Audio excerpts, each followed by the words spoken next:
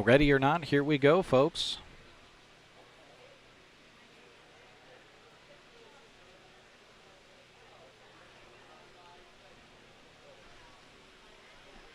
I do have one thing to ask of those of you that are tuned in. If you could let me know in the chat box if you can hear me okay. Want to make sure that we're up and rolling just fine before we get started.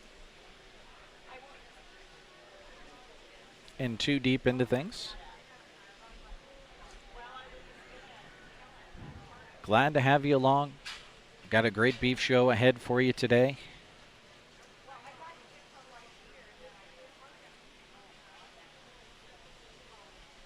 And as is always the case, we'll be battling that sun right there at the top part of the show ring.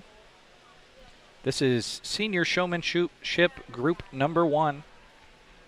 Maria Smith, Brindley Bachman, Quade Smith, Casey Nelson, Bree Blowers, McKenna Weinman, William Delaney, and Easton Sponel all out there. Excuse me. I went to the wrong page. We're off to a great start. Keelan Watoon, Callie Nelson, Addison Stump, Bailey Christian, Emmett Palmer, Delaney Weinman, Caden Goodman, Oren Grint, Bindi Peters, Ava Bodorf, and Emerson Palmer all out there right now. Senior Group 2. Second call, Beef Showmanship Senior Group 2. First call, Beef Showmanship Judge today is Nate Coulterman. First call, Beef Showmanship Senior Group 3. We'll hear about him a couple of times throughout the day, I am sure.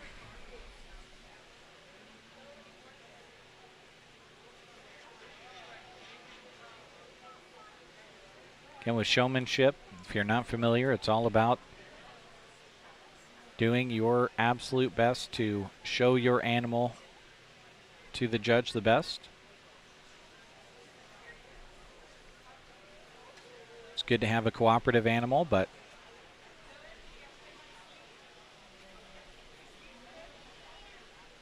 also you want to be able to get your animal to cooperate.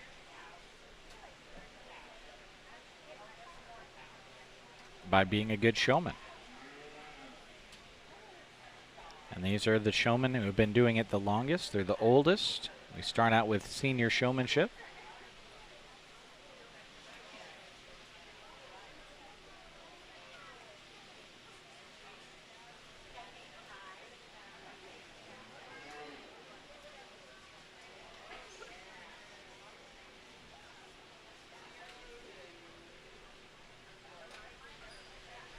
I see there's a bunch of you tuned in. Usually I can get comments on the video if there is in fact no sound, so I'm going to assume that you can hear me. It's always hard to just get someone to comment, I can hear you. But as soon as you can't hear me, there come the comments. So I'm going to assume our audio is just A-okay at the moment.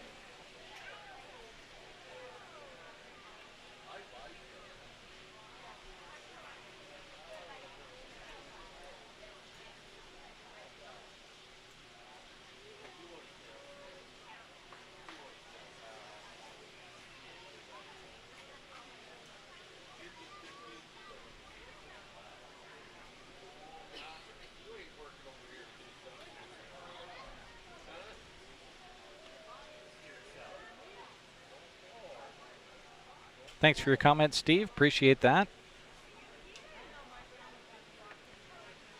We got 5 different cameras working in the show ring for you this morning to assist us in putting on a beef show live stream.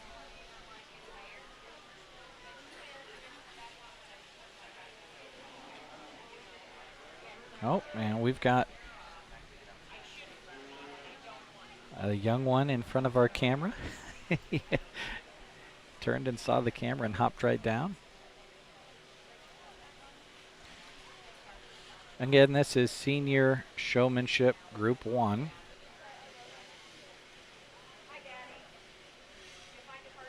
We've got 4 groups of senior showmen.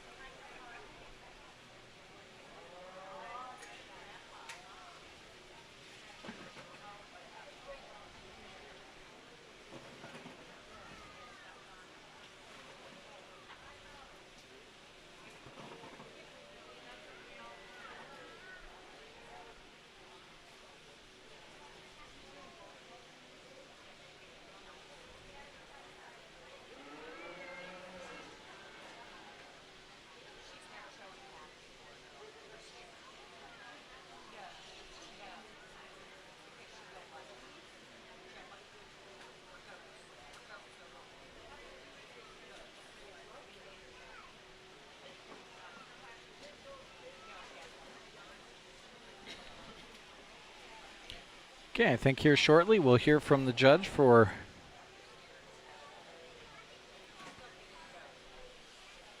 well, he looked like he was making an angle that way. We'll hear from him for the first time today, here shortly. And this is Beef Showmanship Senior Group number 1 of 4.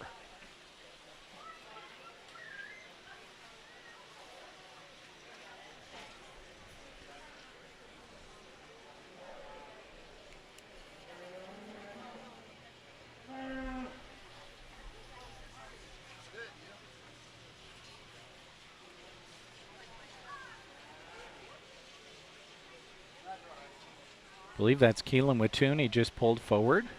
Already had pulled above Caden Goodman.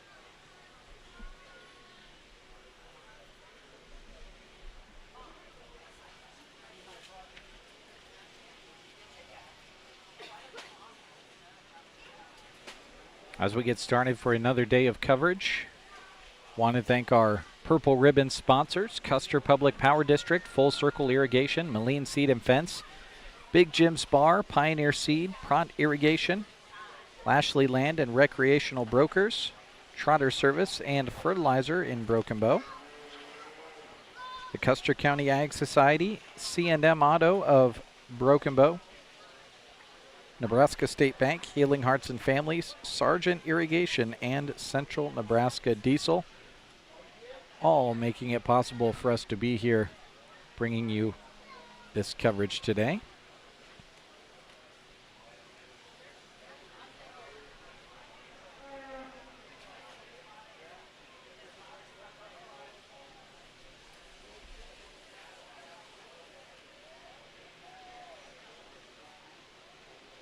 Judge is taking a good look over everything.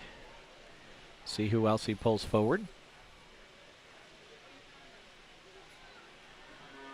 And he's going to talk to each of the kids as well, kind of give them some pointers for going forward. As is typically the case, that was Callie Nelson that was pulled forward out of this group as well. So Callie Nelson and Caden Goodman are pulled to the top of the rail there in the top right-hand part of your screen. As is typically the case, he gives some pointers to each of the kids individually off of the microphone so that he doesn't give too much of an advantage, or any advantage rather, to the kids in the upcoming groups. It's tough. You're the first group of showmen all together here today out of all the different levels.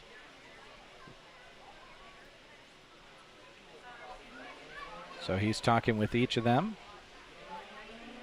giving some pointers, and then we'll hear from him on why he pulled those two aside, and then we'll move on to group number 2.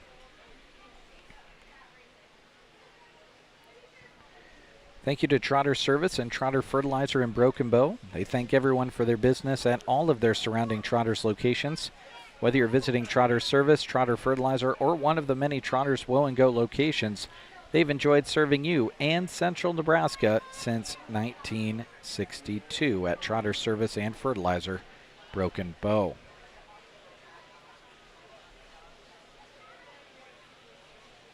Thank you as well to the host of the Custer County Fair, the Custer County Ag Society. They welcome you to the fair. They want you to make sure to look at the calendar of events at custercountyfair.org.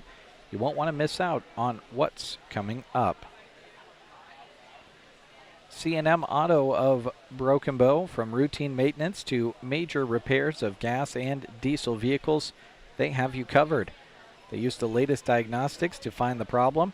They have competitive rates and offer 24-hour service to you.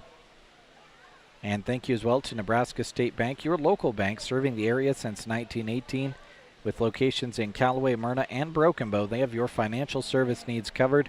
Stop by any location today to set up free checking for personal or business needs.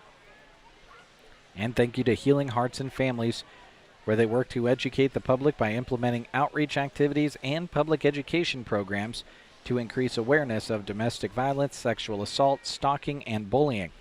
Donate to support them and make sure to attend their gala, which is coming up this fall.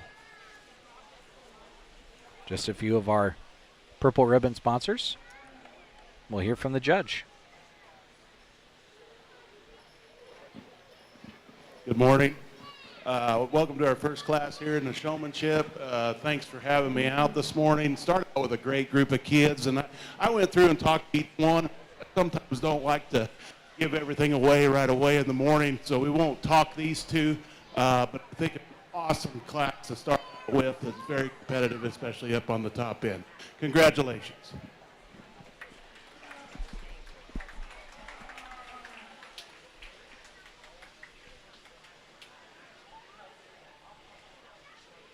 Okay, so that group will exit, and that will bring in group number 2.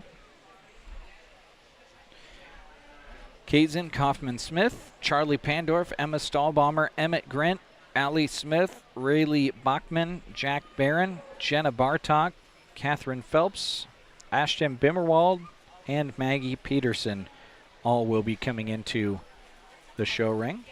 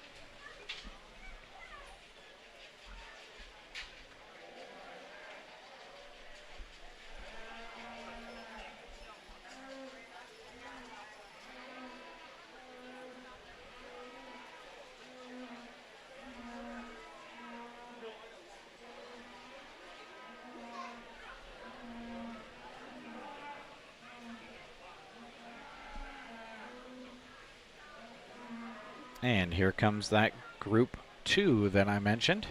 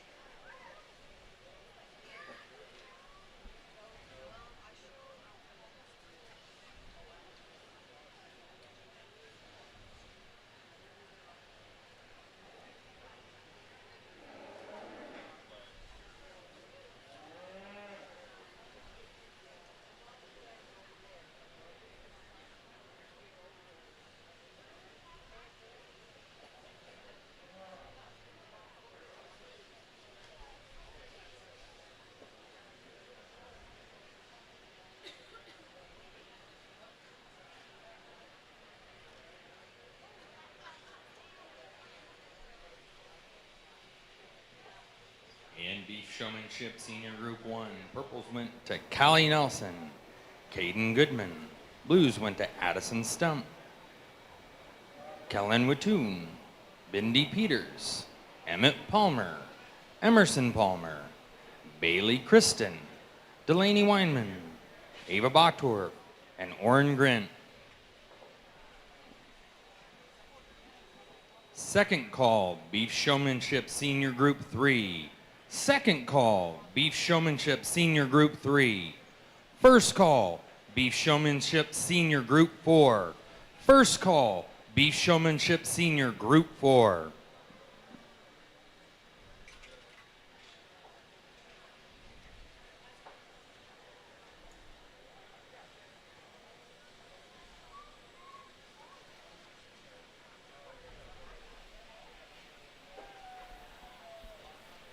Okay, so they'll loop them around.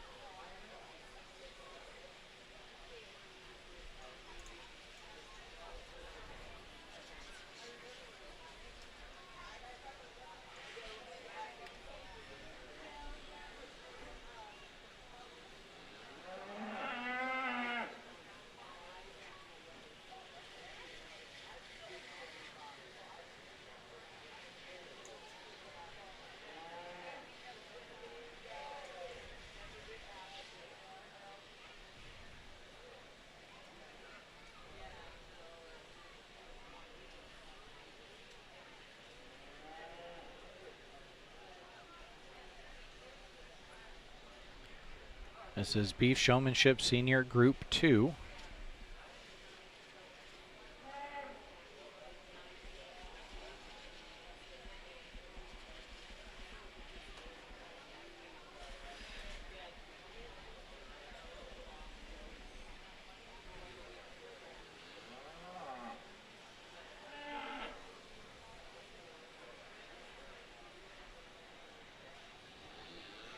Emma Stahlbomber being pulled up.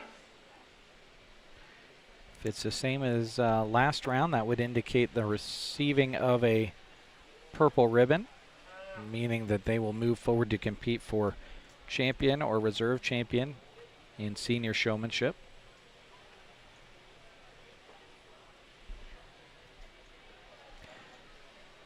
Kazen Kaufman-Smith, Charlie Pandorf, Emma Stahlbomber, Emmett Grint, Allie Smith, Rayleigh Bachman, Jack Barron, Jenna Bartok, Catherine Phelps, Ashton Bimmerwald, and Maggie Peterson all out there on your screen.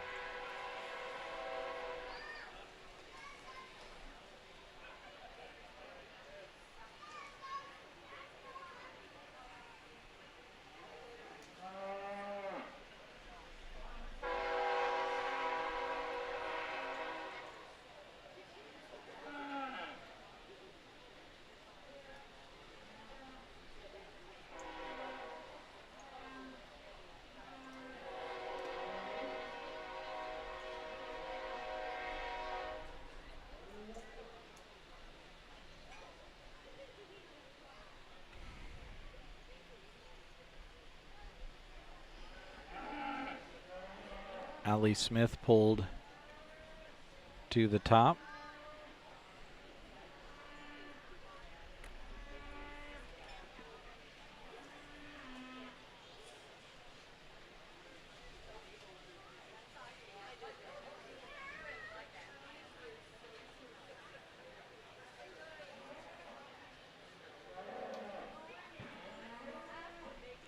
as is Charlie Pandorf.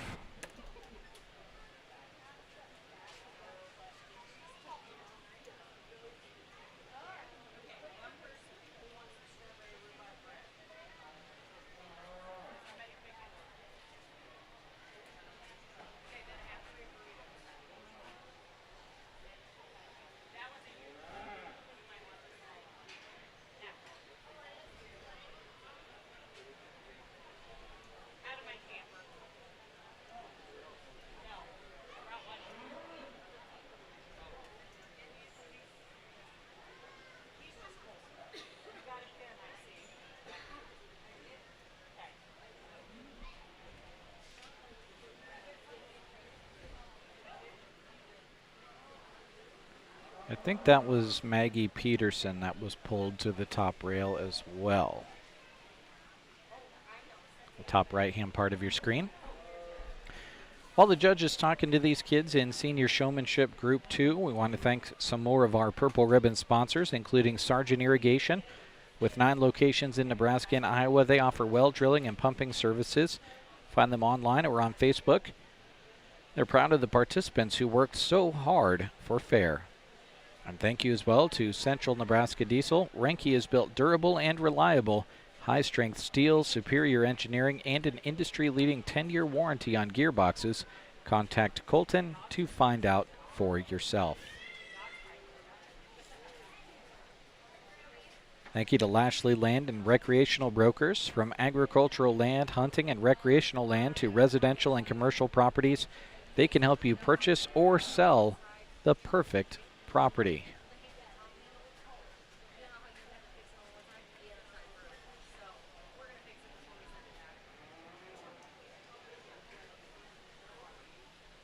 Prot Irrigation with Adam Prot, whether it's a quick repair or a full upgrade, Renke and Prot Irrigation stand behind every system they touch.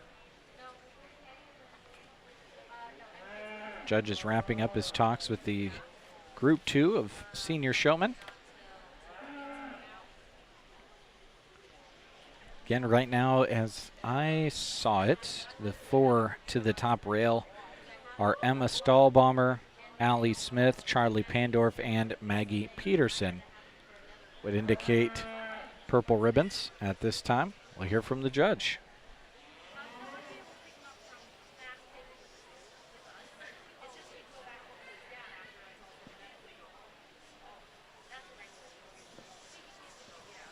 Another good set. A little deeper here in terms of numbers that we're going to bring back. We'll bring back these 4 kids over here. I feel like everybody did a really nice job, though, and you know, had their calf presented, had one that didn't want to cooperate, and at times I just like to change some things the kids do. They're all doing a really good job of watching me, and with that, maybe they lose track of their calf at times, but I think a really solid set here. Let's give them a round of applause.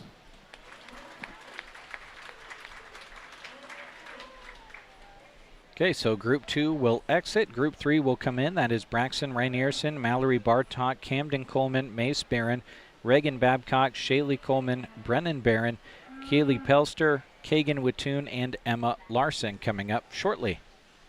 I'm going to drop the microphone for a second and do some camera adjusting. I'll be right back.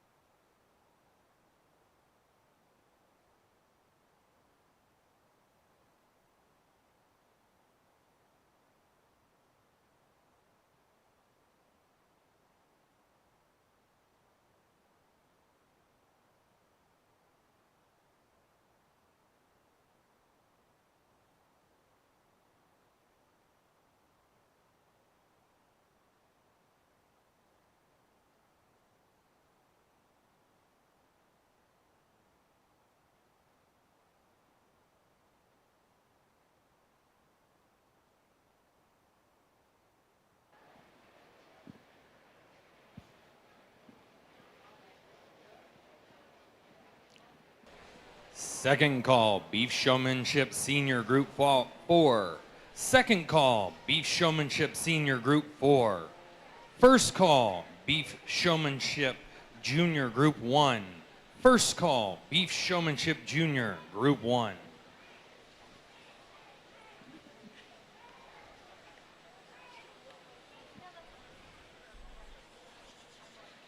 In Beef Showmanship Senior Group 2, purples went to Maggie Peterson, Charlie Pandorf, Allie Smith, Emma Stahlbommer.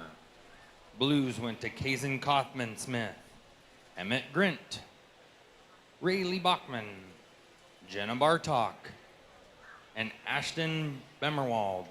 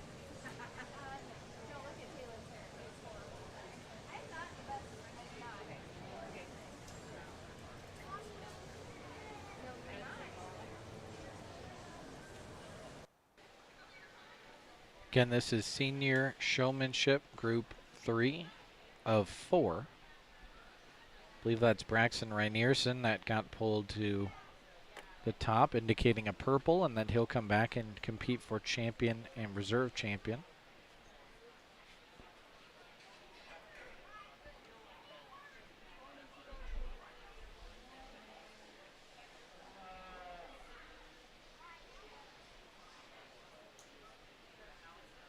I think that was Kagan Watoon pulled up there as well. We'll see when she turns around, can see that number on her back.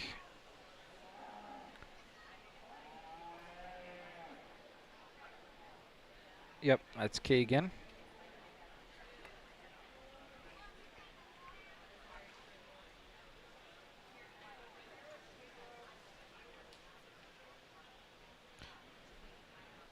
Glad to have you folks along and watching. If you want to let us know where you're watching from, the record set yesterday for the fair so far is West Africa. So if you're watching from farther away than West Africa, you would be in the running. But I'm just interested in where everybody's watching from and who they're cheering on. Feel free to use that comment section to cheer on some of the kids you're watching. Would love to hear from you. Gives me something to read and converse about while I'm sitting up here and shuffling about papers, and the judge is doing his thing. Also up at the top, Shaylee Coleman will also be receiving a purple. And the judge will talk some things over with the kids before we move on to our final group of senior showmanship. We're about 45 minutes into today's program. They started today with a great tribute to Chase Kristen, who was lost in a tragic UTV accident this past December. He was a wonderful 4-H leader and a great man. And they had all of the 4-H club that he worked with come out into the show ring, and they gave a nice tribute. And there's a cooler of Mountain Dew out there, one of Chase's favorite things to enjoy, a cold drink of. There's a cooler of Mountain Dew out there for his 4-H club to enjoy throughout the day in his honor here on Beef Day at the Custer County Fair. If you want to see a video of part of that tribute, I think I got about the first 3 or 4 minutes of it before my phone stopped recording. I've got that up on my Facebook page. Just search Jeremy Shipe, Casey and I, KBBN Radio, if you'd like to check that out.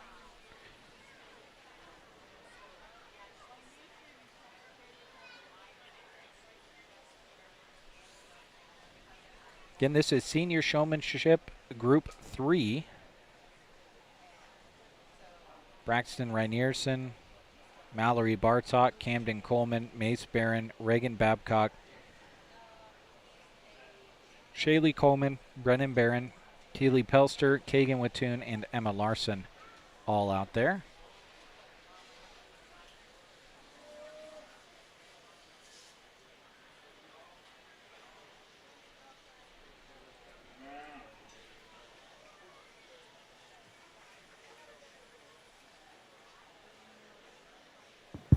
Awesome group of kids here again, and I think, from top to bottom, this is a tough class.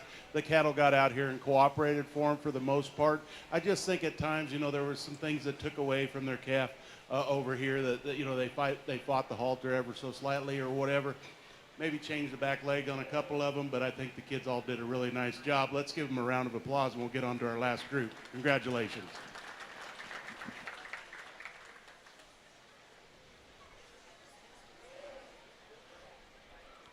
Okay, so Group 3 will exit and Group 4 will enter shortly.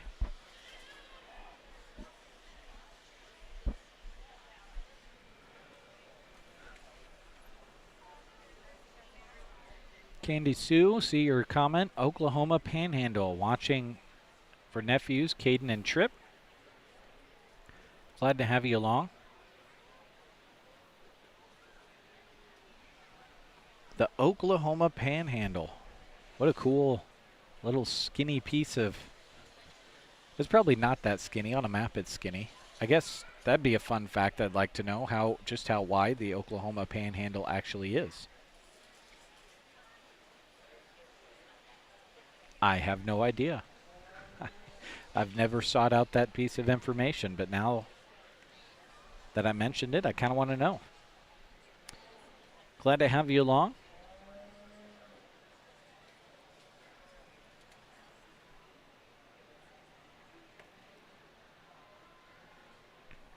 Don't think we've seen Caden or Tripp yet, but we'll see them later on.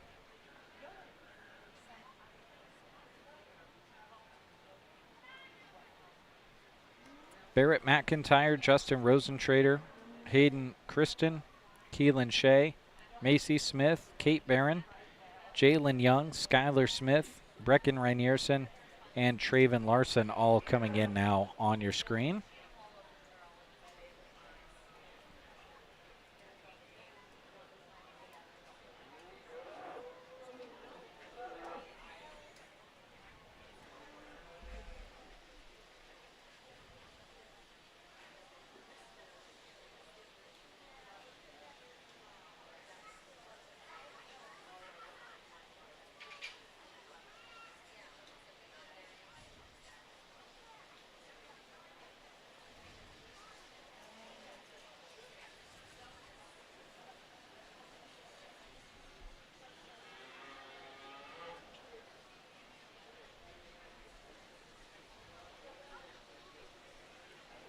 As the fourth group of senior showmen enter the ring, we'd like to thank a lot of our great Custer County Fairground sponsors.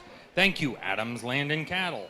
Thank you, Custer Electric and Irrigation, One Box Convention Center, Agra Affiliates, Custer Federal State Bank, Power Solutions LLC, Ranchland, Custer Transfer Station, Runza, and Acres Equipment and Solutions. And this is group 4 of 4 out there right now.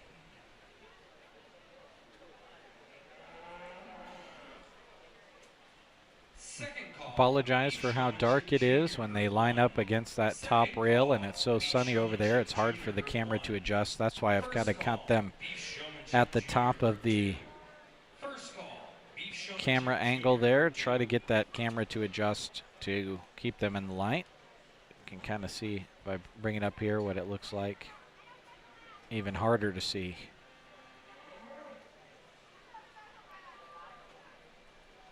Oh, yep, there you go. Steve and Candy Sue both saying Oklahoma Panhandle about 34 miles wide.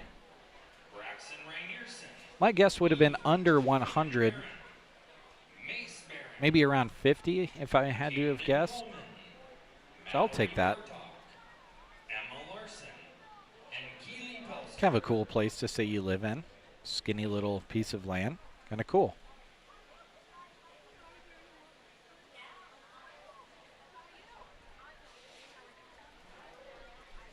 Wouldn't want to imagine what that would be like if they started switching time zones for certain states, and the states on the other sides of the panhandle where you live were in different time zones than what you were there in the little panhandle of Oklahoma. That sounds like it could be a little bit messy. This is Group 4, Barrett McIntyre, Justin Rosentrader, Hayden Kristen, Keelan Shea, Macy Smith, Kate Barron, Jalen Young, Skylar Smith, Brecken Rainierson, and Traven Larson all out there right now.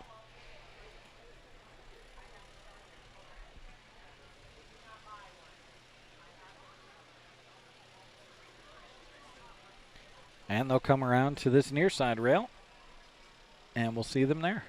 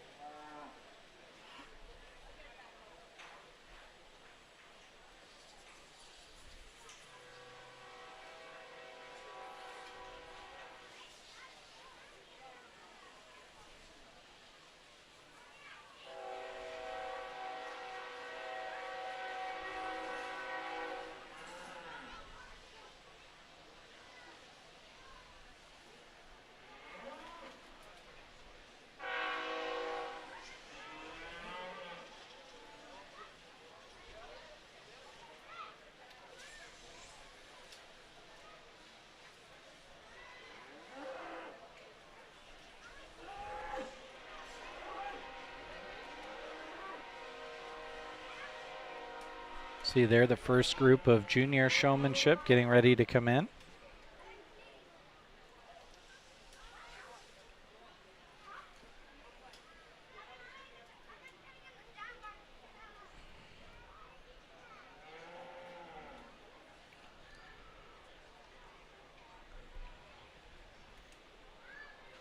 We'll read you some of the names in that junior showmanship group coming up. Maria Smith, Brinley Bachman, Quaid Smith, Casey Nelson, Bree Blowers, McKenna Weinman, William Delaney, and Easton Spanel all in that first junior showmanship group. And this is our last group of senior showmanship.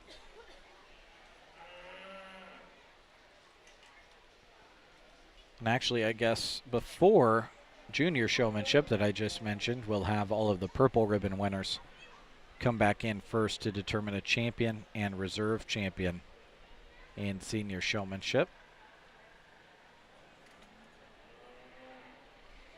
I believe that was Jalen Young pulled to the top rail.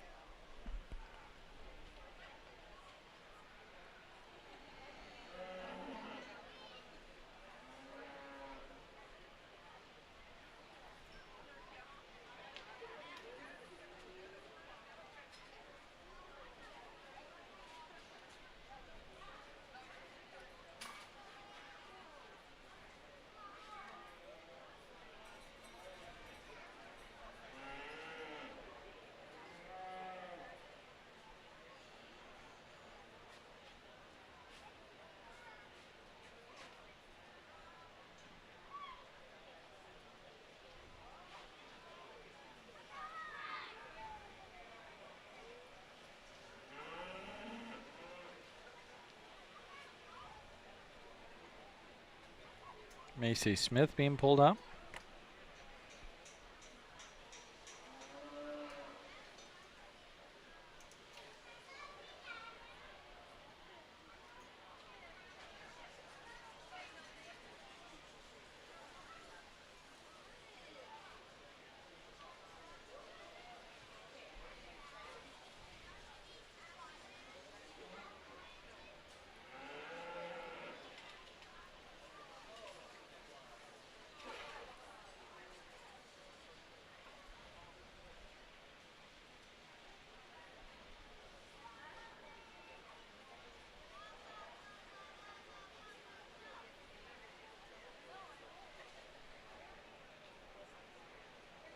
Brecken Reinierson going to the top rail.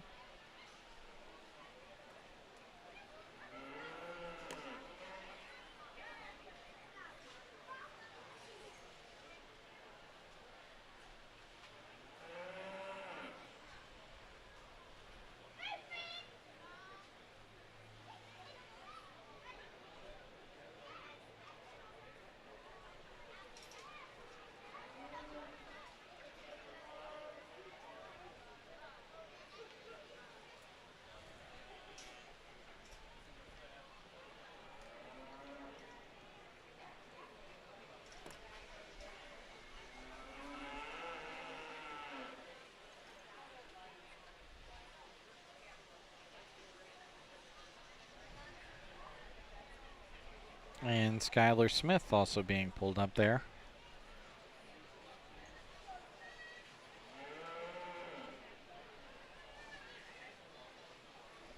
Right now he's got 13 between the four groups of senior beef showmen that'll be coming back to compete for champion and reserve champion. Those names include Caden Goodman, Callie Nelson, Emma Stahlbaumer, Allie Smith, Charlie Pandorf, Maggie Peterson, Braxton Reinierson, Kagan Wattoon, Shaylee Coleman, Jalen Young, Macy Smith, Brecken Reinierson, and Skylar Smith.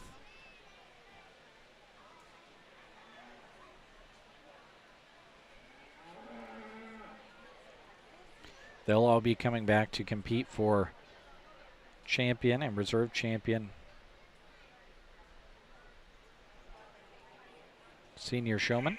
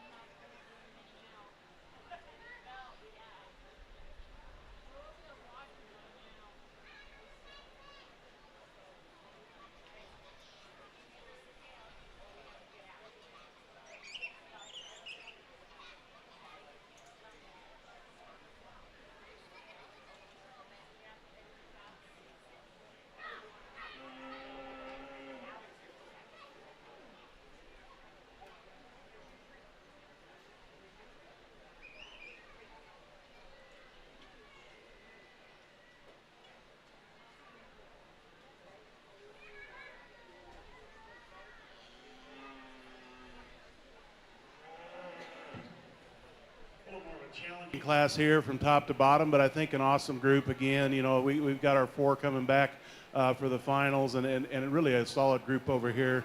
Whether their calf wanted to cooperate or not, whether their calf was easy to show, you know, I talked to them about that a little bit. If the calf's hind leg takes away from them, you really have to concentrate on getting that back leg set back there. But awesome group, awesome set. Let's get in the finals. Congratulations.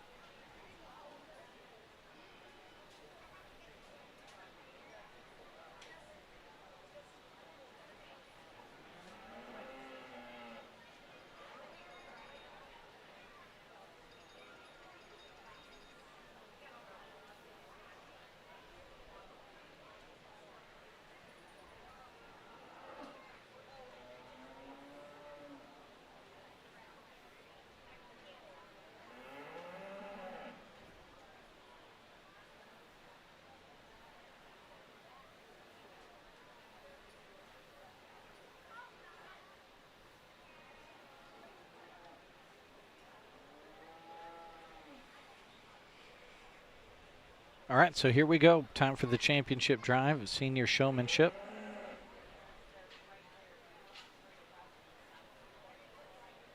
All those names I mentioned not that long ago will be coming back in and competing. Kind of previewing forward what we've got for you coming up. We also have 4 groups of junior showmen.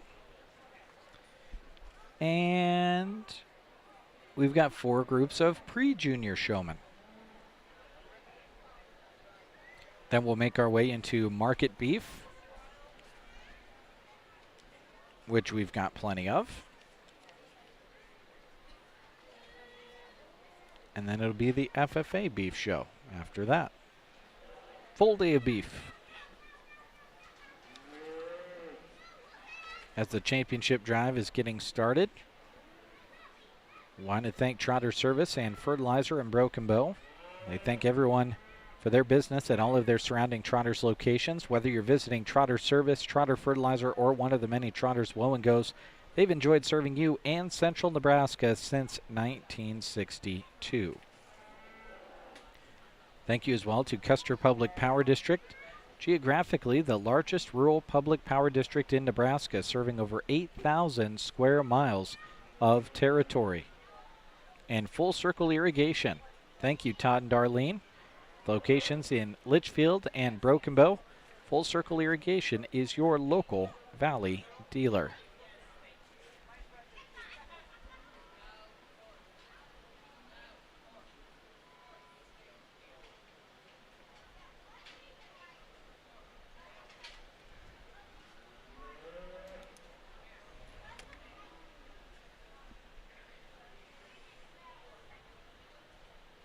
put in a quick plug for my Facebook page. In addition to this Sandhills Express page, you can go and follow me. Just search Jeremy Shipe, Casey and I, and In KBBN Group Radio. 4, purples go to Skylar Smith, Brecken Rainierson, Macy Smith, Jalen Young. Blues went to Hayden Kristen, Traven Larson, Barrett McIntyre, Kate Barron, Justin Rosentrader, and Keelan Shea. As I was saying, I post up pictures and videos and stories besides what we post to the main Sandhills Express page. Just some things that I have a little bit of fun with every now and then, posting up there on my Facebook page. I'm 9 followers away from 1,000, so I'd appreciate you being along.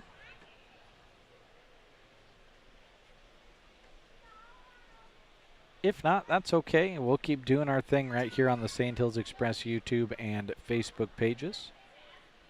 Again, this is the championship drive of senior showmanship.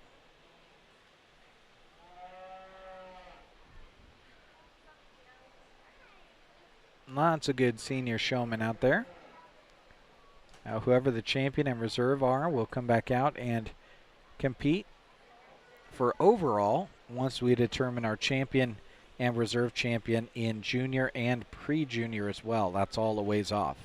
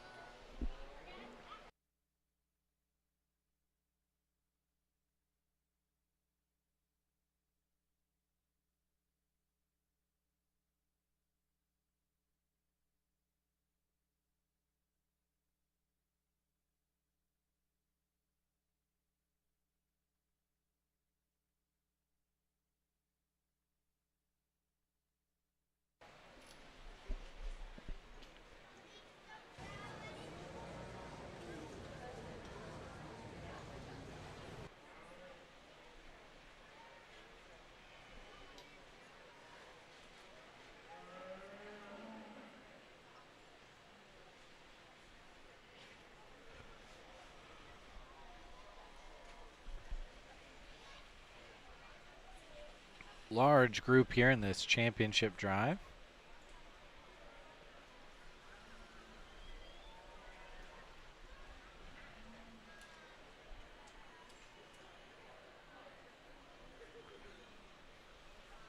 Part of showmanship also is the preparation, the look of the animal, and then showing it off once you get into the show ring. Often judges will ask a couple of questions of the kids about their preparation and getting ready as a part of his decision-making process.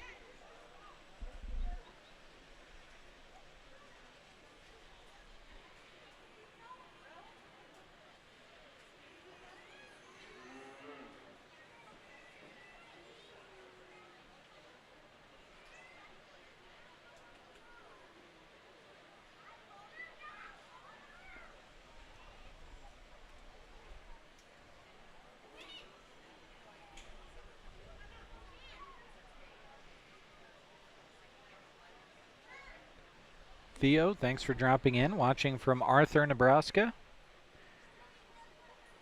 I don't get to get out to Arthur that often, but the times that I have driven through the area, it's absolutely beautiful country out that way. Last time I went through Arthur, I was obviously headed west. Speaking as a radio guy, kind of one of those situations where you're cruising along, you can hit the scan button on the FM dial and go a long ways before you hit another channel. That's kind of an experiment I run about anywhere I travel, cruising the FM and AM dial. Beautiful country out there. And of course, get to see Arthur County sports as part of the MNAC conference play, which is going to be coming back for the fall season here very, very soon. Just about to August already. Feels like the summer flew by.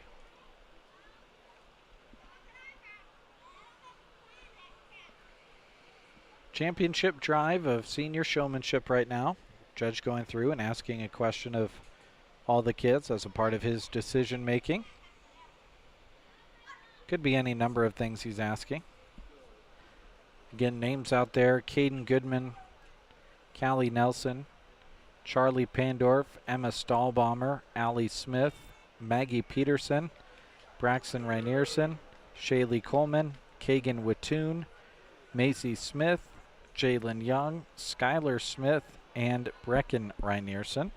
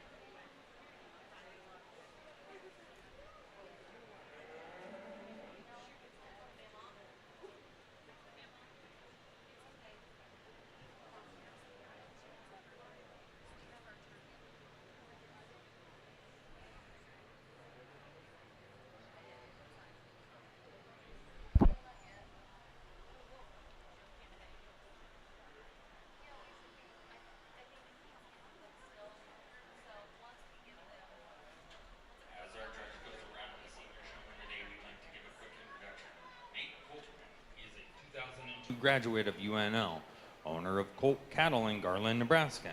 Nate and his family own and operate Colt Cattle in Nebraska, selling and exhibiting livestock all across the country. They have several sales each year, which include all breeds of cattle. Nate has had the opportunity to judge numerous shows across the United States. He takes great pride in each opportunity he has to evaluate cattle and he feels it's all part of being an ambassador for the youth and their programs. Little information about the judge.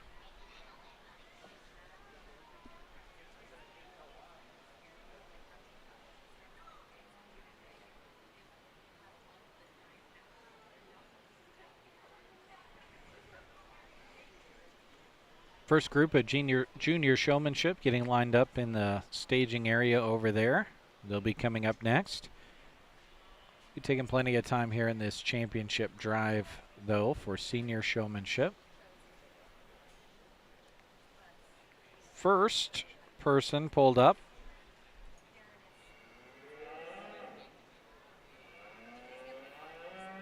was Allie Smith.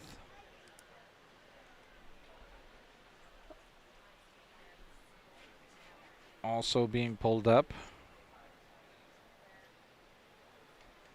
Skylar Smith. Now we haven't seen a championship drive yet, so every judge kind of does it a little bit differently. We'll just kind of have to see how he operates here, if he's pulling them up in particular order, how he's going about that.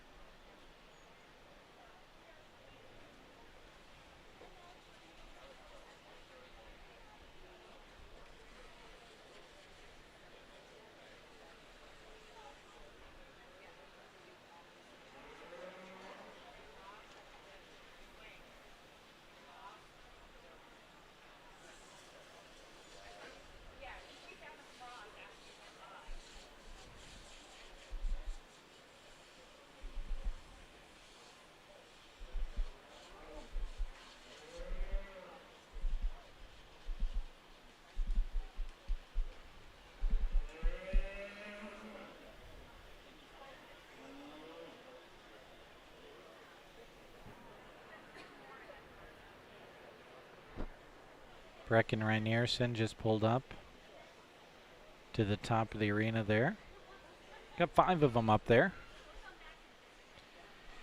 If he's operating the way that judges have in the past, he's pulling them up to the top and kind of removing them from contention, and then he'll choose from, what is there, 8 down here at the bottom now 7.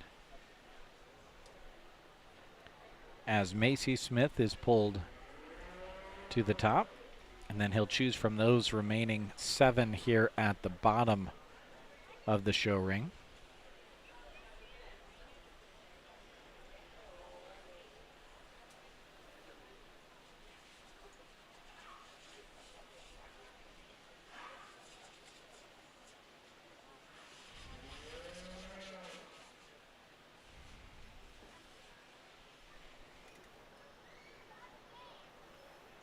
Maggie Peterson being pulled up.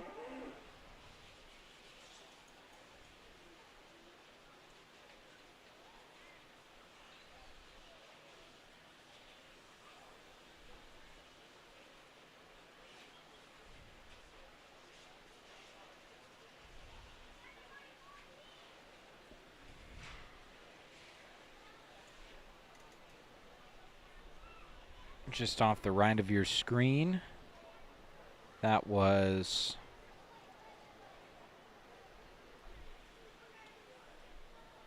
is that Charlie Pandorf, I think, that got pulled?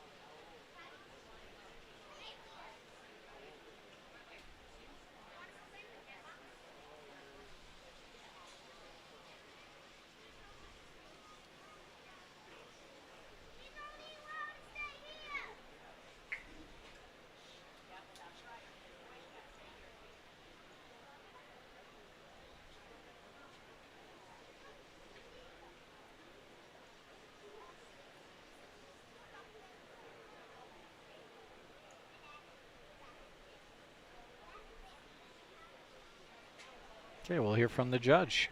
Here we go, champion and reserve champion. Well, let's go ahead and give these kids an outstanding round of applause for a great group out here today.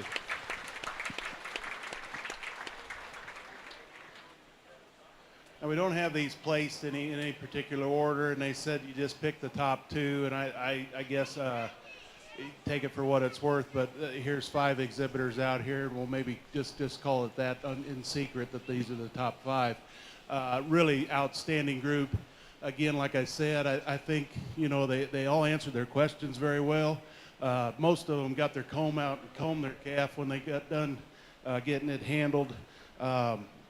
We did have a calf that had a 6-pound average daily gain, and I think, you know, my hat's off to them if that's accurate. I think Jeff Bezos would be proud of the efficiency of that steer. But, you know, I think, you know, top to bottom, great group. The kids all seem very knowledgeable. They're out here, they're enjoying themselves. I think, you know, this is really, really close up here on top, and you wouldn't expect anything less with this many kids in this county. My hat's off to you. Congratulations.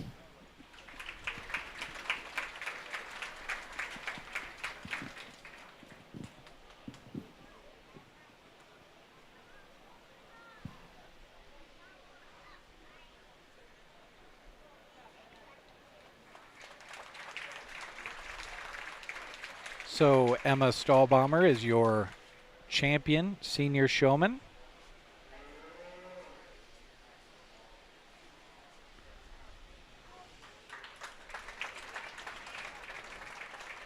And then Braxton Reinierson is the reserve champion.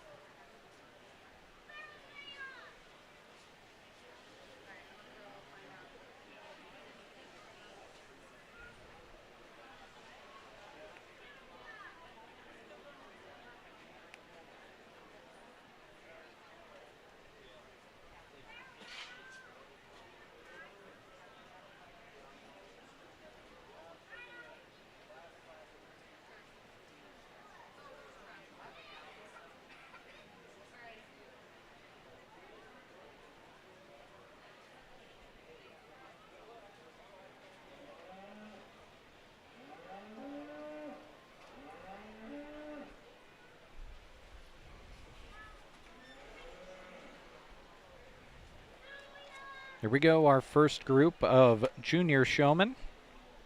Maria Smith, Brinley Bachman, Quade Smith, Casey Nelson, Bree Blowers, McKenna Wyman, William Delaney, and Easton Sponel all coming in on your screen.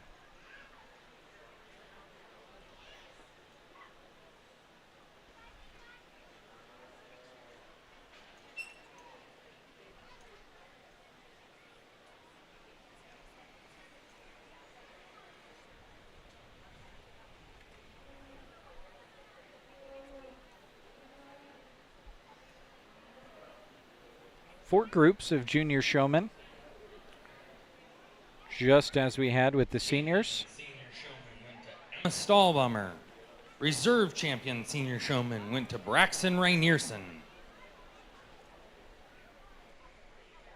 Again, congratulations to Emma and Braxton. Emma getting some love from Bonnie Winters in the comment section. Thanks for watching, Bonnie.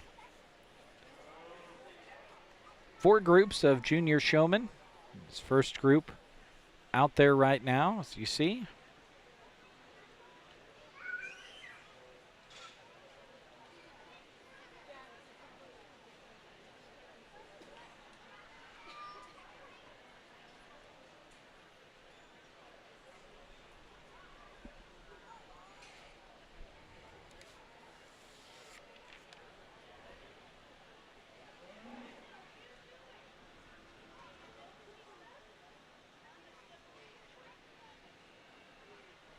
Want to give a thank you to Purple Ribbon sponsor Moline Seed and Fence, supplying ranches and contractors across the state with quality fencing and feedlot supplies.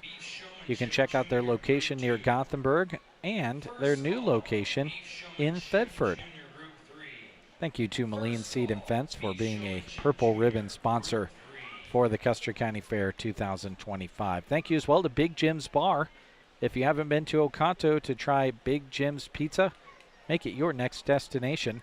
Some say the best pizza around can be found at Big Jim's in Oconto. And just as I said yesterday, the opportunity to try Big Jim's Pizza, was it earlier this month or late last month? And it was delicious.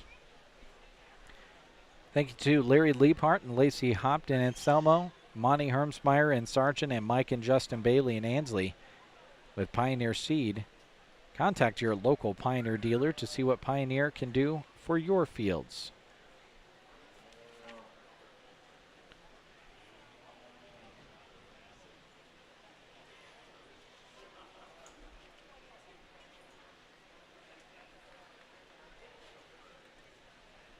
Thank you as well to our hosts, the Custer County Ag Society. They welcome you to the fair. And make sure you look at their calendar of events at custercountyfair.org. You don't want to miss out on what's coming up, and there is a lot coming up. One thing that is coming up quickly is going to be the return of the tractor pull, which I know they won Pull of the Year from the organizers of the tractor pull last year. So look to have another great poll again this year. Lori, the judge is Nate Coulterman.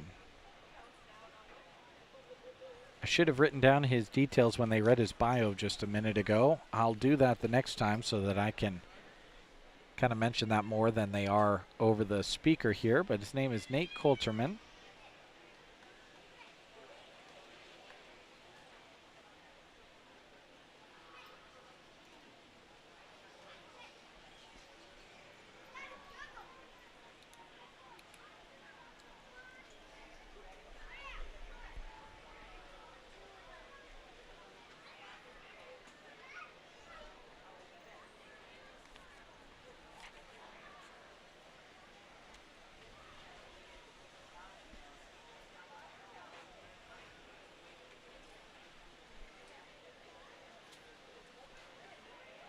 Looks like the judge is going to pull two young ladies aside in this group.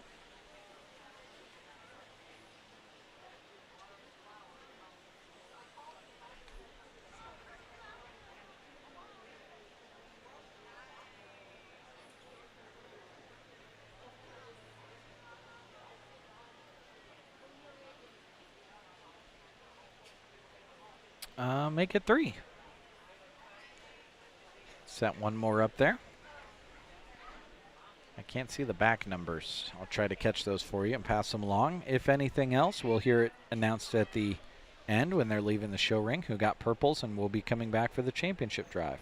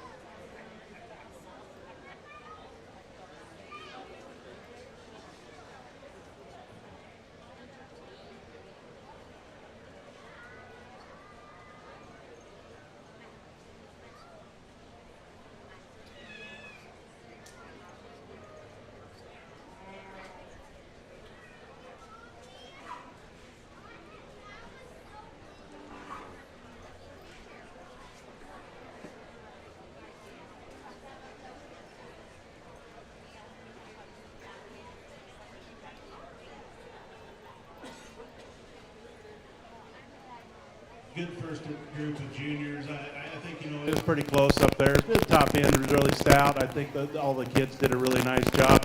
We'll get these three on my right back out here for champion. Congratulations.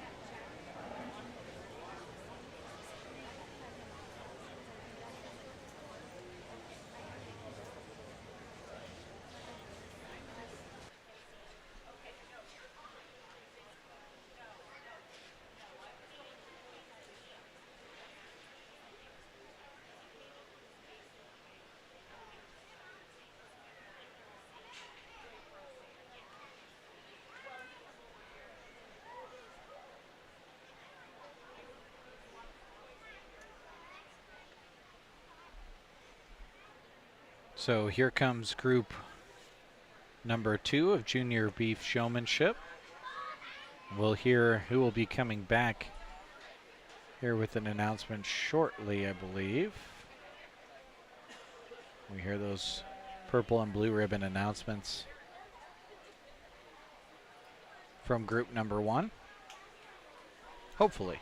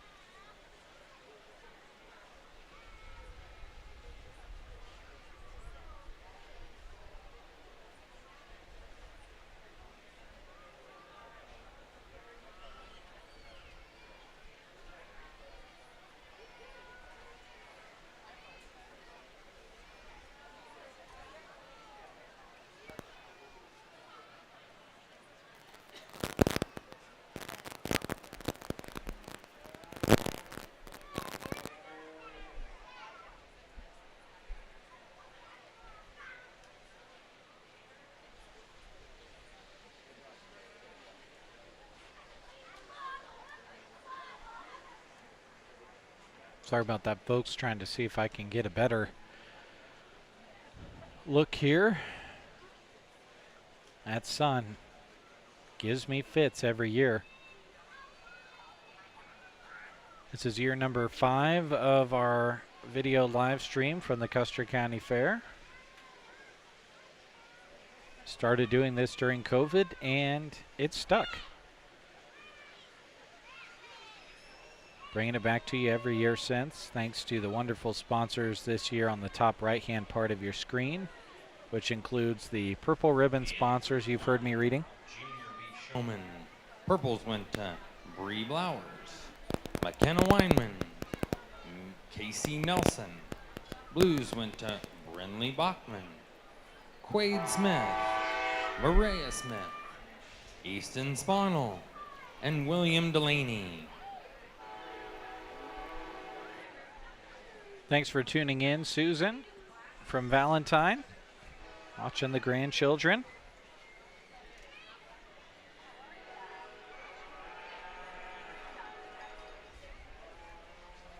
Glad to have you along.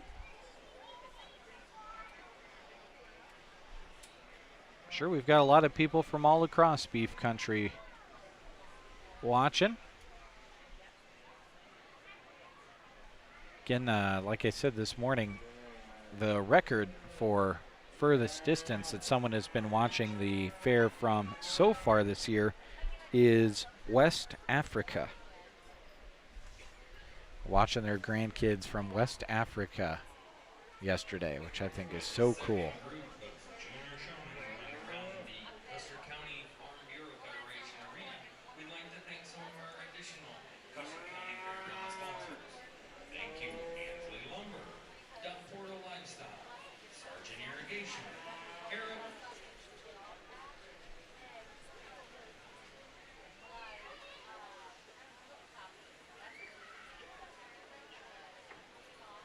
Aviation, Evans Feed Company Incorporated, Shelter Insurance, Brent Custer Insurance Agency.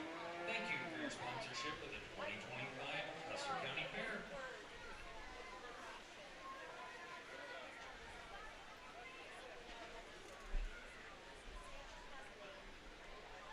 And pulls Talon Tobias to the top.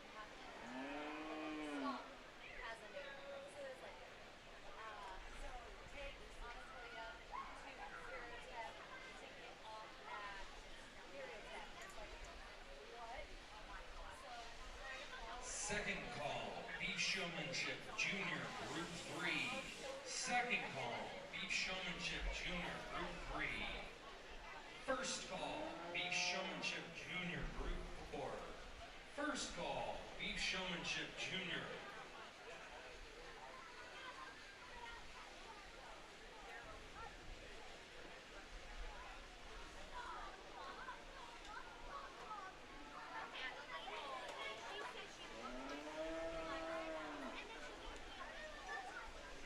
Another young lady pulled to the front there. Didn't see what her back number was. Try to grab that for you.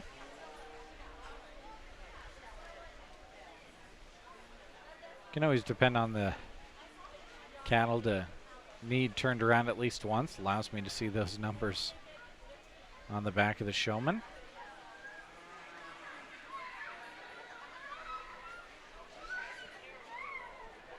That's Addison Dalrymple.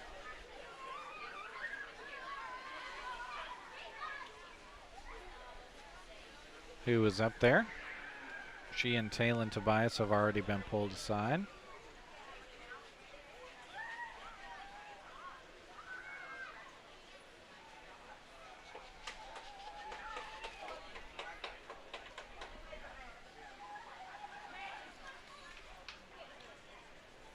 Looks like the judge is satisfied with having Talon and Addison pulled to the top. So he'll go through and talk to each of the kids. And that'll put a bow on Group 2 of junior showmanship.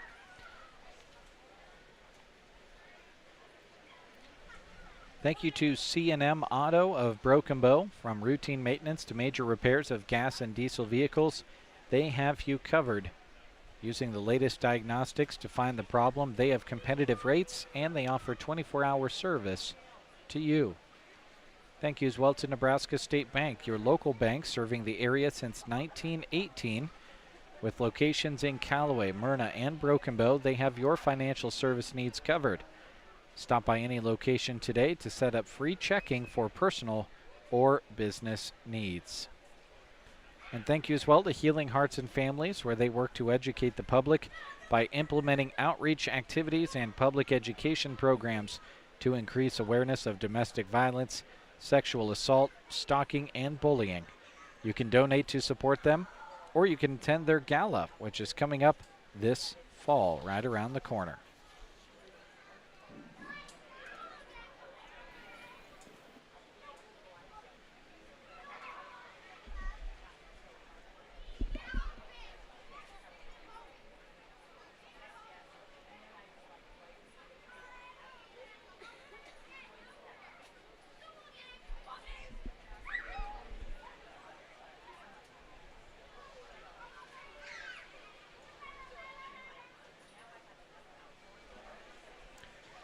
Marquette, thanks for dropping in a comment. Says, watching the nieces and nephews from North Dakota. Glad to have you along.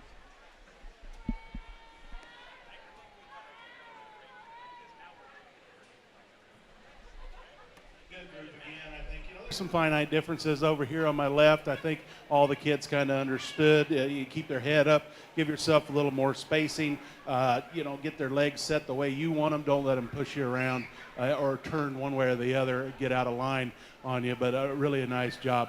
Bring 2 back, 2 purples, and everybody else will give you a blue. Congratulations. All right, so purples go to Addison Dalrymple and Taylon Tobias. Blues go to Paisley Setta, Mia Copley, Peyton Daly, Kaden Miller, and Anna Lee Smith. If I had to guess, Marquette, one of your relation is coming up. Brexton coming in with this next group, Group 3. Brexton Ostran, Blake Bodorf, Cordell Christian, Colt Christensen, James Barron, Tripp Oxford, and Blake Slocum all coming in. And Candy Sue was watching to see Tripp come in. And Tripp will be coming in here with this next group of junior showmen.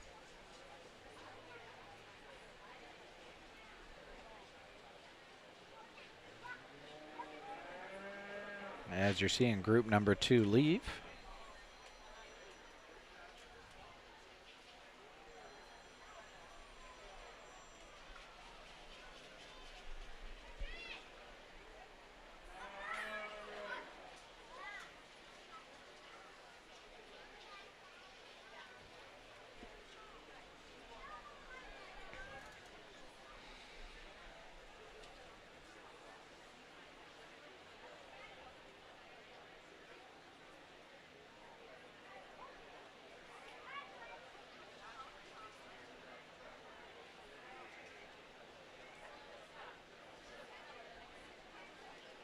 And here they come.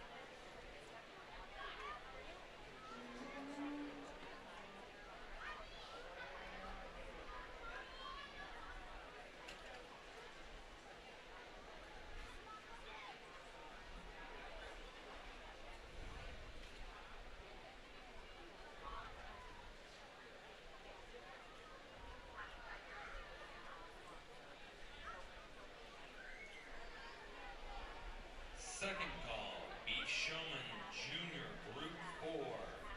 Second call, Beef Showmanship Junior Group 4.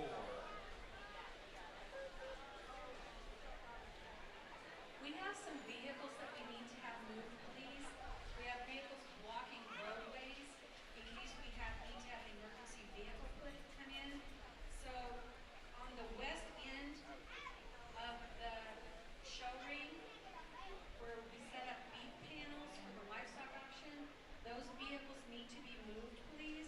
We also have a vehicle that's in the roadway north or south of the show ring. So please move the vehicles so that we can get emergency vehicles needed if needed.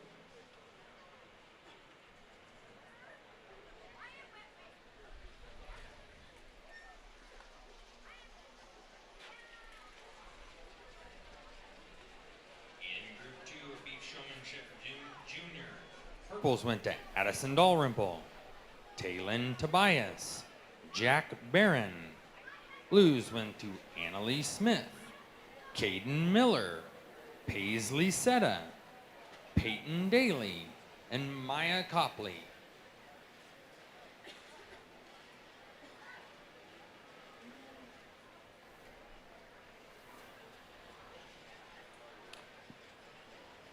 First call, Beef Showmanship Pre-Junior Group 1. First call, Beef Showmanship Pre-Junior Group 1.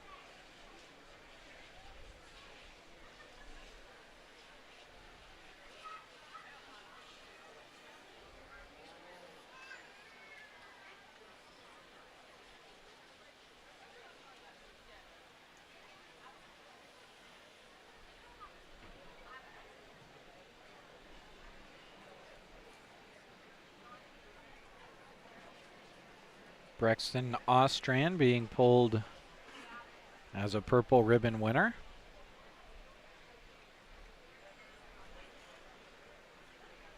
Will be coming back for the championship drive.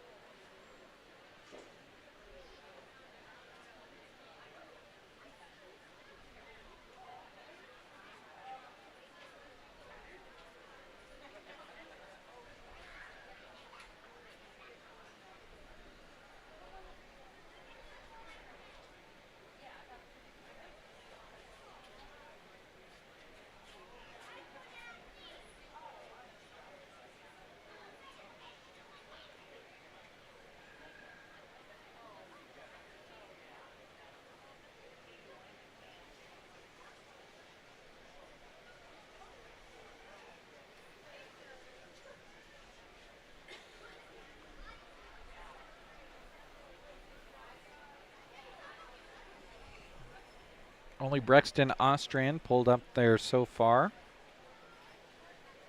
out of this group.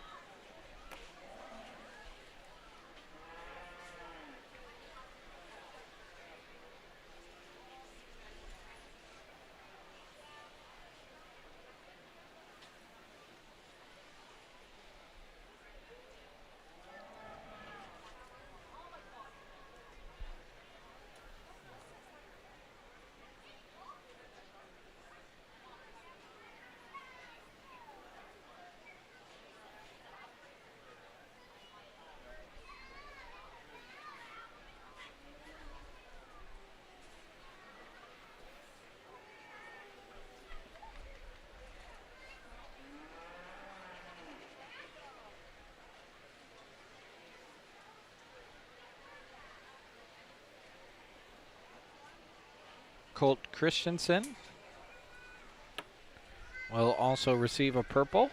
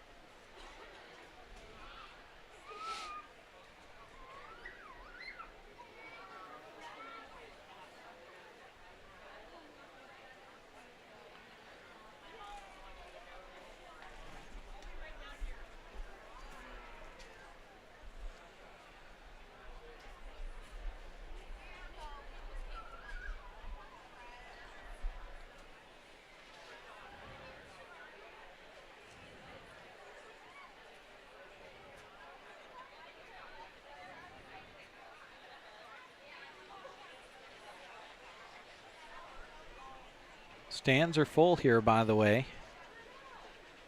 The one camera angle we don't give you is a camera angle of the stands.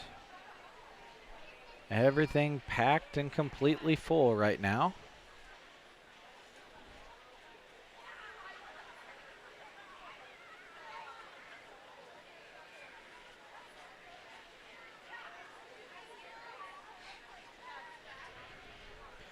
Judge talking over a couple of last minute things with the kids out there. This is group 2 of junior showmanship. And we'll hear from him ahead of group number 3.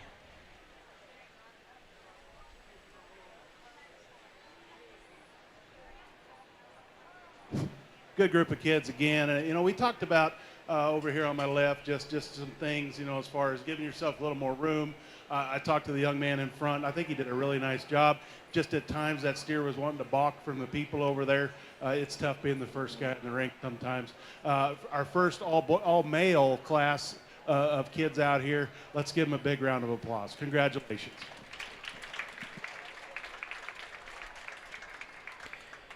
Okay, so out of that group, receiving purples, Colt Christensen and Brexton Ostrand. They'll be coming back in the Junior Showmanship Championship drive. Blues going to Blake Slocum, Tripp Oxford, James Barron, Cordell Christen, and Blake Bodorf.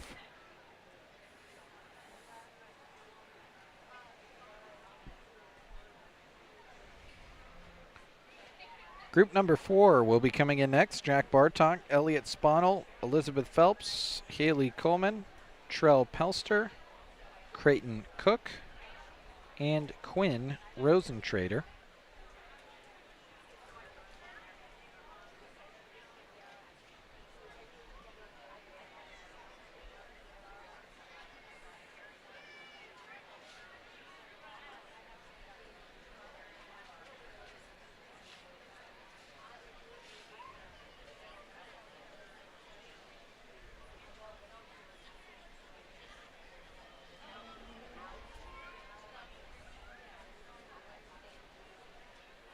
And here they come.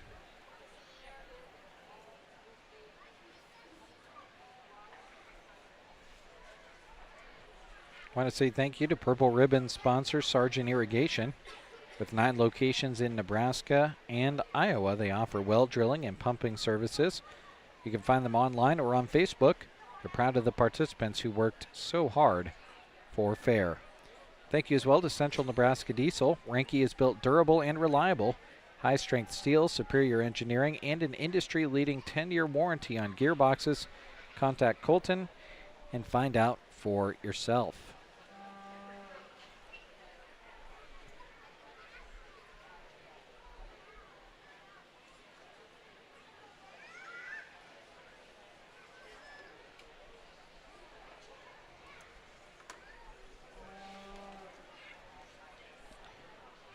Slight breeze out here today. There was a wind yesterday that even had me wondering if some of our camera equipment was going to blow over.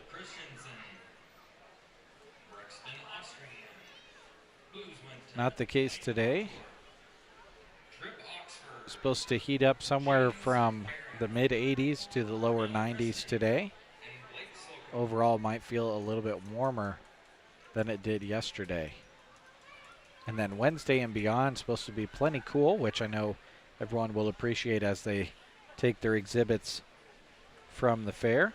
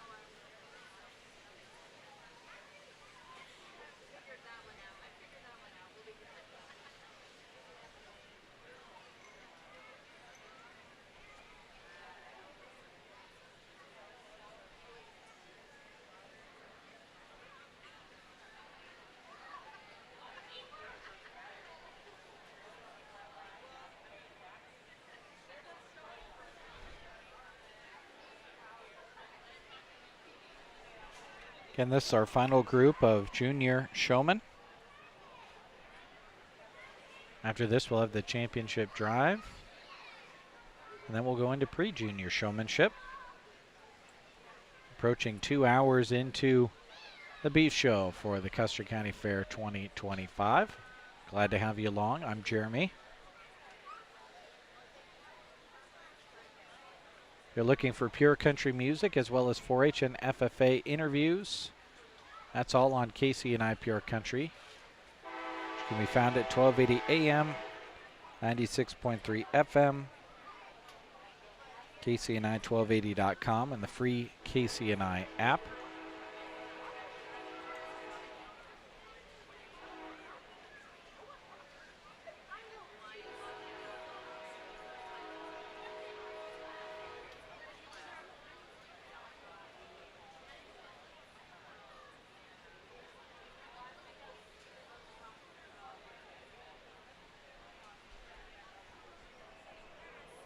Pulled to the top was Quinn Rosentrader, purple ribbon recipient.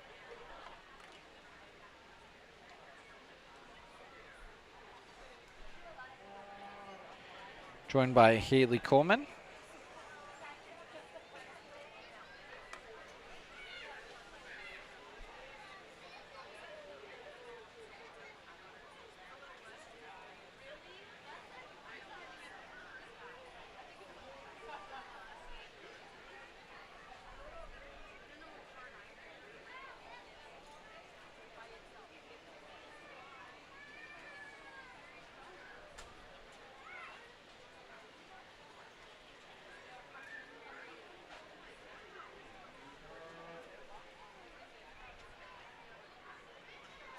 And Judge going through, talking to everybody a little bit before he gives a little bit more information. As we've got 2 more heading to the championship drive here in junior beef showmanship. That would be Haley Coleman and Quinn Rosentrader. Joining Brexton Ostrand, Colt Christensen, Talon Tobias, Addison Dalrymple, McKenna Wyman, Bree Blowers, and Casey Nelson. That will be your junior championship drive coming your way after we see this group exit.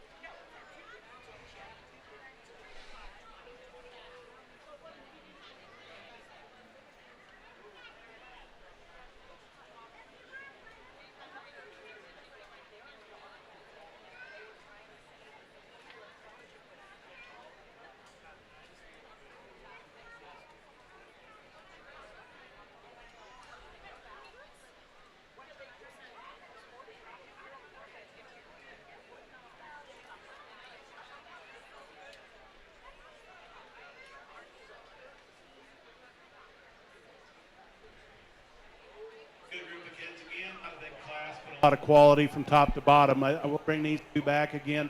We got over here in this group, and I think these kids kind of all knew what they need to change. I think, there's just some little things, get their head up. The spacing issue there in the middle, I think we could spread them out a little bit, but an awesome set again, and we'll get them back out of here. Congratulations.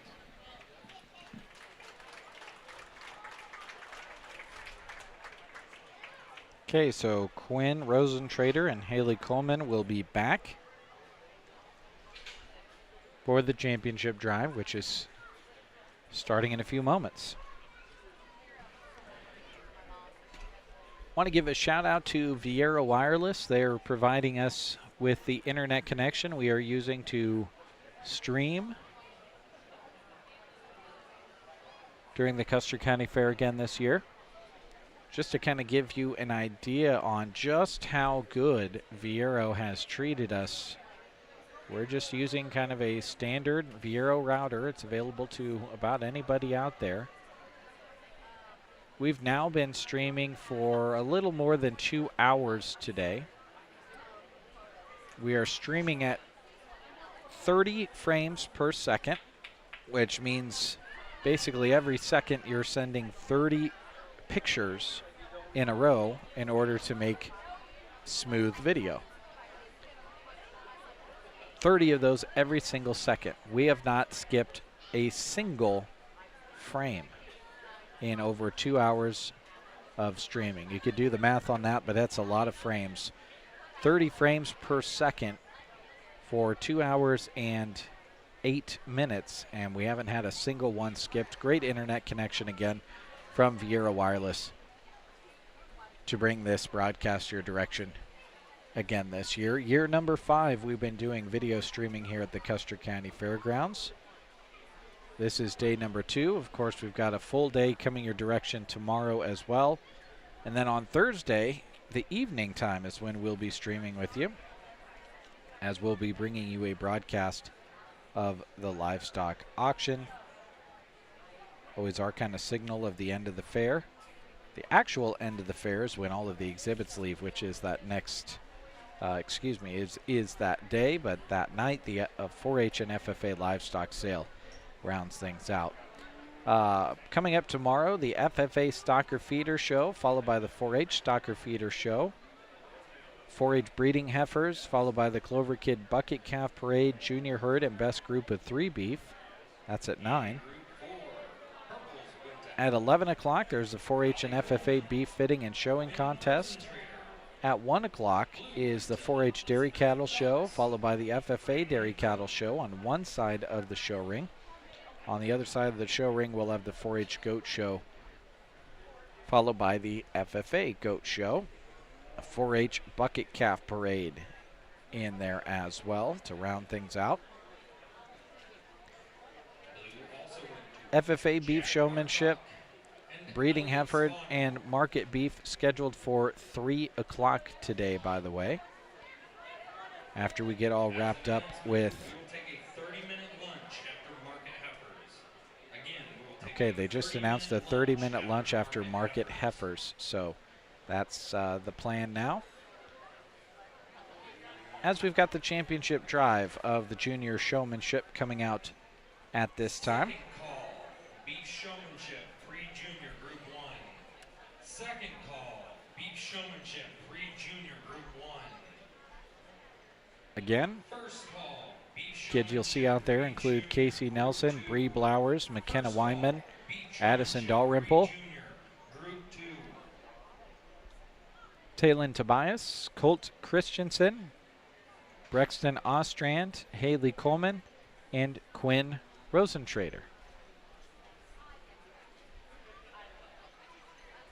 With all of our junior showman purple winners re-entering the arena, we would like to thank Kent Myers family for your sponsorship of the Champion Junior Showmanship banner.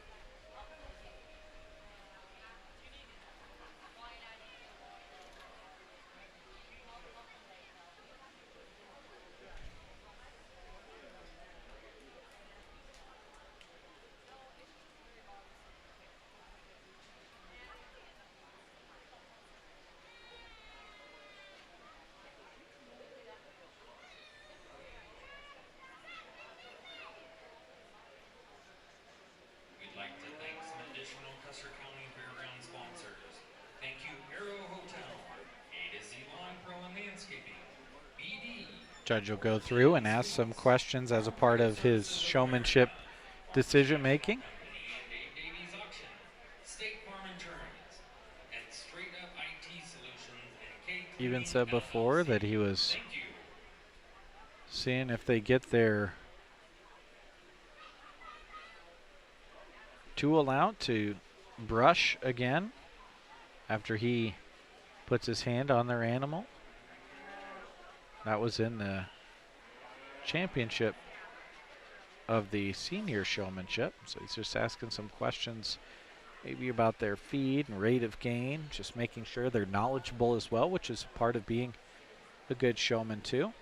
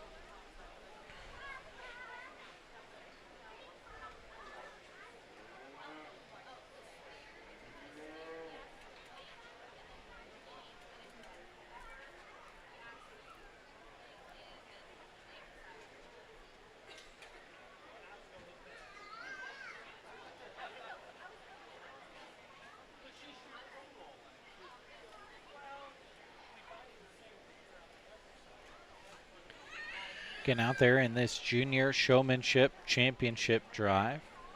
Casey Nelson,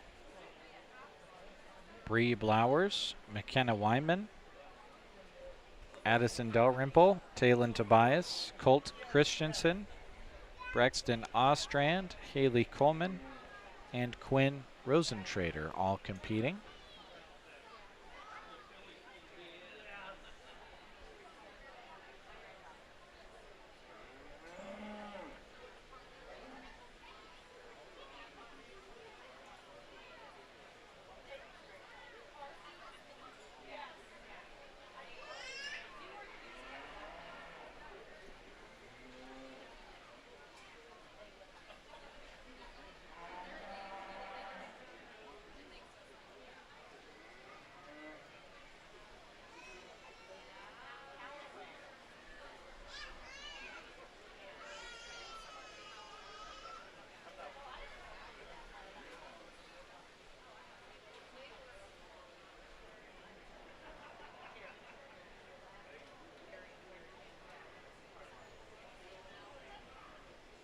Pulling up Talon Tobias, as well as McKenna Wyman.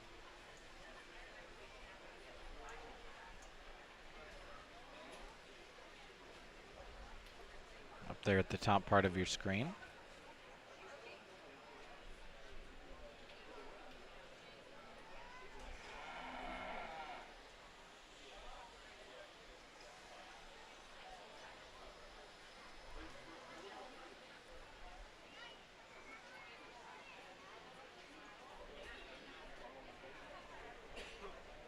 Bree Blowers going up there now.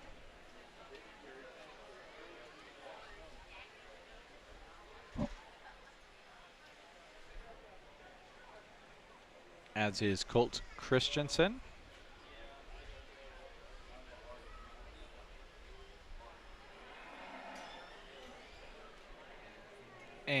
with Quinn Rosentrader.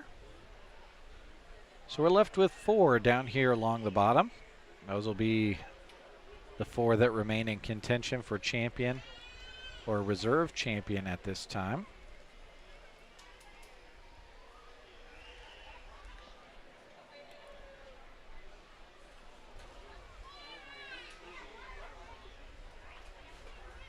Also being pulled up, Haley Coleman.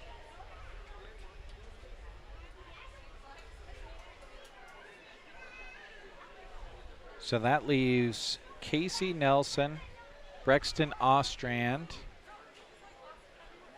and the young lady here in the middle that I can't see the number of right now. I think I know who that is. I just want to make sure. I don't want to guess and be wrong. She'll show her back number here shortly. That's Addison Dalrymple. So those are your final 3 right now, and the judge is trying to narrow down to choose a champion and reserve champion between those 3. Casey Nelson on the top left of your screen, Addison Dalrymple in the middle, and Brexton Ostrand at the bottom right-hand part of your screen. Those are the 3 in contention right now here in the junior showmanship championship drive. And he's pulling everyone up there. He sends Brexton up there first.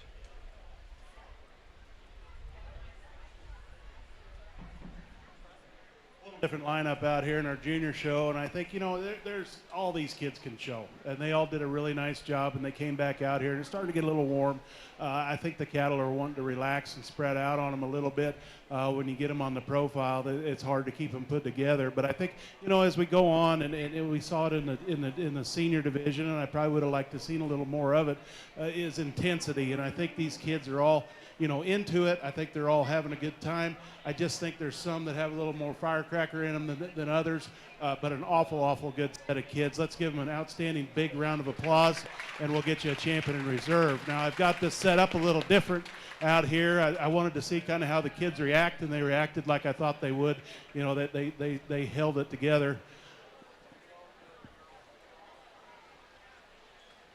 Now, we can make a note that is probably the freest and easiest moving calf out here at the moment, but the young lady did a good job, and that calf's got a little bit of tight wound. Just you can see it in his eyes, and she's really done an outstanding job, and she is going to be our champion showman. Congratulations. Then I think it gets a little closer here for reserve, and I know we only get to pick 2, but kids, there's 10 of you out here that could be champion at a lot of fairs across the state, across the country. But young lady on the right, you'll be our reserve. Good job.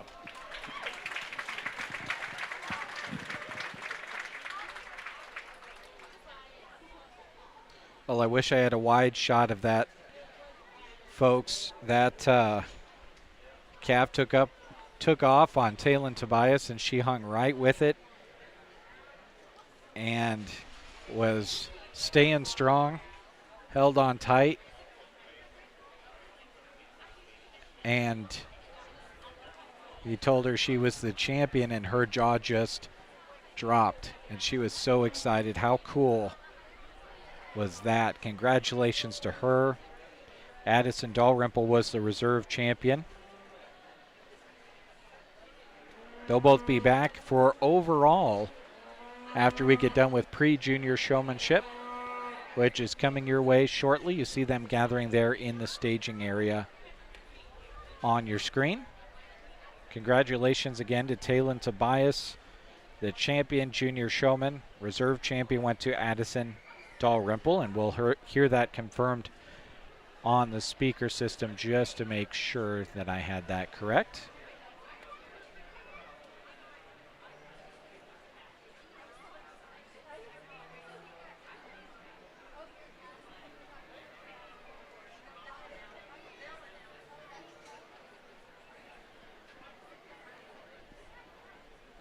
Champion junior showman goes to Taylon Tobias. Reserve champion junior showman goes to Addison Dalrymple.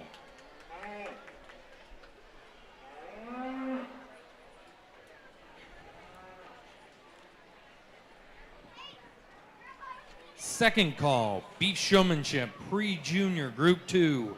Second call, Beef Showmanship Pre-Junior Group 2. Here comes pre-junior showmanship group number 1. Remy Dexter, Andy Smith, Kirby Viter, Lucy Peterson, Owen Larson, Jade Taylor, Kyler Tate, and Heston Scott. All coming in and setting up on the top part of the show ring there for you.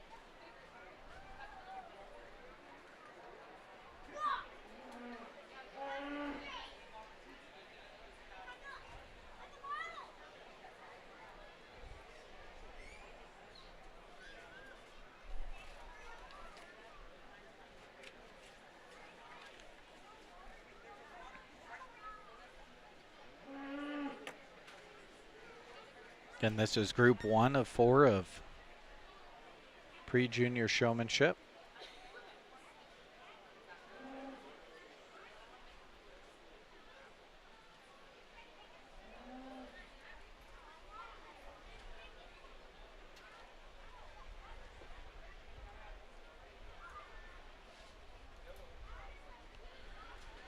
Got one young lady pulled to the top of the show ring at the moment.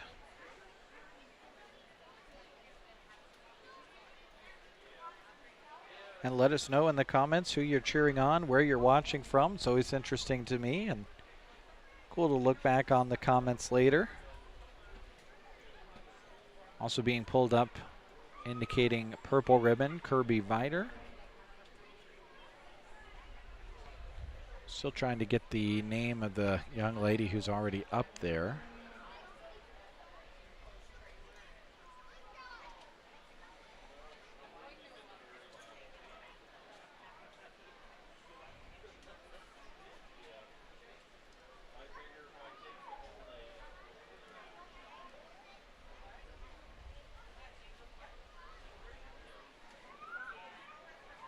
Lucy Peterson being pulled up.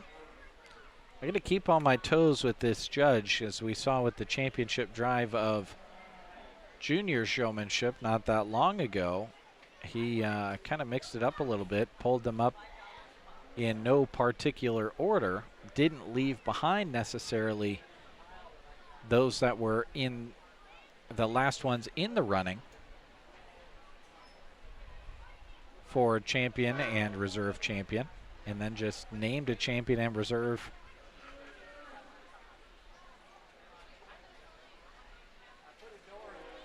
out of nowhere. And I kind of see, I like seeing the different style of these judges over the years. Now that I've done this video broadcast now for 5 years, it's really interesting to me to see how each judge does. Some judge comes out and some of them go over and give a handshake to indicate who the champion and reserve are.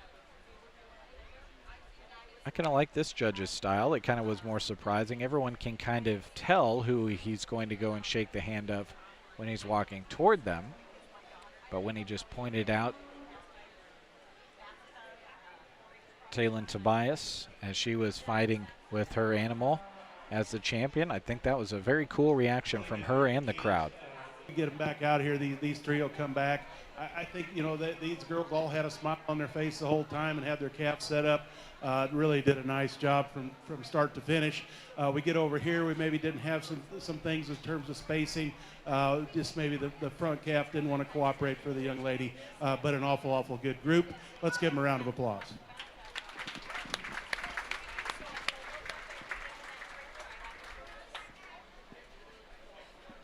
So we'll have 3 purples come out of that first group.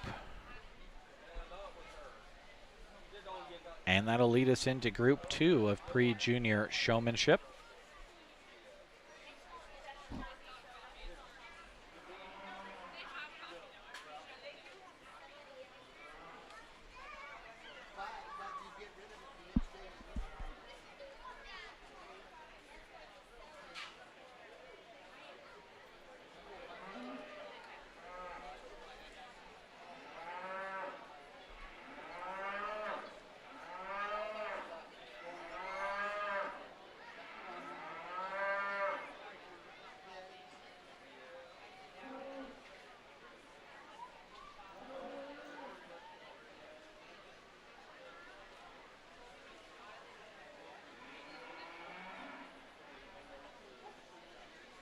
One young lady has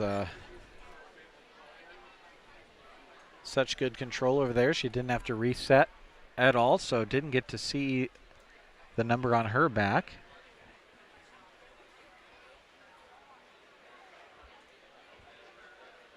We'll see if we can catch that eventually here. Okay. It was Andy Smith. So we had Andy Smith, Kirby Vider, and Lucy Peterson all receiving purples in that group.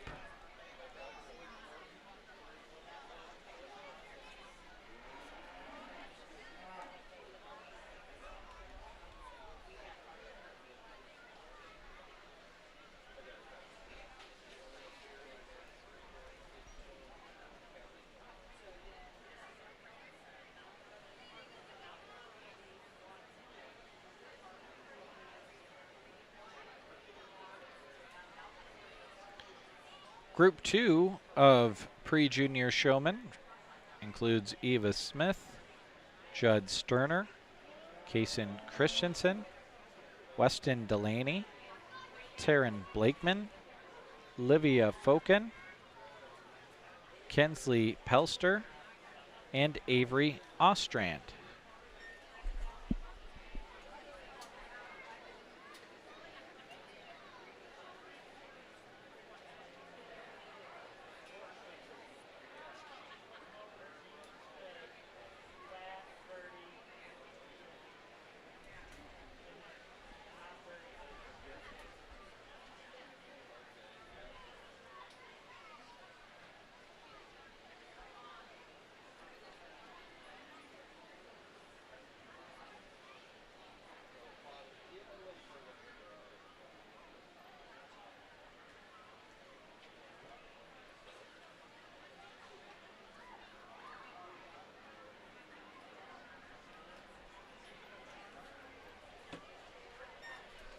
Group number 2 coming in, pre-junior showmanship.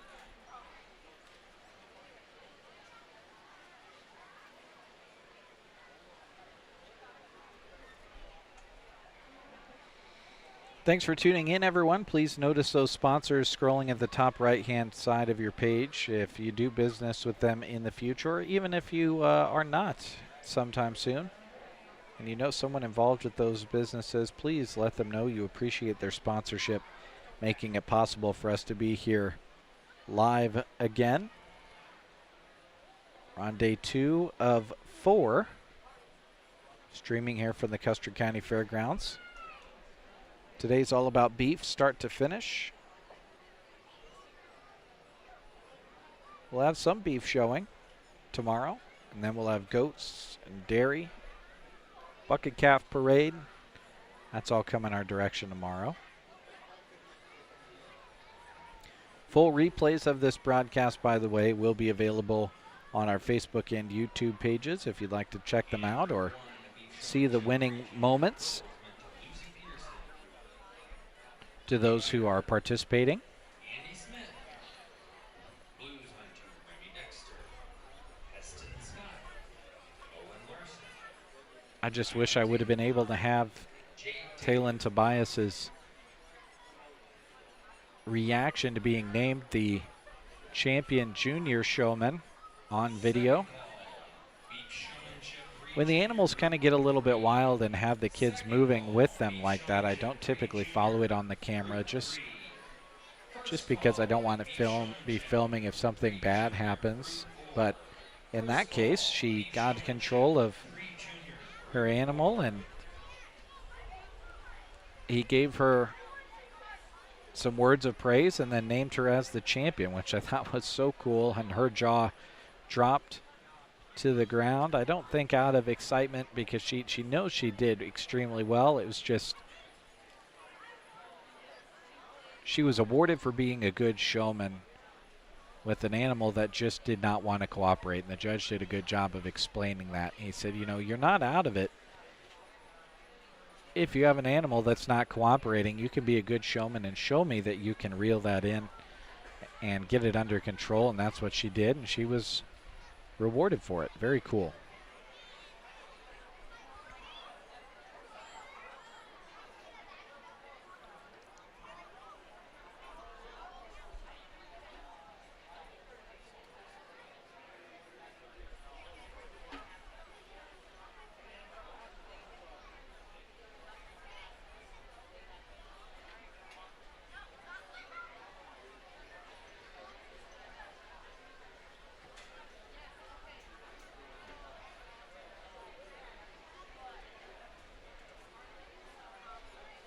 This is group 2 of 4, pre-junior showmanship. Once we get through those 4 groups, we'll have the overall championship drive, which I think is so much fun to watch. All those different levels of showmen competing against each other. In swine showmanship yesterday, we had the junior showman take the overall crown, which was exciting to see. All of those results, by the way, are up on the Sandhills Express Facebook page if you want to check that out.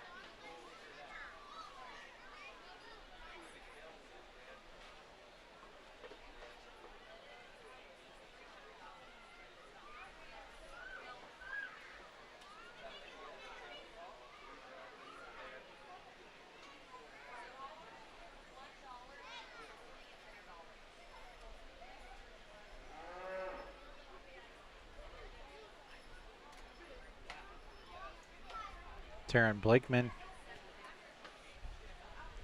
off your screen being brought to the top side of the show ring.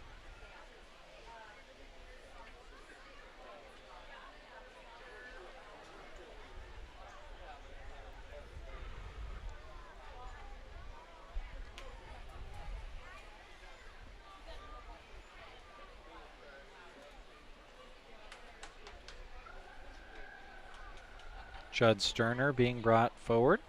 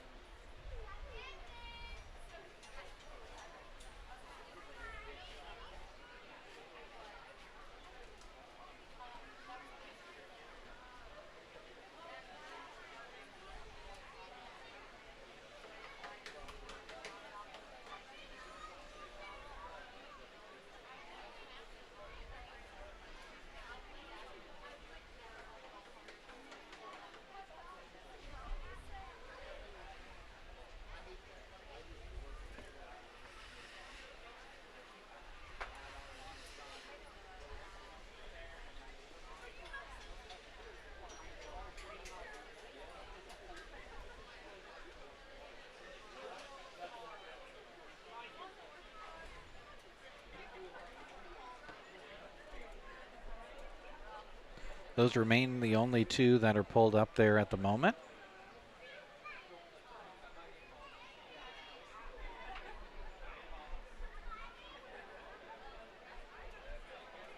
The judge going to go through and talk to each of the kids about what he saw, maybe some things they can work on going forward. Again, these are pre-juniors, so they've got a lot of showing years ahead of them.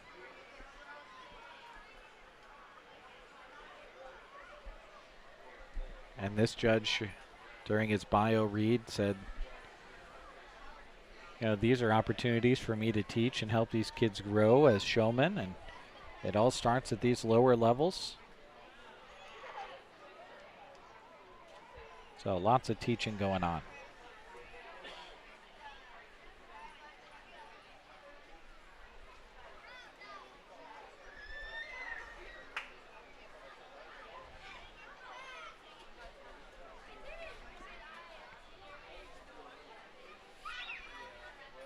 I want to thank Purple Ribbon sponsors Custer Public Power District, geographically the largest rural public power district in Nebraska, serving over 8,000 square miles of territory.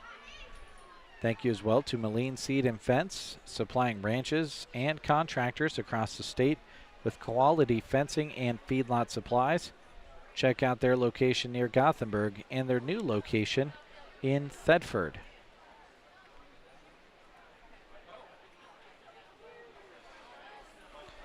Again, following the last two groups of pre-junior showmanship, we'll have the overall championship drive before going into market heifers. And for having them kind of balk a little bit with the squeaky toys going. I was joking with the young man in the bank shirt. I wonder which bank gave away the squeaking cows, but really a good job and a good way to stay after it. All the kids did a good job with the things going on outside the ring, but you know, just little things again. The biggest thing out here right now on these little kids is get that head up and really keep it up there. The calf will pull itself together if you do that. Congratulations. okay, so we got two purples out of that group. Again, those purples, Judd Sterner and Taryn Blakeman. So see these kids exit the arena. A show ring. And after market heifers, as I was saying, is when they were going to take a half-hour lunch break. So that was the way they were going to go about that. And then we'll hop right into Red Angus after that. Simmental steers, Charolais steers, crossbred steers. Lots of groups of that, 4 groups. Black Angus steers. Bred and fed steers. And then shorthorn steers as well to round things out.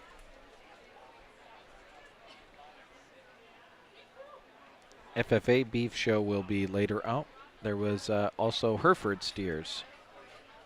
And then the market group of 5 market beef, where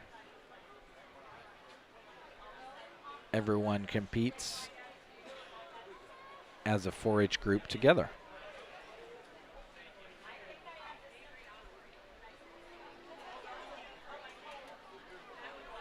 So in comes Group 3 of pre-junior showmanship. Macy Setta, Burke Blakeman, Baron Rosentrader, Rex Grint, Sonny Spanel, Quinley Weinman, Parker Miller, and Olivia Ostrand.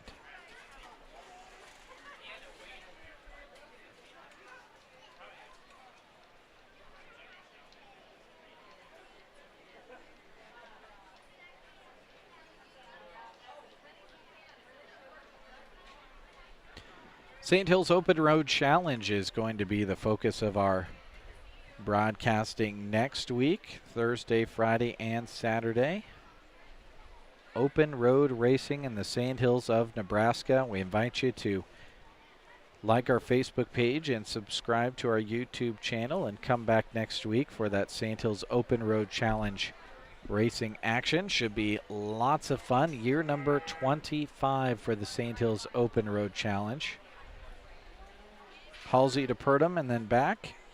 The 1 mile and half-mile shootout on the Callaway-Cozad Road. In on Group day 2 2. of Beef Showmanship Pre-Junior, purples went to Judd Sterner, Taryn Blakeman.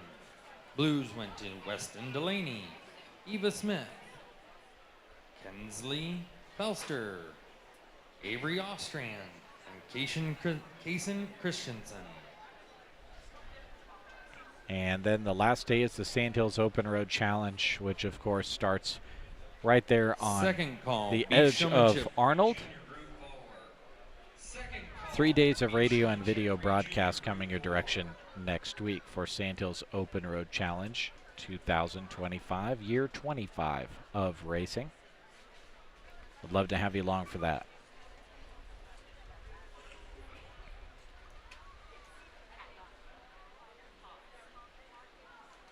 Between Custer County Fair Week and the Sand Hills Open Road Challenge over a 2-week span each year, I really get to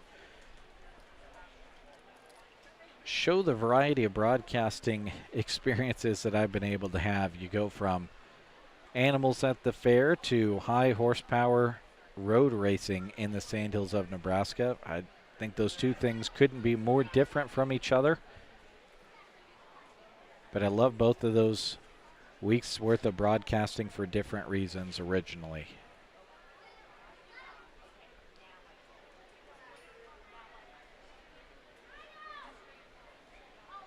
This is a group 3 of 4 pre-junior showmanship. In the first 2 groups, we had 3 purple ribbon winners and then 2 in the first and second groups respectively.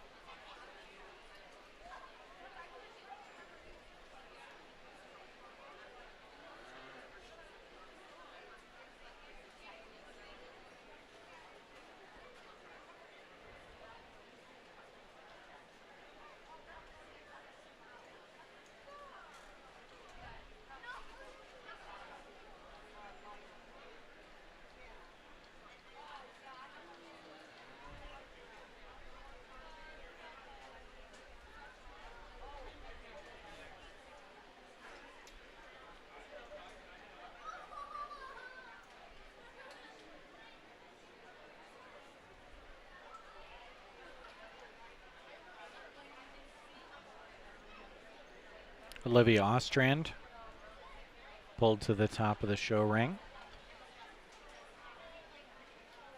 Will receive a purple and come back for the championship drive in pre-junior showmanship.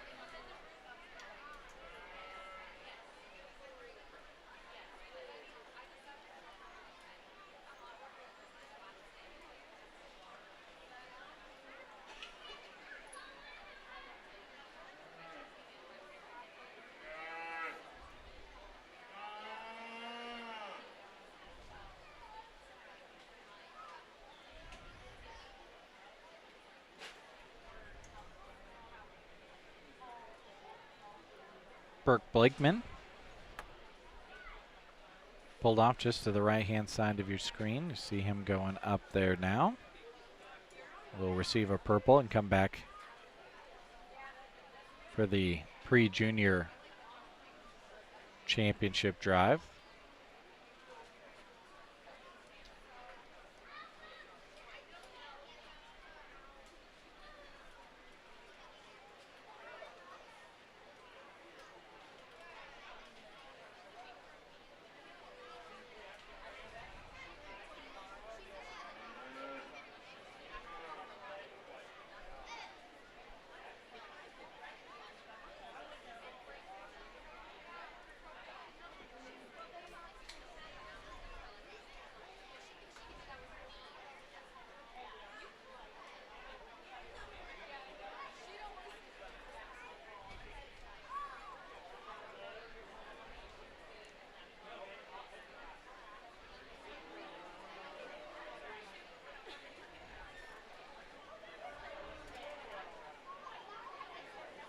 Judges talking some things over.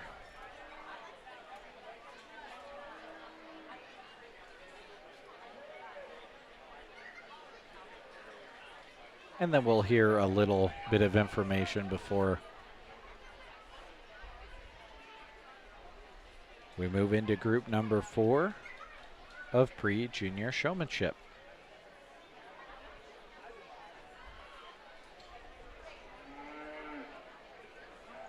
Karen, see your question marks. Did you have a question for me or a question for somebody else? Something I can help you with maybe?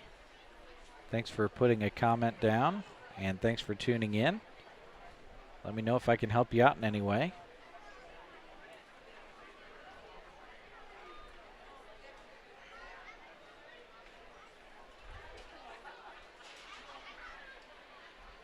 All right, we'll hear from the judge.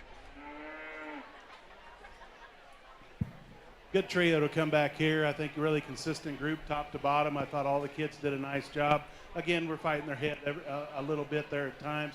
I thought the spacing was really good. And again, you know, if the calf in front of you gets pulled, go ahead and move up. But a really solid group here. Let's give them a round of applause. Congratulations.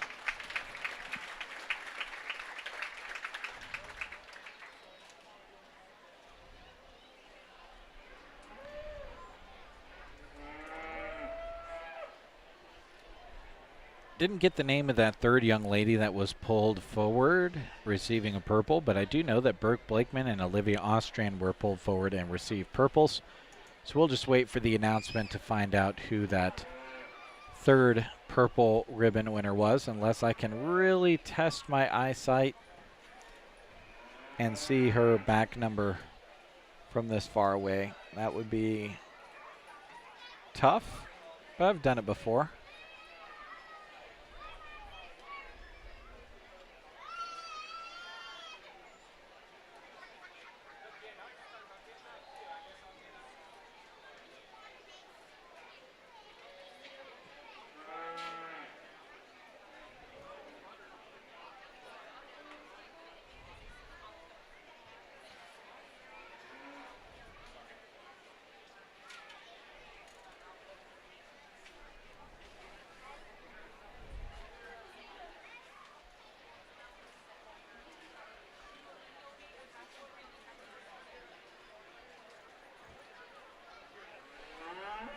Here comes our fourth and final group of pre-junior showmen.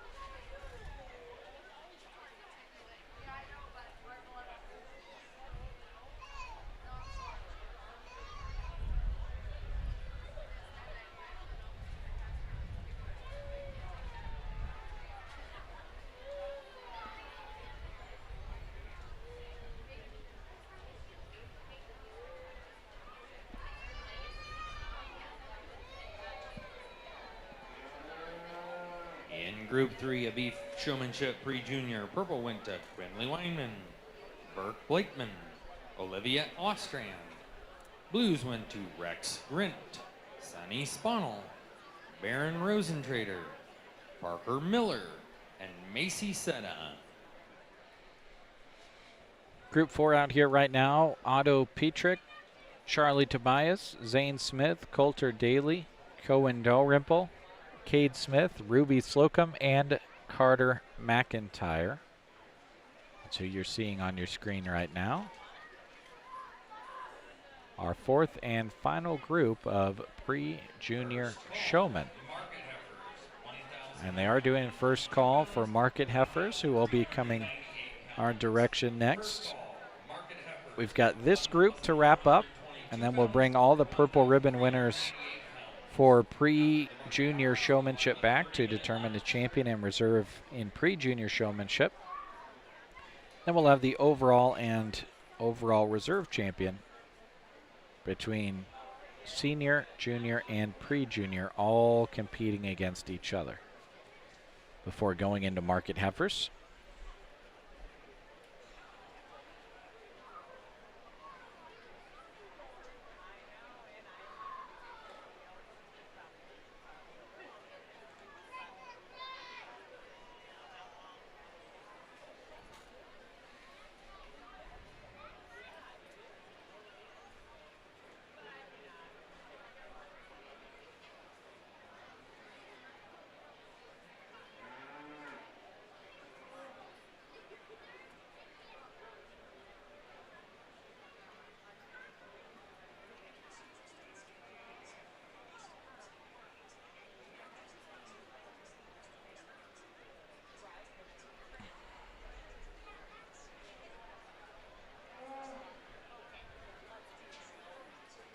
Appears that we might be having some streaming issues on Facebook.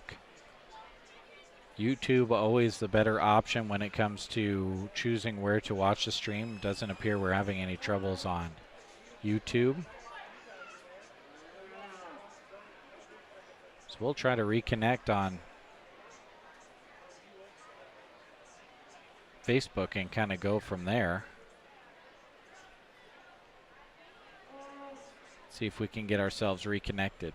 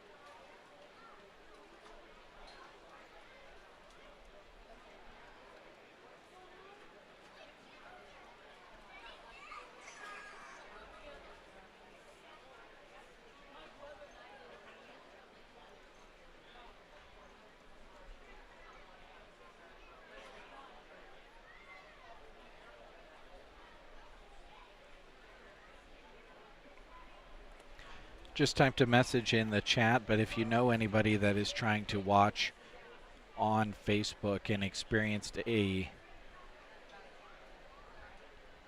connection issue, we experience more issues with Facebook than any other place that we have streamed in the past. Just let those folks know that YouTube is always the better option, as I don't believe the stream had any kind of issue just now when Facebook did, so keep that in mind. Plus, if you want to watch on your television or something like that, that's an option with YouTube. Much easier with their apps and things.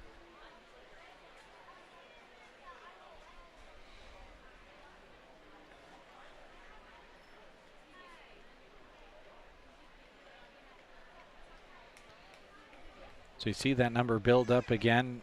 Again, folks, don't know what the problem with Facebook was. Looked like that dropped off for a little bit, but if you are watching on Facebook, please consider watching on YouTube instead, just in case there's another issue. YouTube is a better viewing experience anyway. We didn't have any drop on YouTube. If it was a problem on our end, we probably would have lost both streams, but Facebook just turned itself off for some reason.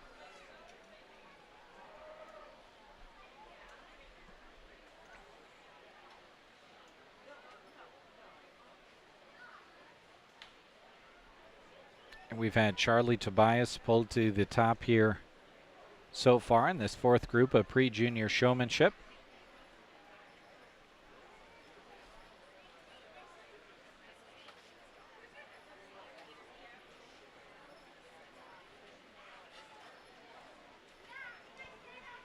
One other young man is pulled up there too. Didn't get his back number, so we'll try to catch that and pass it along to you. He'll be coming back in the championship drive here shortly after we determine if there's any more purple ribbon winners in this group out here. Group 4 of 4 in pre-junior showmanship.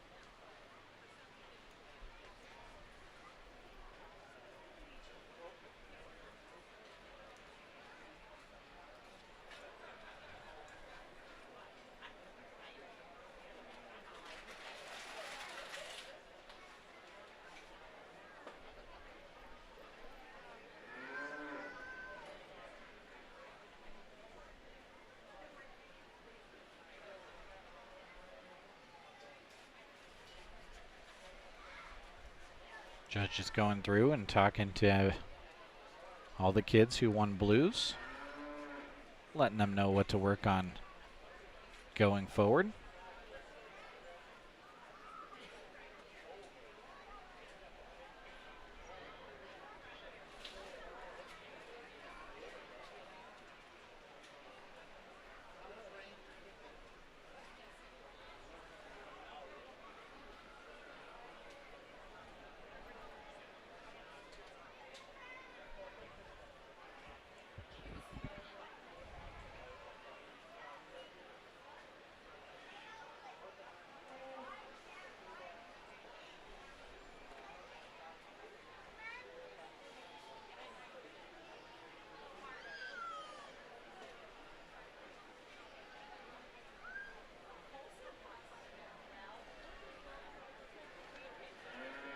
Again, those of you that are rejoining us on Facebook, please consider moving over to YouTube just in case Facebook has another issue.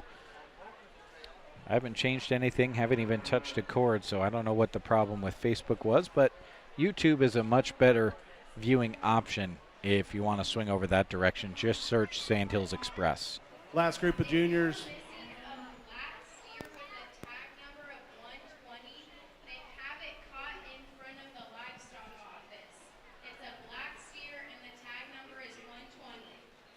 Better go find that calf. He's worth a lot of money right now. Our last class of juniors here, I think really a good set, top to bottom. I think the kids are all, these kids are all good, and I like that. They come out here, they know what they're doing, they have the angles figured out. It's just a matter of getting that calf either his head up, getting that calf to stop the way you want him. Just getting that calf to the point where he just kind of walks into it a little easier for him. But a hard-working set of kids here from top to bottom all day. We'll get these back out here for the champion. Congratulations.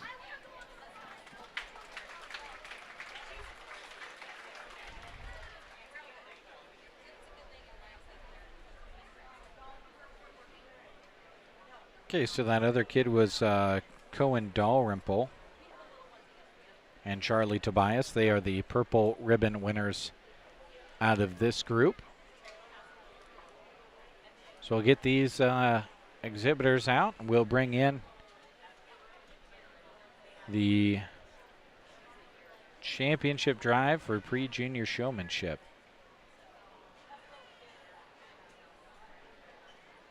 will include Andy Smith, Kirby Viter, Lucy Peterson, Judd Sterner, Taryn Blakeman, Burke Blakeman, Quinley Weinman, Olivia Ostrand, Charlie Tobias, and Cohen Dalrymple, all coming your direction next in the Farm Bureau show ring, covered arena.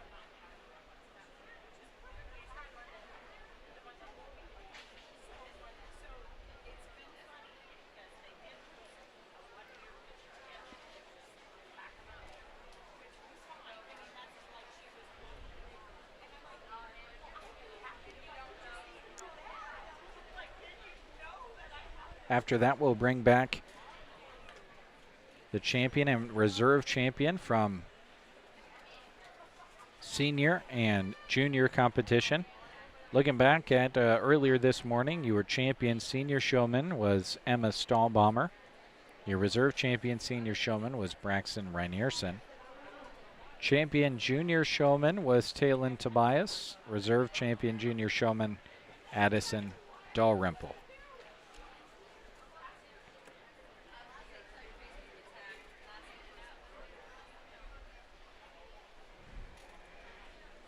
And here they come.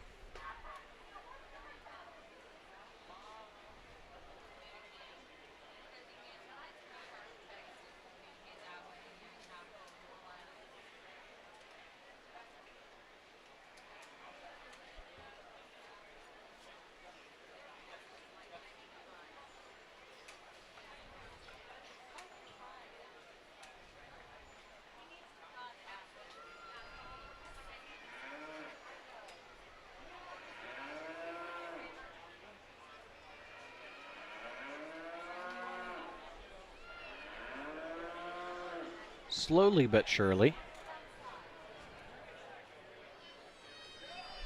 Little apprehensive coming in. All of them are.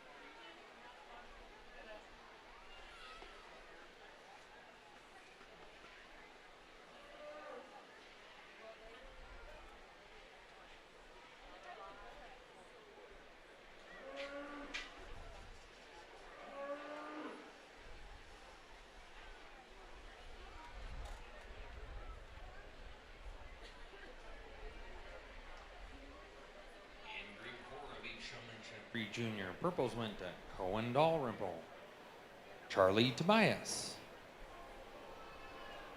Blue went to Otto Peak.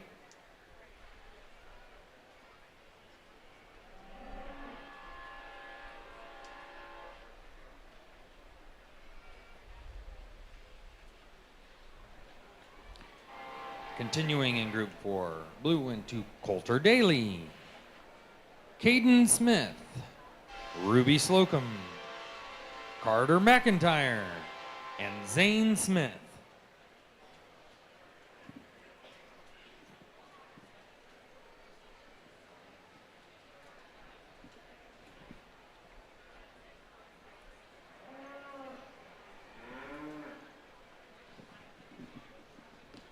As a heads up, during the lunch, which is right after the market heifers, we will have the carcass contest. Again, the carcass contest will be held during the 30-minute lunch.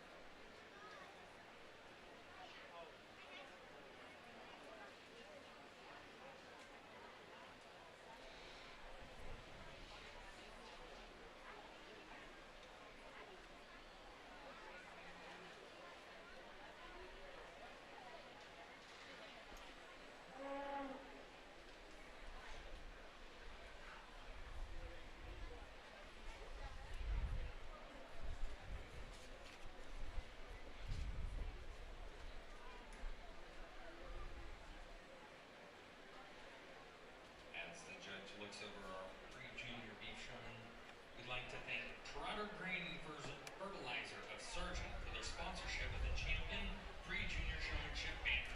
Thank you, Trotter.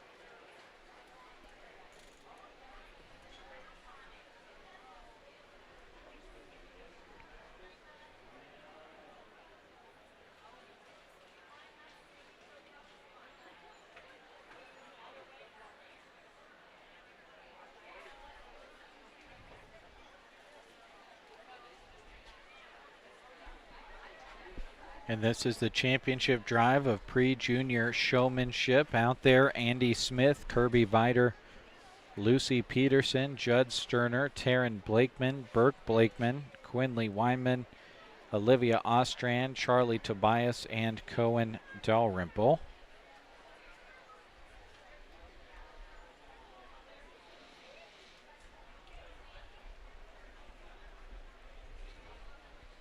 Judge, as he has in senior and junior showmanship, is asking some questions of the kids, kind of narrowing some things down, using that as a part of his process and determining a champion and a reserve champion.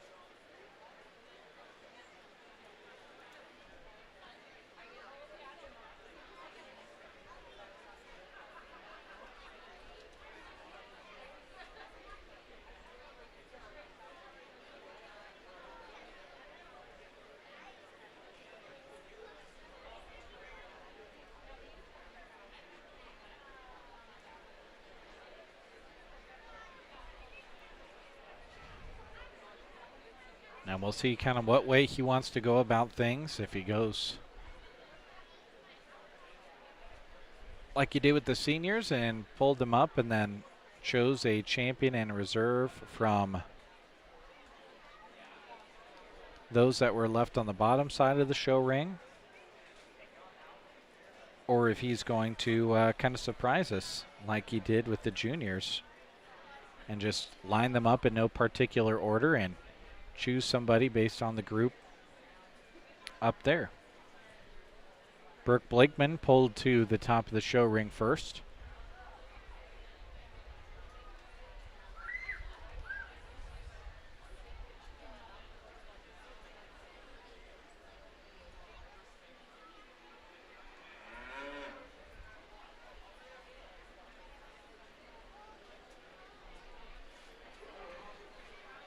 He's got a tough choice. Lots of pre-junior showmen doing a great job out here this morning.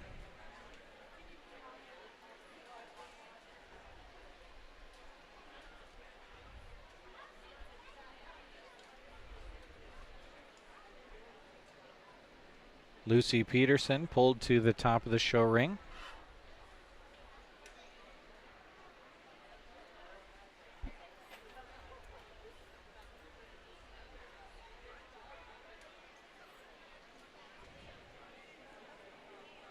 As is Quinley Wyman, off just to the left of your screen. Scroll over that way here.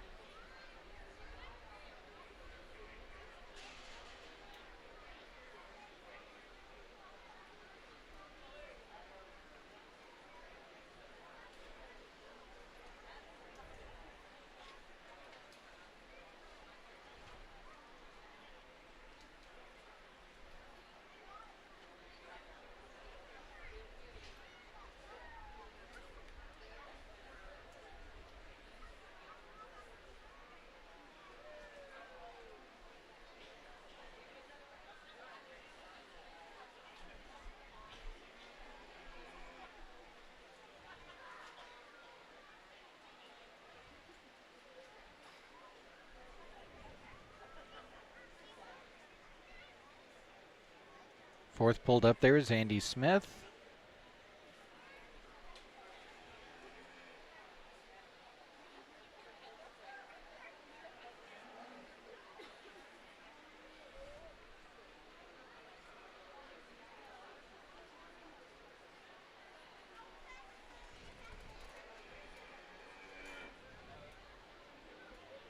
Taryn Blakeman next.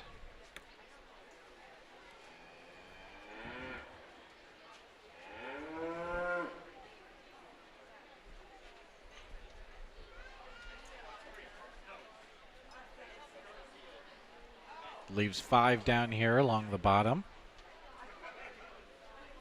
And 5 up top, so he split everybody in half here.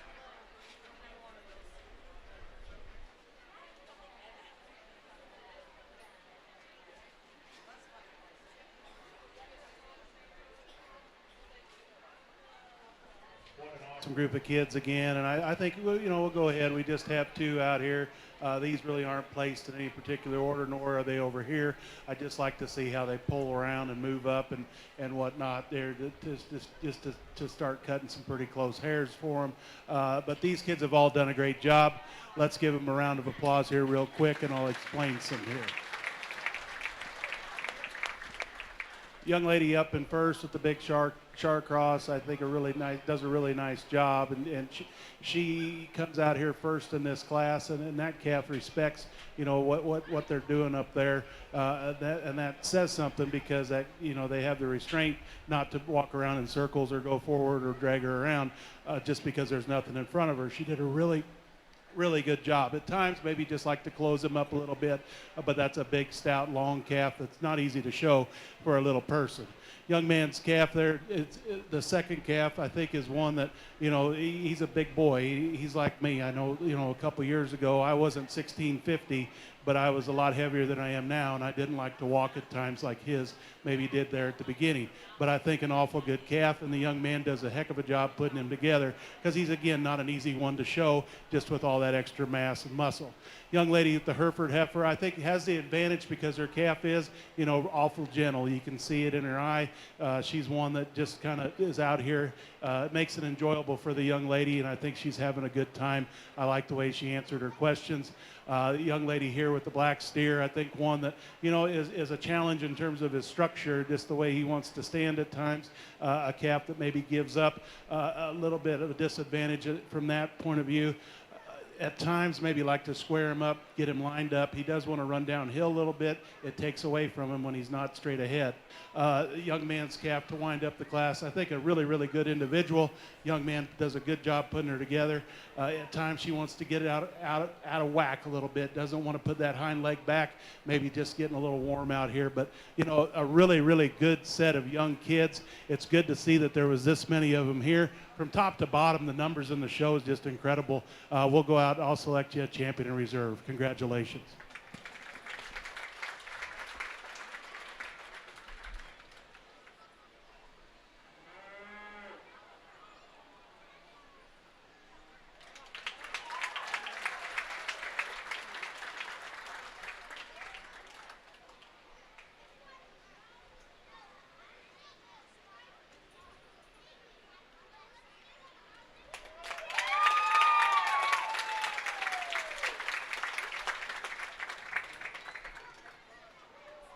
Kirby Viter is your reserve champion.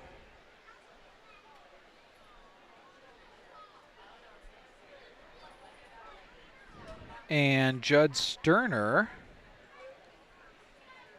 is your champion.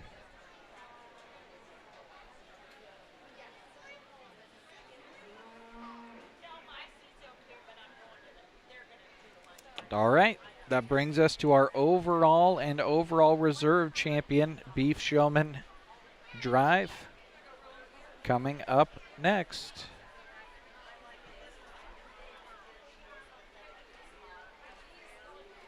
Be fun to see how everything lines out. Really good seniors, juniors, and pre-juniors here today.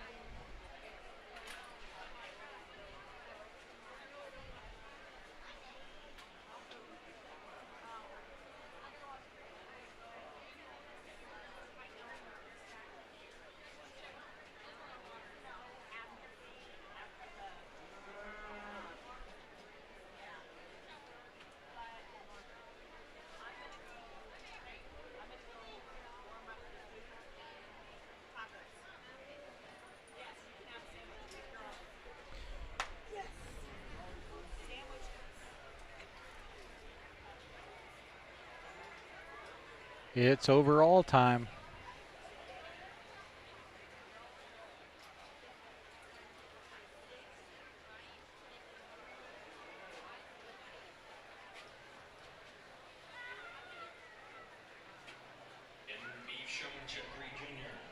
Champion went to Judd Sterner. Reserve champion pre-junior showman went to Kirby Bitter.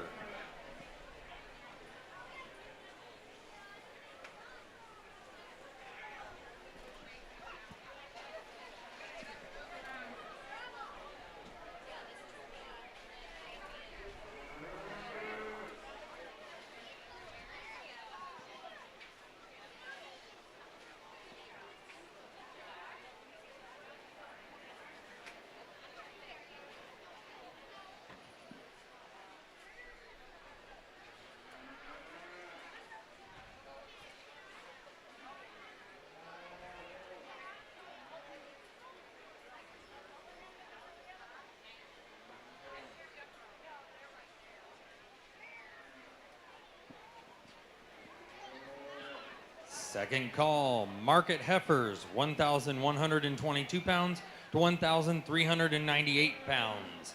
Second call, market heifers, 1,122 pounds to 1,398 pounds. During the lunch, which is after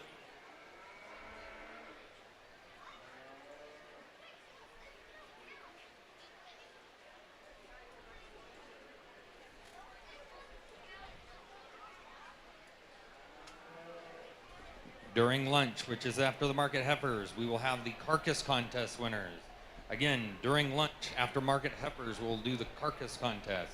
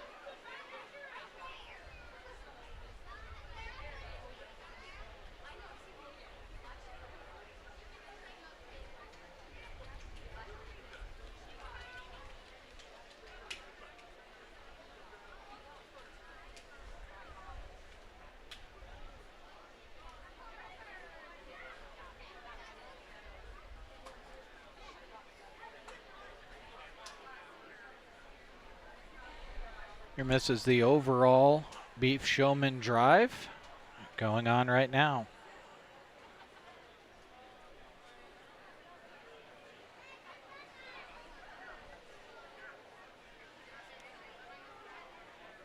Pre-junior showmen that are out there competing, Judd Sterner and Kirby Vider.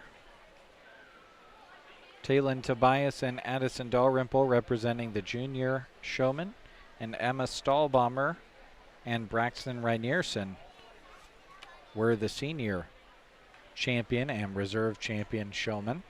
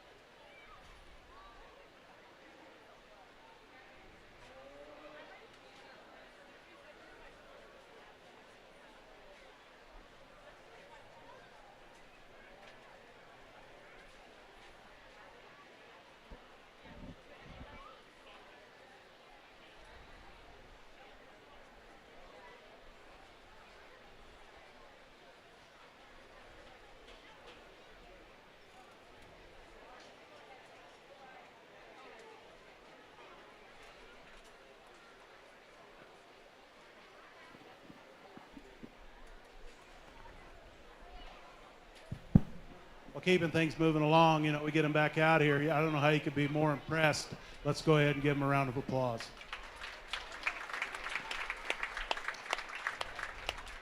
We get our champions out here next to our reserves, and I can see you could have win either way in a lot of different cases out here, whether it was in a class or out here in this champion division. We've got we've got the now and the future out here all in the ring at the same time. Obviously, showmanship is something that's very important, especially at this level at a county fair of this size and quality. It just certainly makes your projects stick out. I think it's pretty close up here. Obviously, as you can see, all the kids, have their calf in the right area. Everybody seems to be in the right mindset. And that's not hard, that's not easy to do in July in the summer, late summer, school getting ready to start. There's 10,000 things going on every day outside of showing cattle, but I'm sure glad that they're out here doing this. For me, it's just little things, and I think, as you can see, our champions are maybe spaced just a little neater in the way they come back out here. Their cattle are all set up. They're cattle that have obviously, been trained to loin and things that, all kind of tie together. I thought in our younger division, we maybe saw cattle that didn't get their head held as high as we did in some of the others, but just an awful deep quality, high quality, very, very competitive event from top to bottom. I don't know, guys. It's pretty close. And like I said, don't get mad. It could go either way. We'll get you a champion in a reserve. Congratulations. Okay, here we go. It's for overall showmanship.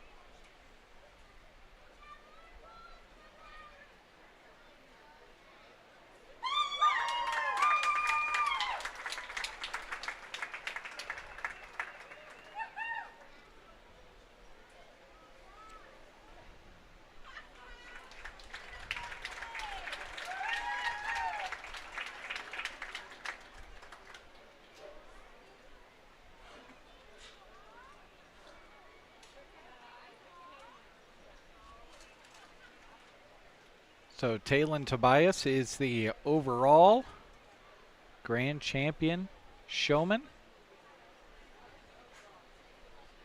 And Emma Stahlbaumer is the reserve champion beef showman. Congratulations to those two.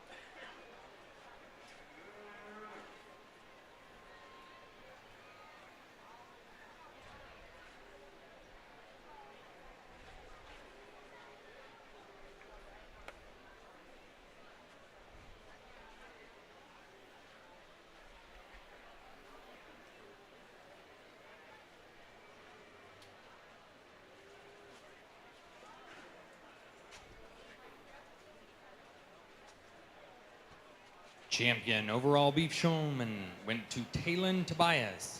Reserve champion overall beef showman went to Emma Stahlbaumer. After this class of market heifers, we will take a 30-minute lunch, which will include the carcass contest.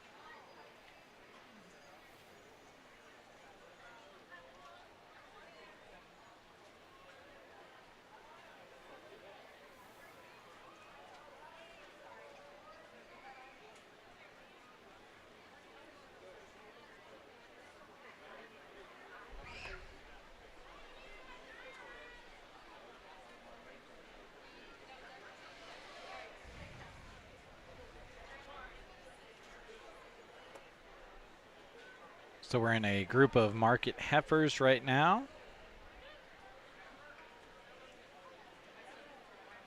Just one group. So we'll determine a champion and a reserve straight out of this group.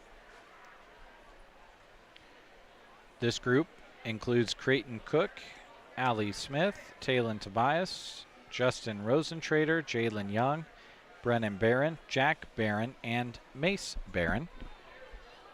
Between all of them, they are representing Middle Loop 4-H and Ansley Junior Livestock.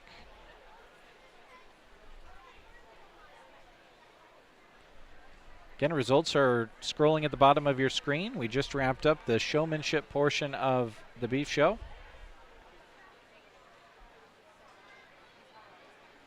Congratulations to all of those kids on a great job. As the judge looks over the one class of market heifers today, we'd like to thank our banner sponsors. One class of market heifers, Thank you, Nebraska State. and then lunch on the other side of this for a half hour. My opportunity, I think, my last opportunity to get down for my little perch up here today.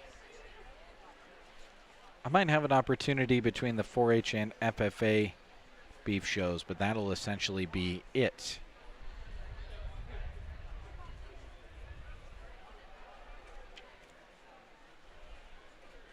Lots of great stuff happening out here at the Custer County Fairgrounds. Again, at 5 o'clock, the Kids Zone put on by the Berean Bible Church in Broken Bow will pop up again. I'll give you some more specifics on their plans a little bit later on.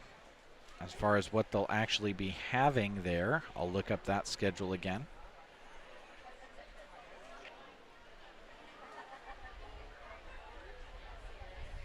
Again, this is our only group of market heifers today, weighing between 1,122 pounds to 1,398 pounds. Mace Barron has that heifer.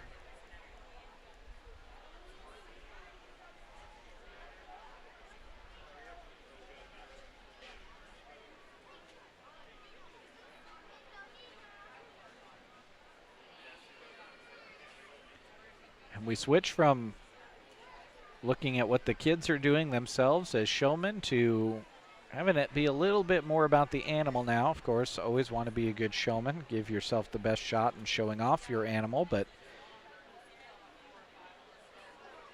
I always think that flip of focus is really interesting as we get into the next part of the show.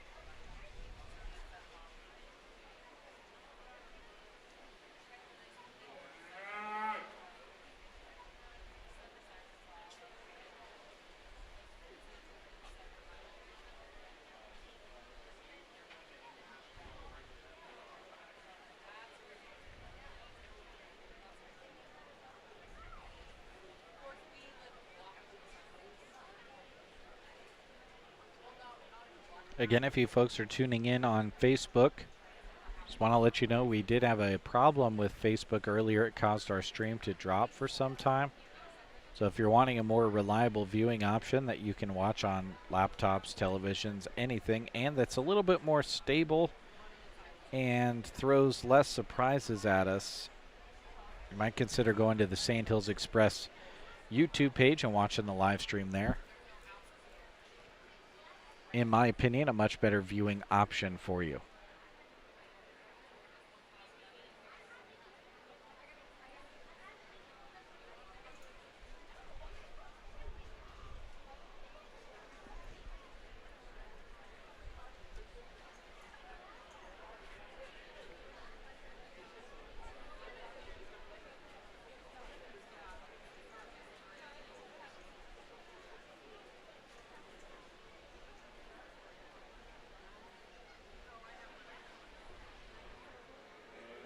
Again, this is our one group of market heifers.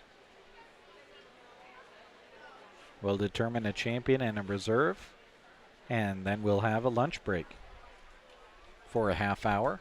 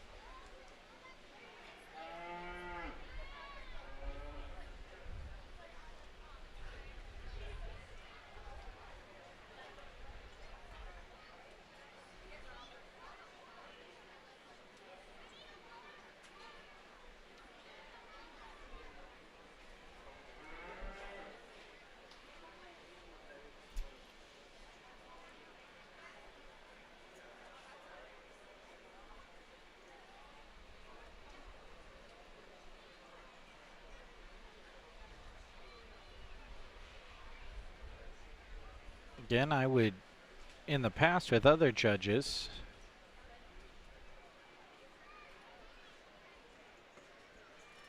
be able to make some kind of guess as to the order he's pulling them up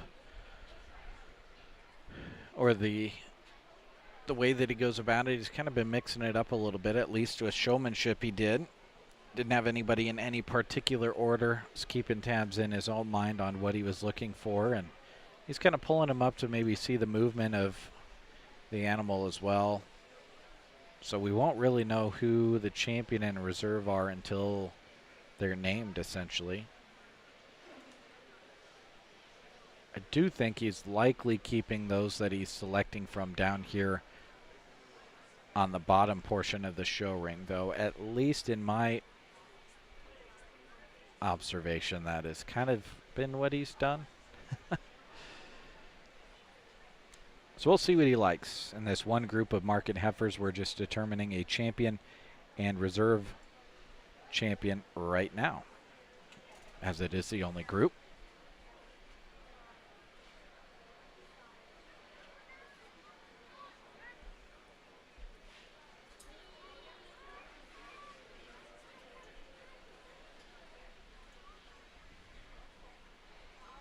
Got 3 left down here.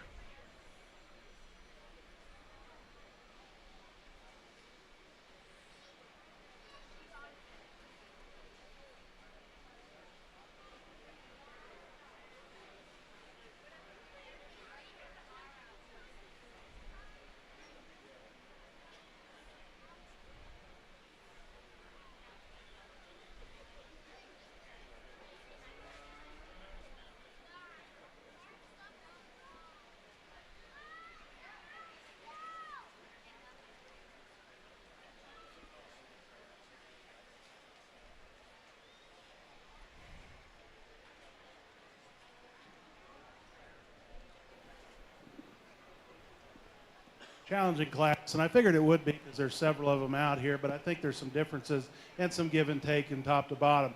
And I don't have these placed yet. I just want to kind of sit here and visit about them to try to decide, how to push them around here. But I think, the black and white heifer, I think she's one that comes out here, obviously has that here I am kind of take a look at me kind of look about her. She's one that, comes out here and has show cattle stamped all over her. But I think at times, as you can read her in a lot of different ways. You can see she's got plenty of muscle. I think she's one that, when you get behind her, she does have a nice pin set the way her width is from behind. Carries down into a big old quarter. I think she's one that's got enough product. I'd just like to maybe see a little more of her in terms of what she has for skeleton. I think she's one that, when she gets out here and travels in the sand, she wants to open up ever so slightly in her front 1/3 at the ground, and I think she's one that maybe gets just a little tight, a little restricted in her pasterns. But I think, on down the road, that's going to be an awful nice project. You have to keep that in mind. Young lady's gray heifer, I think one that, comes out here and transitions from one end to the other as nice as any of them. She's a heifer that has plenty of balance. She's one that, you get your hands on her, you can see she's got ample cover in terms of where she's at, in terms of her maturity. I think she's one that, comes to us 1175. There's a little give and take there in terms of where we're at to the baldy heifer behind her. I think the baldy heifer obviously offers the most in terms of product. I think she's one that when you get behind her, you can see she's plenty stout. Now from the show ring build or the show ring look, she maybe gives up a little bit there, but she certainly makes up for it in terms of where she's at in production and what she's going to produce on down the road. So with that being said, I haven't really decided anything, but I think you can kind of just go with the basics, go with the heifer with the most good. That's the young lady's gray heifer. She'll be our champion right here. Congratulations. I think it gets a little closer here for reserve, and I think it's between, obviously, the two heifers on either side of her. I think that, like we talked about, just in terms of simple structure and basic build and good look, maybe doesn't follow quite so much in terms of type and kind, but I do like the baldy for her presence, and she'll be our reserve. Congratulations. So Talon Tobias, the champion market heifer, and the reserve champion market heifer belong to Mace Barron.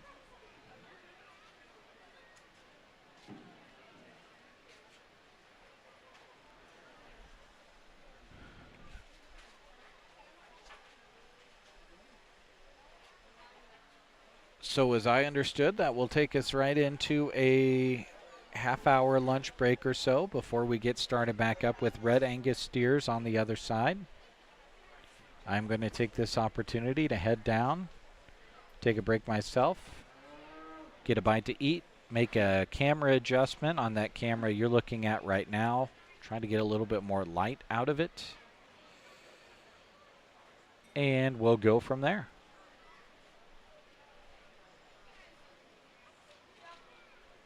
We are going to hear from the judge, it looks like, on these other heifers. I can smell those hamburgers back there, and I was thinking about that. Young lady's calf, I really like the length of this heifer. I think she's one that, again, we talked about product in her third place heifer. I think this heifer has more of her. I'd just like to see it in a little neater package. Maybe gives up a little bit in terms of balance with all that extra length, but again, a wide pin, good looking kind of a heifer there for the young lady.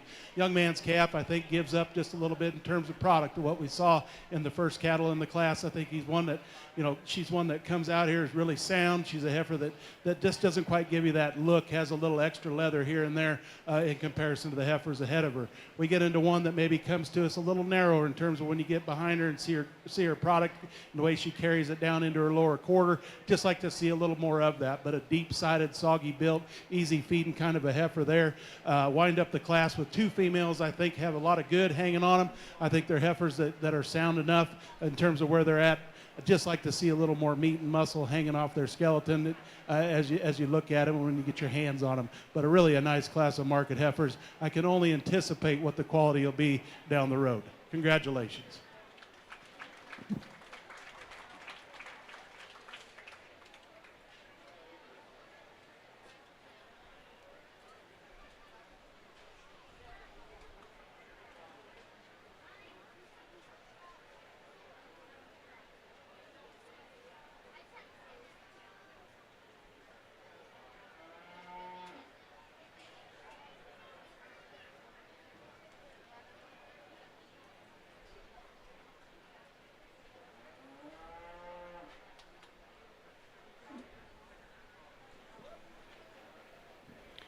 only class of market heifers. Champion market heifer went to Talon Tobias.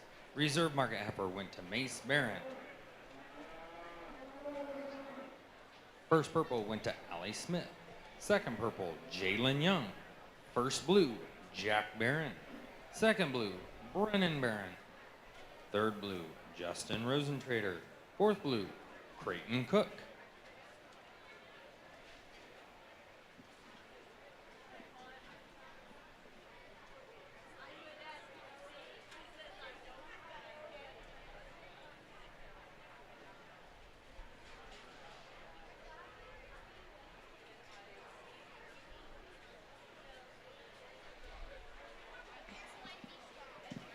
Check. So if we could have 4-H beef carcass contest participants come into the livestock show arena, we will have our awards presentation. So all 4-H beef carcass contest participants, make your way to the covered show arena.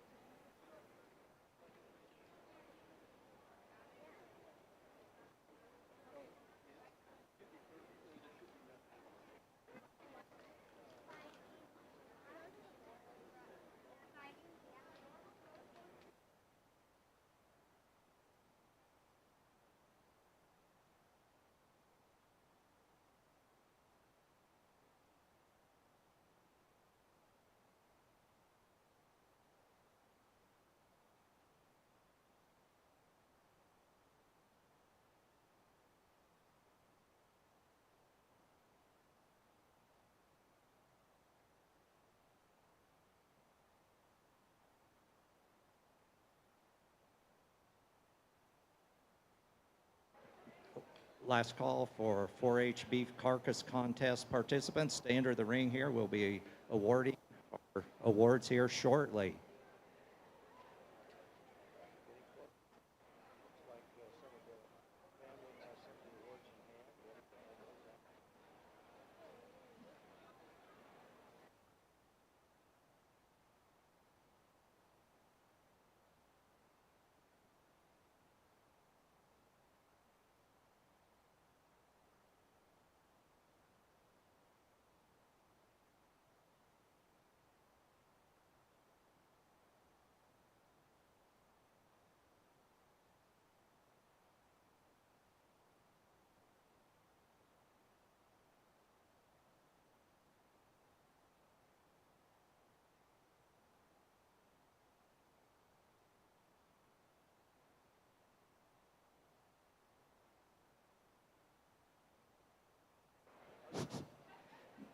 All right, welcome to our halftime show of the market beef contest presentation here. We have our participants in the 4-H beef carcass project here, and our superintendent is Abram Babcock, so we appreciate his leadership with this project, and I will turn the microphone over to him, and he can tell you a little bit about the project when the cattle came in. Our beginning weigh date was February 1. I will just start with that, Abram. Yeah, thank you, Troy. This is my first year doing it, and before I started, I did want to recognize. I think there's 30 animals that were a part of the contest today, and a big reason this program's to where it is today is because of Rodney Lamb, who turned the program over to me today. But I'd like to give Rodney a huge round of applause because he did a phenomenal job. I think north of 20 years. So thanks, Rodney. So yeah, a little bit about the project. The kids weigh them in February, and feed the animal all year long. And then on July 14th this year, we loaded the cattle out of our east feed lot here, Adams Land Cattle East lot, and they went to Tyson. And then what happens there, they're all harvested at Tyson. And we actually have a crew of 4 people, Amy Staples, Troy Eberly, Christina Carpenter, and Will Drury, that went down the day the cattle were harvested, followed the cattle through the packing plant, and then Tyson rails them off to the side for us. And the next day in the cooler, we're able to go in and take pictures of the carcasses and the ribeyes so the kids can see them. We can't get the kids into the packing plant anymore, but we try to bring the pictures back so they can have some perspective of what the cattle did. So that's kind of in general. They feed them, and then they get to see the result of the carcass. And then the other big part is they do an interview. So the interviews were yesterday, and I just wanted to recognize we had 2 judges this year for the interviews. So I wanted to read a little bit of the bio just so everybody kind of knew who the judges were. So our judge for the juniors was Haley Wirtz. Haley's a cattle operations intern at Adams Land and Cattle. She's from Seneca, Kansas. This fall, Haley will be entering her first year of vet school at Kansas State University. She also competed as an undergraduate on the Kansas State meat judging team, where she's a member of the 2024 national champion team this past year. And after completion, she's going to go get her doctorate, and then she's going to go live in rural America and be a large animal vet. So it's been great to have Haley a part of the operation this summer. So then our other judge was somebody that's no stranger to the carcass contest. Our other judge was Tim Loy. Tim's a nutritionist with Performance Plus. He spent the last 20 years working with beef cattle operations across Nebraska, northeast Colorado, and northern Kansas. Tim lives with his family near Berwyn and has a real soft spot for the carcass contest because his kids participated for many years and did very well in this contest. So that's a little bit about the judges that did the interviews yesterday. Then as far as the awards are concerned, like I said, it's about feeding the cattle. It's about seeing the carcass and raising an animal that hangs a good carcass, a value-added carcass. But then also the interview is a big piece. The kids get up in front of every, the judges kind of talk about their project. They also have a poster. So each kid made a poster that kind of had before and after pictures of the cattle and had all basically the closeout data. So how the cattle perform, what did it cost to feed them, and what were the carcass results. And those are actually on display in the exhibit hall if anybody wants to go up and see the posters that all the kids put together. So kind of getting into the awards, the first one is a carcass award. It's I think it's called the Beef Carcass Index. And it's really a combination of how the animal performed at the packing plant. So it's a combination of what was the size of the carcass, the ribeye, the quality grade, and then ultimately the yield grade. Those are all put together to create an index. In the index, the lowest index score is the winner for that. So we have a first and second place for the Beef Carcass Index. So when I call your name, come up here and we'll get a picture. So the Beef Carcass Index, the first place was Peyton Daly. Yeah.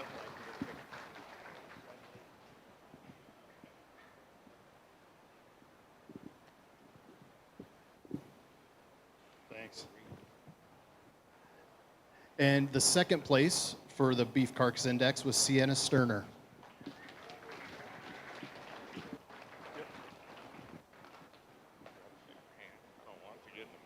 I could do it.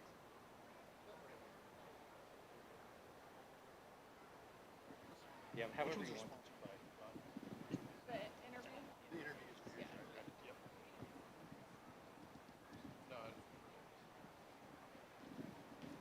Okay, so then the second award was actually average daily gain. So, simply, what did they weigh at the beginning, what did they weigh at the end, and divide that by the number of days they were on feed. So the winner of the average daily gain, and this animal performed really, really well, gained over 5 pounds a day. That goes to Barrett McIntyre.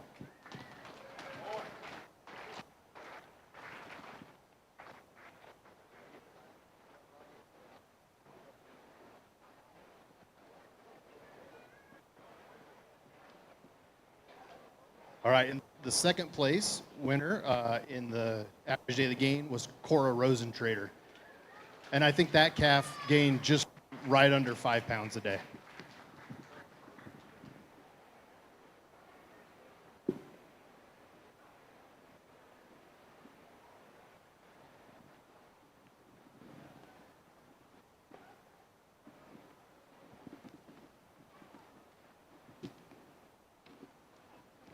All right, so the next award is basically a kind of dollar value award. It's the I think we call it the carcass, kind of the formula return of the cattle. So kind of a combination of how did they yield, and then what were the premiums and discounts on that animal as far as just the overall carcass value on a live weight basis.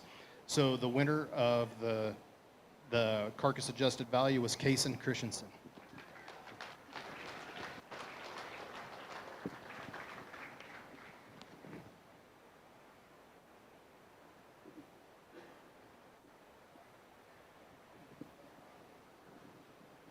All right, and then second place was Zach Longfellow.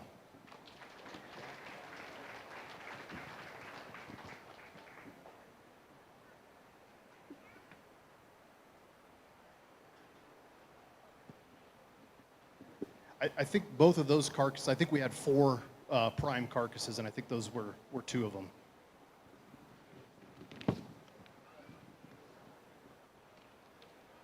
All right, so the next award is for the interview and the poster. So we give a junior and a senior award winner there. So on the junior side, the champion. My papers got out of order.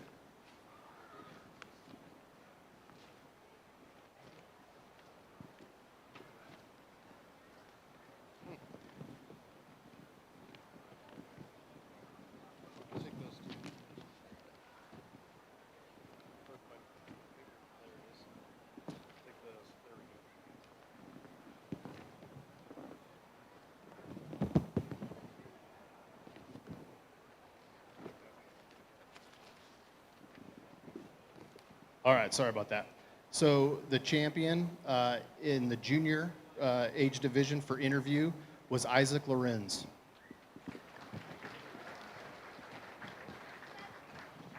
Oh, he's at the chicken show. That's where we're missing. We're missing Isaac, so he's at the chicken show. So yeah, we'll get it to him.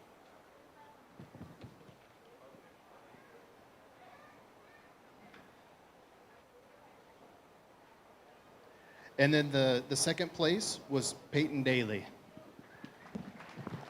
Yeah. Yeah, and the interview awards are sponsored by Lamb Farm and Feed Yard.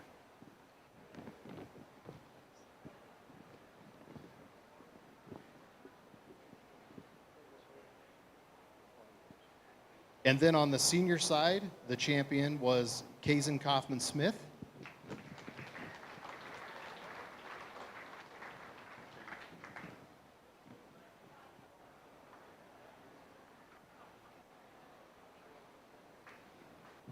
And the reserve was Zach Longfellow.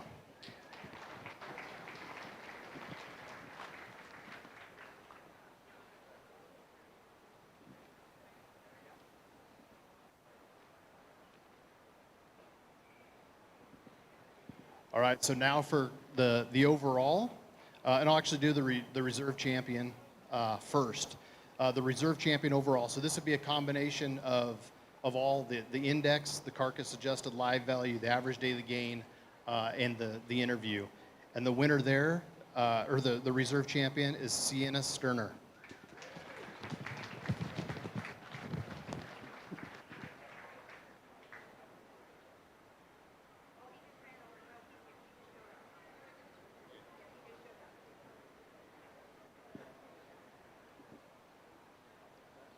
And the overall supreme champion was one where just every category the individual did really good in was in the the top couple across the board, and that goes to Cora Rosentrader.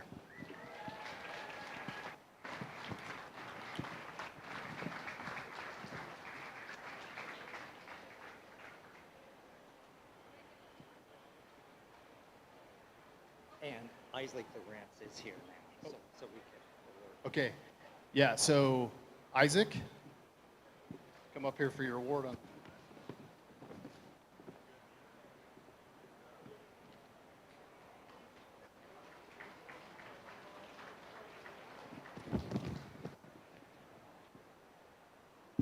So perfect. Let's give a big round of applause to Adams Land and Cattle for helping sponsor our awards today, and Abram for being our superintendent. I really appreciate that, and appreciate Rodney too. He'll still be involved here as he backs out slowly here. But with that, do you want any other pictures with him? So we'll take a group picture, probably over in front of the big banner over here. So thank you very much for our awards presentation, and we will resume our Market Beef Show shortly. We're thinking starting up at 12:20. I don't even know.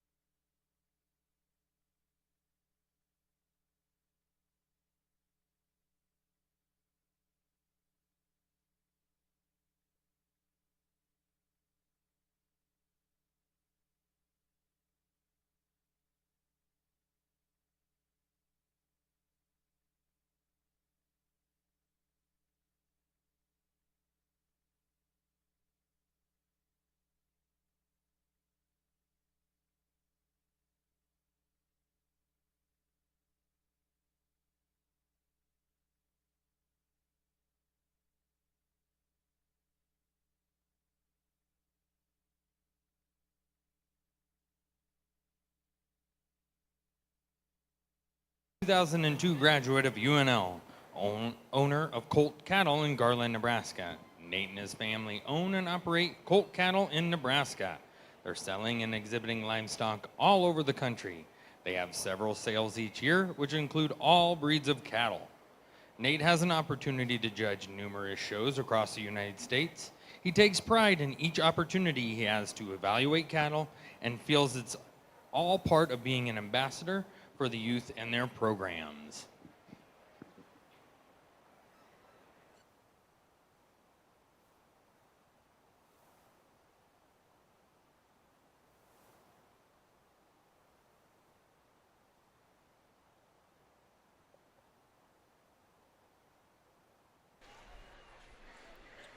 So here we go, folks. As you can see, Red Angus steers coming in. This is group 1 of 2.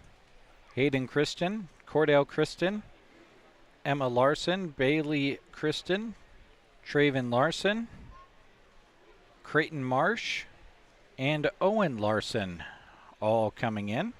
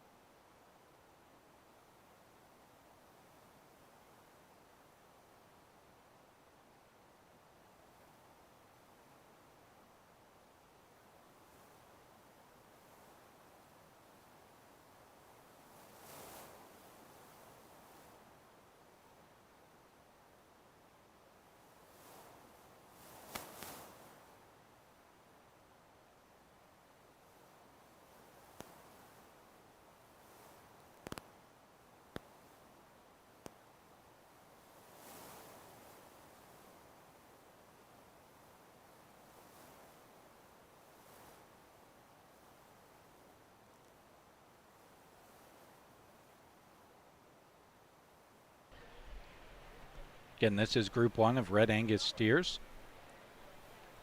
2 total groups of Red Angus steers. As we had a short, quick lunch break, and we're back at it again. Thanks for tuning in with us. Glad to have you along as we get into the afternoon of the beef show. As we get back underway, want to again thank our Purple Ribbon sponsors: Custer Public Power District, Full Circle Irrigation, Moline Seed and Fence, Big Jim's Bar of Oconto, Pioneer Seed, Prot Irrigation, Lashley Land and Recreational Brokers, Trotter Service and Trotter Fertilizer of Broken Bow, Custer County Ag Society, C&M Auto of Broken Bow, Nebraska State Bank, Healing Hearts and Families, Sargent Irrigation, and Central Nebraska Diesel. Thank you to each and every one of them and all of the sponsors you see in the top right-hand part of your screen for bringing you this video coverage from the Custer County Fairgrounds. Several of those sponsors you will also hear on KCNI Pure Country as we continue to give you interviews there. Dave has been conducting those each day of the fair. Started during the dog show and the fashion show. Before that, entry days this past weekend, and now Second into call, Red the shows as well. 156 pounds to 1,594 pounds. Second call, Red Angus steers, 1,356 pounds to 1,594 pounds. First call, Semitol steers, 1,158 pounds to 1,604 pounds. First call, Semitol steers, 1,158 pounds to 1,604 pounds. We're looking at Red Angus steers, 1,120 pounds to 1,332 pounds.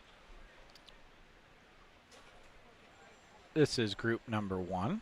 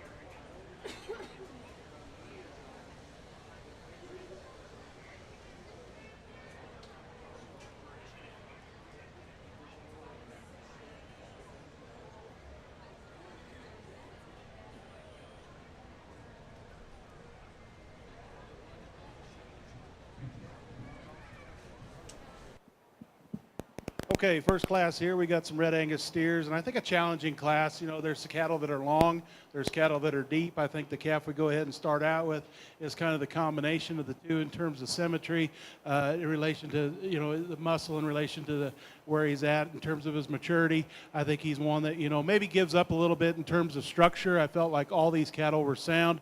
This guy maybe wants to open up in his front 1/3, but by far the deepest bodied, most massive built kind of a calf here to start out the class. Young man's calf in second. I think one that, you know, in terms of relation is a lot longer sided of a calf. He's a calf that when you get behind him, you can see he's got that good product. He's dead level in his hip. Maybe like to tone him down in his tail head, but I think a steer that'll go on and finish and is as close to finishing as anything we see out here in relation to our class winner. Young lady's heifer here, or steer, excuse me. Boy, I'm on a roll. I think, again, a really long-sided kind of a calf. He's one that, you know, with that extra length, you'd maybe like to see a little more depth. Same here in 4. I think he's one that, you know, gives up a little bit of that look up through his front 1/3 that we see in the first 3 cattle, but a really nice steer. Young lady's steer here, I think one that, you know, again, gives us that nice balanced look. When you get behind him, you'd just like to see a little more meat and potatoes in his britches. I think same goes with the calf right here. It's one that, you know, is really complete from end to end. Just like to power him up, give him a little more hanging off of him there to place any higher. We wind up a class with a good, easy feeding kind of a steer that's really sound, a calf that's really deep-bodied. Just like to see some more mass at the center point of his stifle. Congratulations.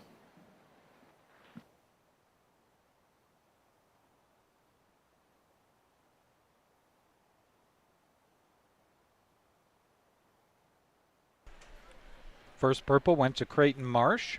Second purple to Owen Larson. It brings up Group 2 of Red Angus steers.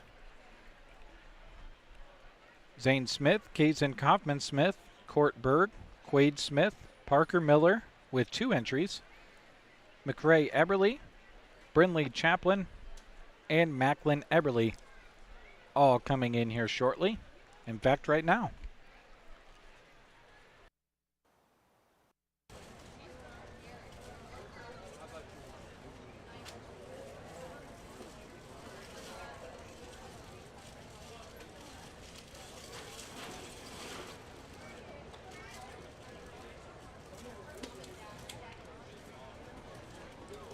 First group of Red Angus steers. First purple went to Creighton Marsh. Second purple went to Owen Larson. First blue went to Emma Larson. Second blue went to Traven Larson. Third blue went to Bailey Kristen. Fourth blue went to Hayden Kristen. Fifth blue went to Cordell Kristen.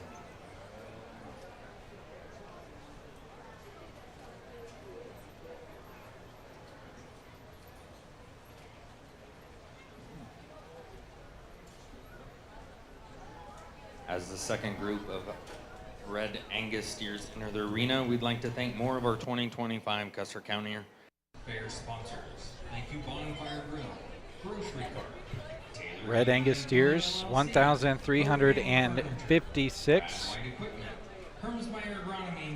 to 1,594 pounds out there. Insurance of the Heartland, the Cattleman's Cut, Casey's. Again, if you're just joining us, all of the results that have been achieved so far are scrolling at the bottom portion of your screen for you to take in.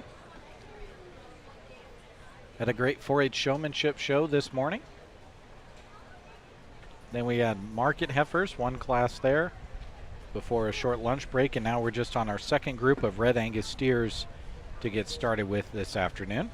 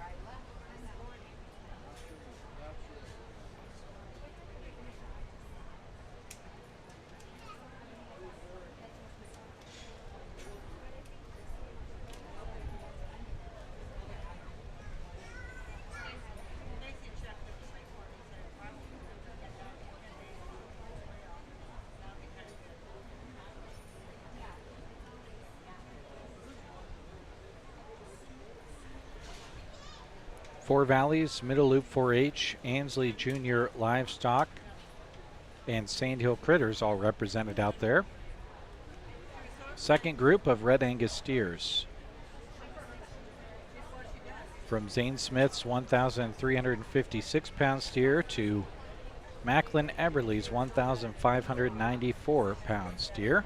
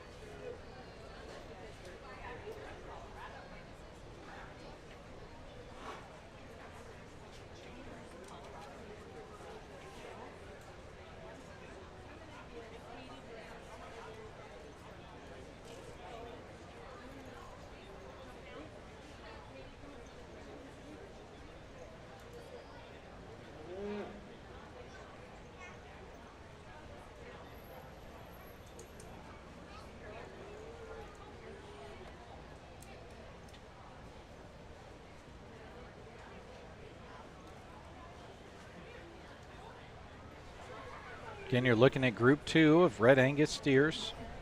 Zane Smith, Kazan Kaufman Smith, Court Berg, Quade Smith, Parker Miller with 2 entries, McCrae Eberly, Brindley Chaplin, and Macklin Eberly all out there.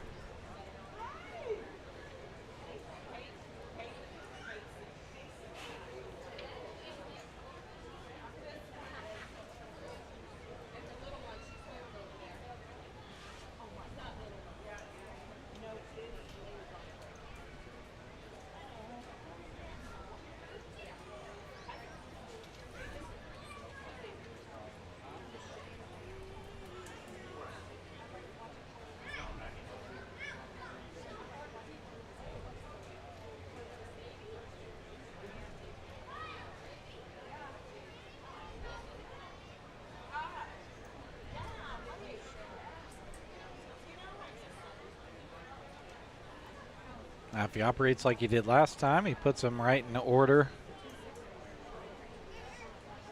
Which I mean, the last one pulled up would come in first in the group. We'll see if he operates that way again. We'll say he kept me on my toes during the showmanship portion of the beef show. Didn't really know what to expect as far as his ordering of people and how he did things, so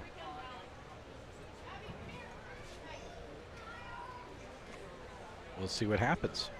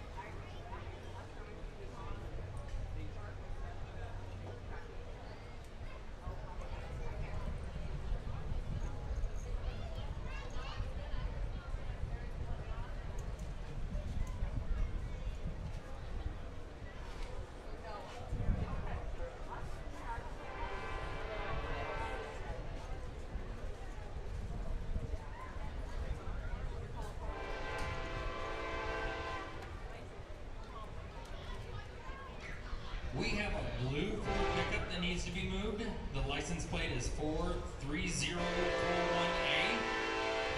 MB is needing to move their vehicle. Can we have a blue Ford pickup, license plate 43041A, moved please?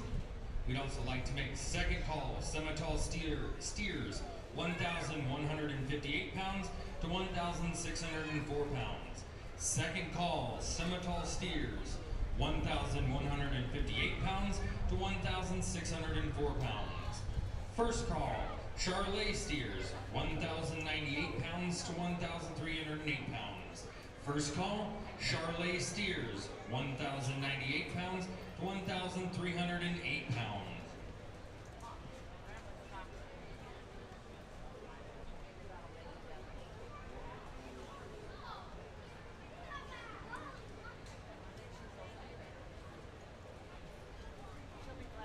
So right now it looks like we've got one of Parker Miller's entries,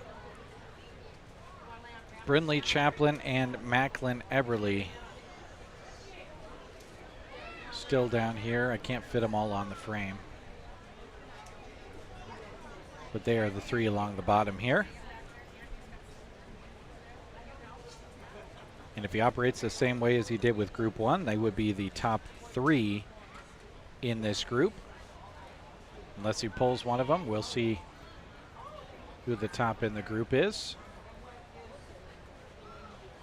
They would come back and compete for champion and reserve champion Red Angus steer.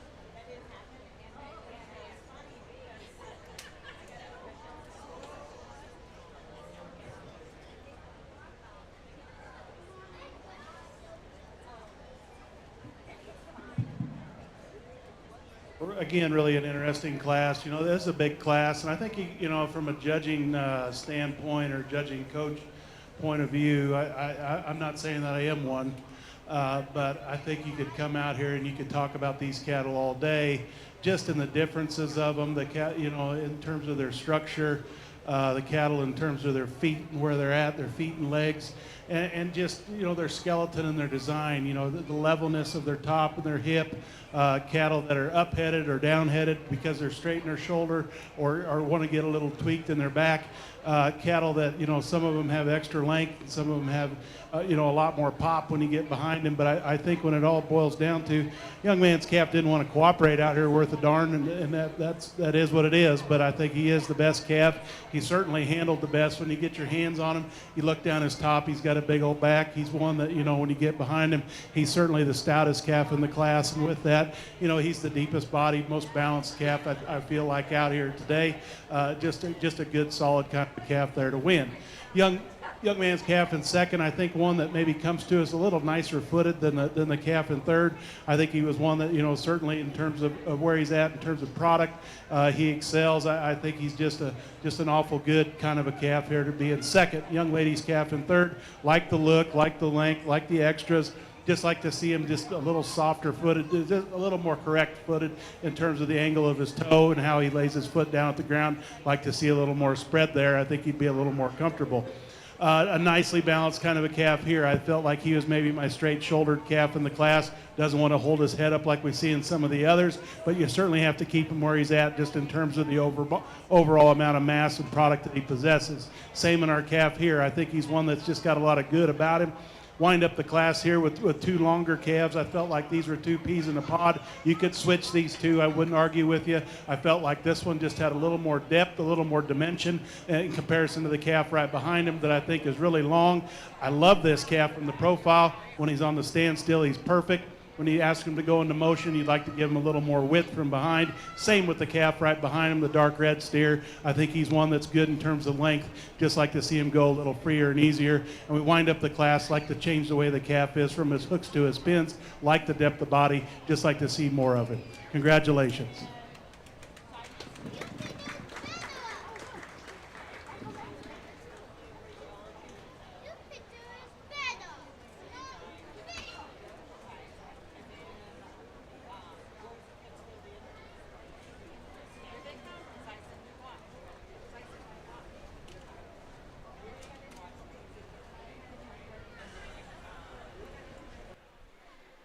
So I believe first purple went to Parker Miller, second purple to Macklin Eberly. If there were any other purples, we'll hear that officially announced here shortly. But right now, it's time for the championship drive, Red Angus steer. They're coming in now.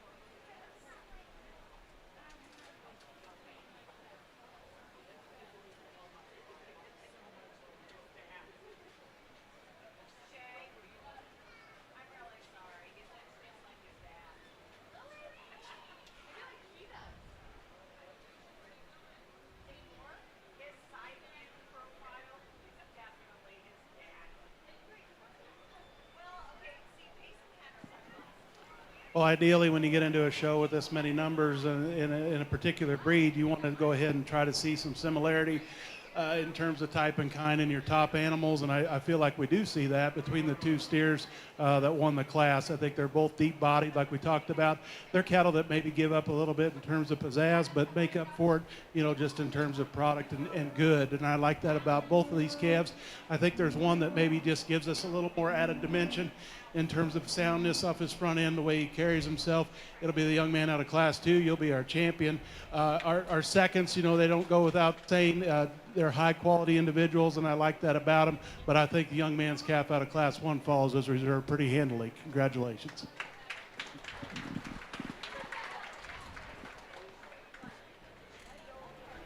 That'll be Parker Miller's Group Red 2 Angus steer. Red Angus steers. Parker Miller got first purple. Macklin Everly, second purple. Brindley Chaplin, third purple. Parker Miller, first blue. McCrae Everly, second blue. Quade Smith, third blue. Fourth blue, Kaysen Kaufman Smith. Fifth blue, Kortberg. And sixth blue, Zane Smith. Okay, and then with the championship drive of Red Angus steers, Parker Miller was the champion. And Creighton Marsh was showing the reserve champion.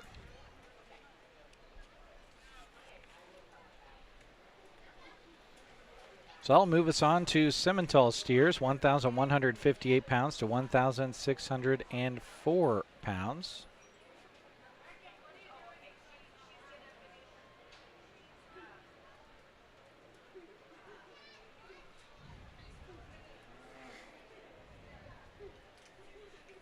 Cameron Eberly, Cade Smith, Taryn Blakeman, Andy Smith, Emmett Palmer, Rex Grint, Caden Miller, and Strand Greenlee, all out there with this group, the only group of Simmental steers.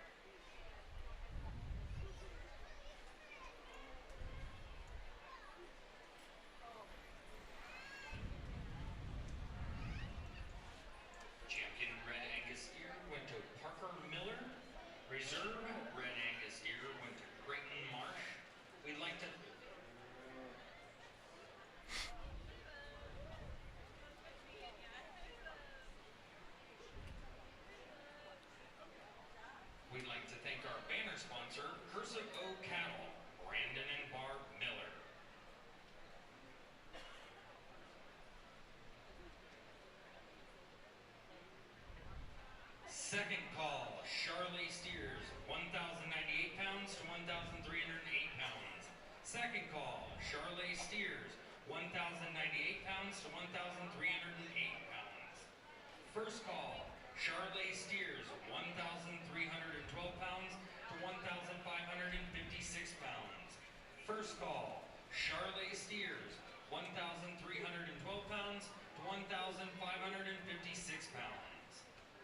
As the judge looks over the Simmental steers, we'd like to thank our champion Simmental steer banner sponsor, Kyle and Annette Geyser. This is the only group of Simmental steers, so we'll determine a champion and a reserve champion right away. Sponsors, Vaughn and Stephanie Ross and family.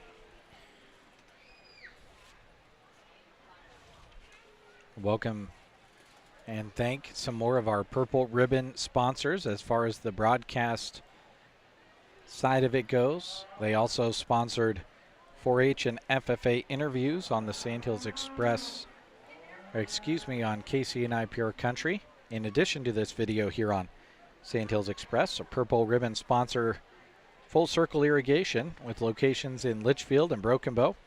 Full Circle Irrigation is your local Valley dealer. Thanks, Todd and Darlene. Big Jim's Bar, if you haven't been to Oconto to try Big Jim's Pizza, make it your next destination. Some say the best pizza around can be found at Big Jim's in Oconto, and I gotta say, it is pretty darn good. I had it recently, really enjoyed it. Thank you as well to Pioneer Seed, Larry Leapart and Lacey Hopp in Anselmo, Monty Hermsmeyer in Sargent, and Mike and Justin Bailey in Ansley. Contact your local Pioneer dealer to see what Pioneer can do for your fields. Thank you to Lashley Land and Recreational Brokers. From agricultural land, hunting, and recreational land to residential and commercial properties, they can help you purchase or sell the perfect property. And thank you as well to Trotter Service and Trotter Fertilizer in Broken Bow, thanking everyone for their business at all of the surrounding Trotters locations. Whether you're visiting Trotter Service, Trotter Fertilizer, or one of their many Trotters Woe and Go locations, they have enjoyed serving you and Central Nebraska since 1962.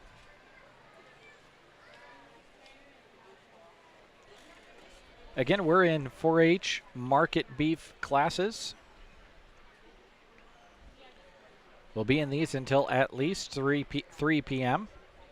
At that time, FFA beef showmanship will start. Breeding heifers and market beef as well. If you're on the fairgrounds during that time, the Farm Credit Services of America watermelon feed is at that time at 3 o'clock.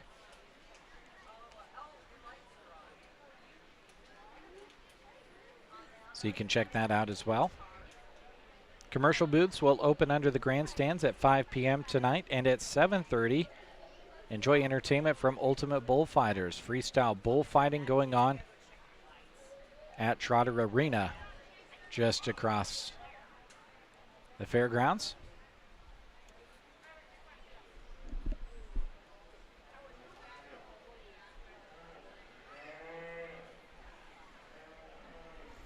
Again, this is our only group of Simmental steers. 1,158 pounds out there with Cameron Eberly.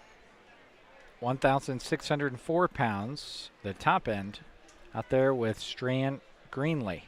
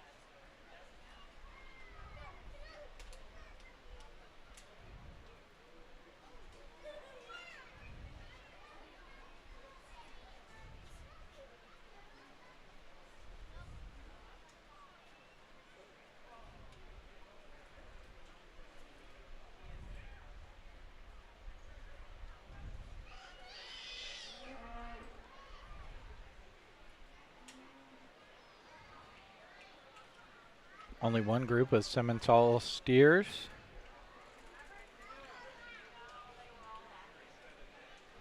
So our first and second purple will be the champion and reserve champion.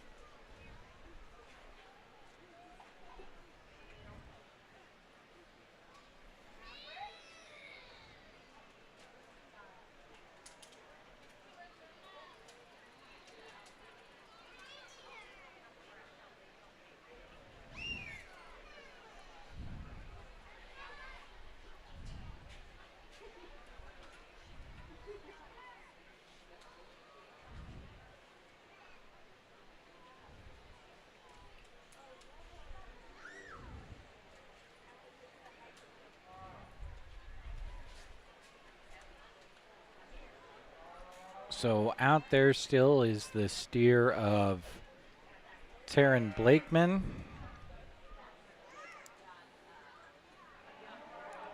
Andy Smith. And Strand Greenlee. Those are the three you just saw and that are on your screen now.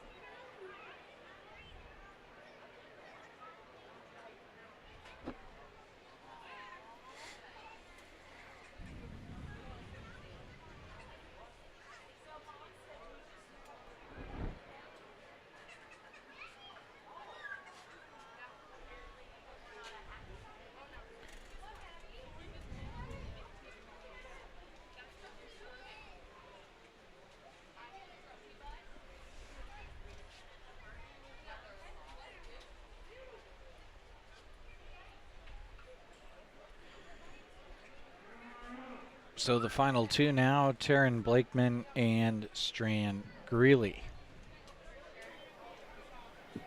A little bit of give and take up here again, in our top end. I think we'll go ahead and start off with the young man here. Go that way, buddy. And I think a calf that, just really complete, fault-free kind of a calf. I think where he pulls himself apart from the rest of the group is just the touch. When you get your hands on him, you like the way he handles. He's ready to roll at 1,600 plus pounds. I think that's just an awful logical place to start. That doesn't have a lot of problems, maybe a little past prime, but I think an awful good calf there to start out with. Young lady's calf in second. If you're looking for a prospect or down the road, I think she excels just in terms of her freshness, of his freshness. I think he's one that, when you get your hands on him, you can see he's got enough product about him underneath all that hair. I think that's a really good calf. I'd just like to change the way he sets his hock down when he puts his foot to the ground and just give him a little more show ring appeal there on his rear too. Maybe widen him out when he wants to track away from you, but an awful good steer, dead set level when you get him on the park there. I really like that calf's future. Young lady's black and white steer, I felt like we went ahead and walked him again. I saw that maybe he wants to give up a little bit of that structure that we see in our top two in the class. I think he's one that maybe he wants to swivel a little bit when he travels off his front two. He's a calf that, certainly transitions from one end to the other, maybe better than our second place steer, but I would like to just give him a little of the extra added structure and bone work that we see in the top two cattle in the class. But a really nice steer, and my hat's off to that young lady for not giving up out here today. Young man's calf in fourth, I think one that comes to us. I went ahead and used him in fourth over the calf in fifth. Just the way he transitions from his shoulder back into his forerib. I felt like he was one that's maybe a little deeper at the center point of his body in terms of his mass and overall overall volume. But I really like this calf. He gives you a nice look. Just not quite there when you get your hands on him, but I think a bright kind of hanging steer for the young man down the road. Fifth place calf comes to us really long-sided. I like the up-headedness about this calf. He's good in terms of his shoulder, the way he lays in. A calf that you maybe just like to pull apart here and there, give him just a little more of that extra look that we see in some of the cattle ahead of him, but a really complete kind of a calf there as well. We get into a few structure issues here in our next calf. I think he gets a little steep in the angle of his shoulder. He wants to push up and raise up at the top of his shoulder. A calf that, you know, you can maybe trim him down just in terms of his sheath and just give him a little more hind leg set, like adequate hind leg set like we see in the top end of cattle in the class. Young man's calf comes to us, smallest frame, smallest skeleton individual. I think he's one that, you know, does have the ability to go on and put on some pounds in the future. And then we wind up the class with a calf that you'd like to change him, like to tone him down in terms of his structure and just the way he handles himself. He is at 1,500 pounds. He does handle really well. Just like to change that structure to place him any higher. Really nice class of Semitol steers.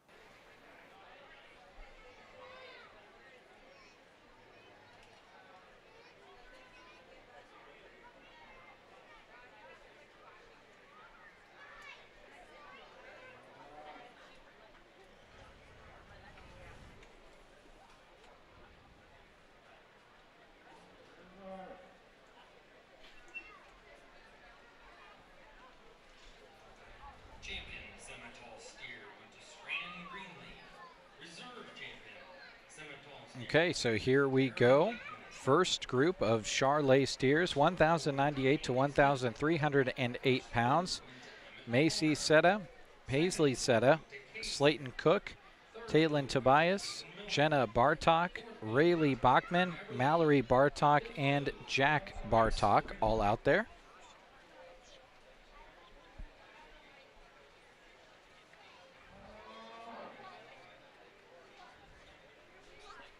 Second call, Charolais steers, 1,312 pounds to 1,556 pounds. Second call, Charolais steers, 1,312 pounds to 1,556 pounds. First call, crossbred steers, 938 pounds to 1,198 pounds.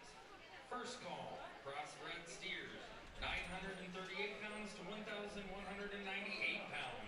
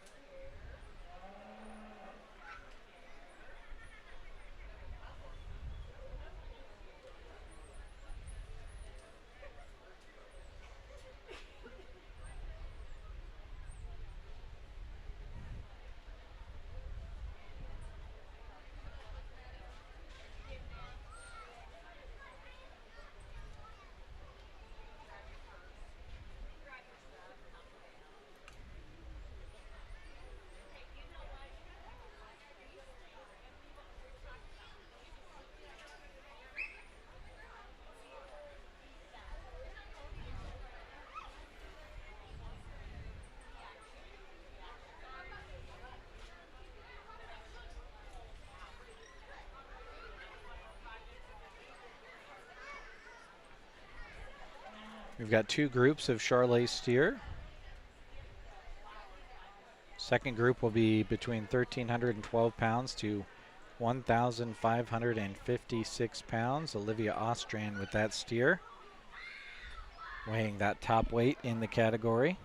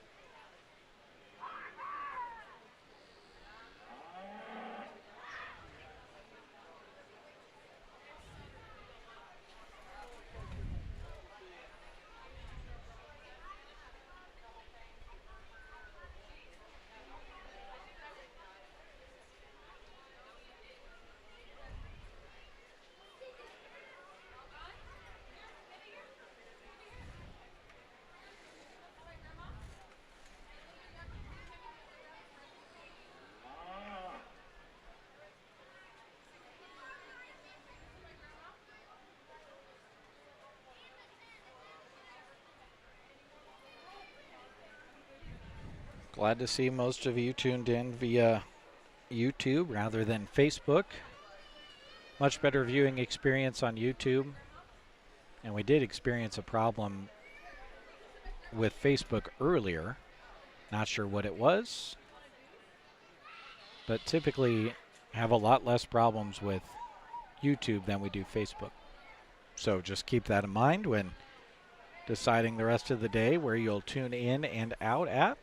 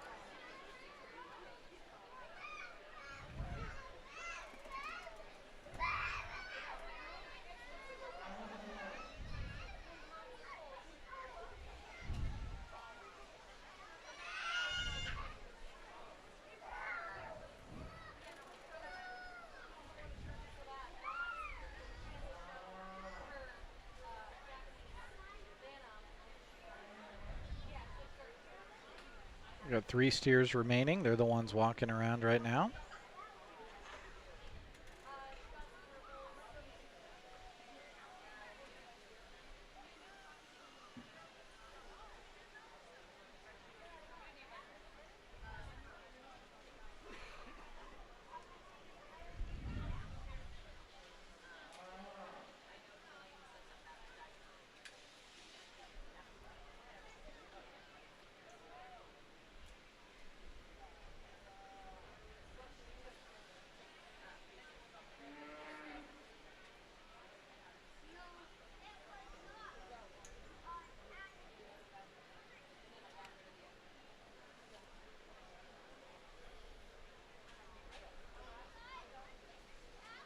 So left to right, we've got Paisley Seta, Talon Tobias, and Mallory Bartok on your screen.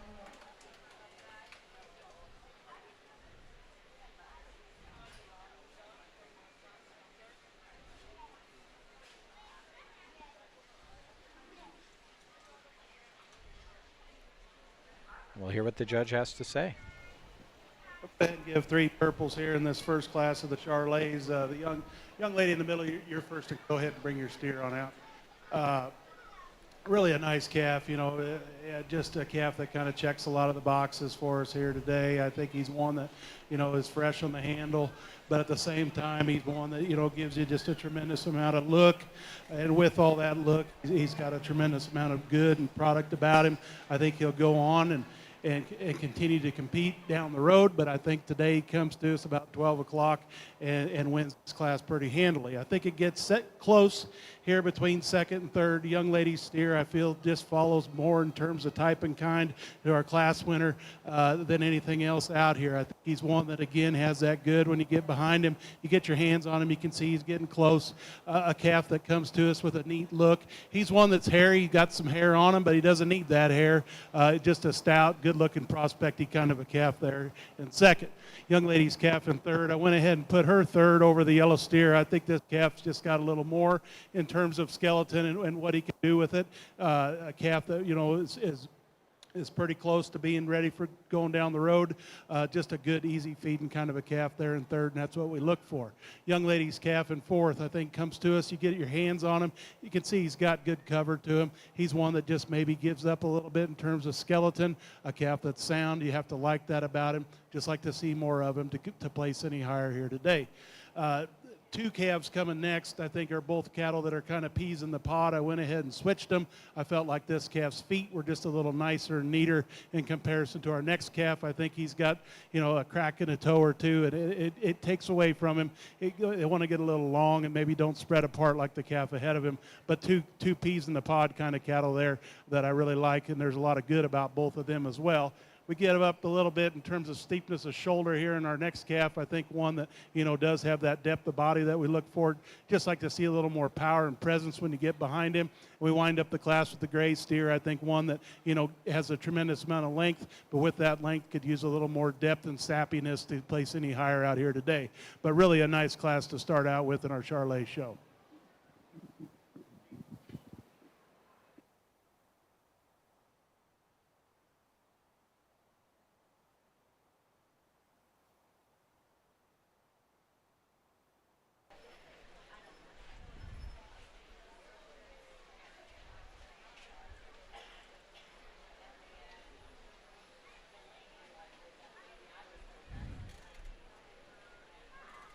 So that was group 1 of 2. Coming into the show ring right now is group 2 of 2 Charolais steers. Rayleigh Bachman has the 1,312 pound at the bottom end, weight-wise. Top end, as we mentioned before, Olivia Ostrand's Charolais steer, weighing 1,556 pounds.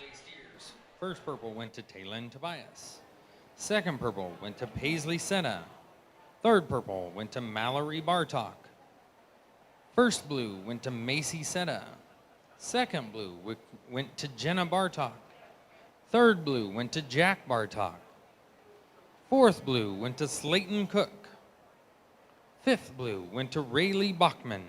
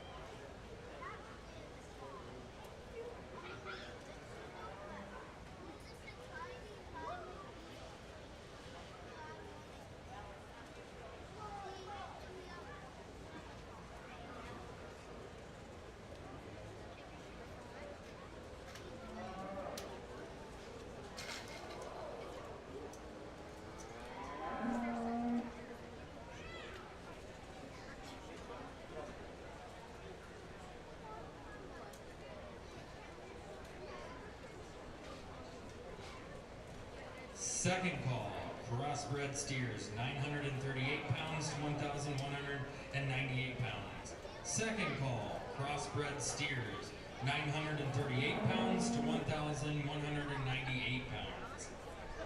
First call, crossbred steers, 1,250 pounds to 1,340 pounds. First call, crossbred steers, 1,250 pounds to 1,340 pounds.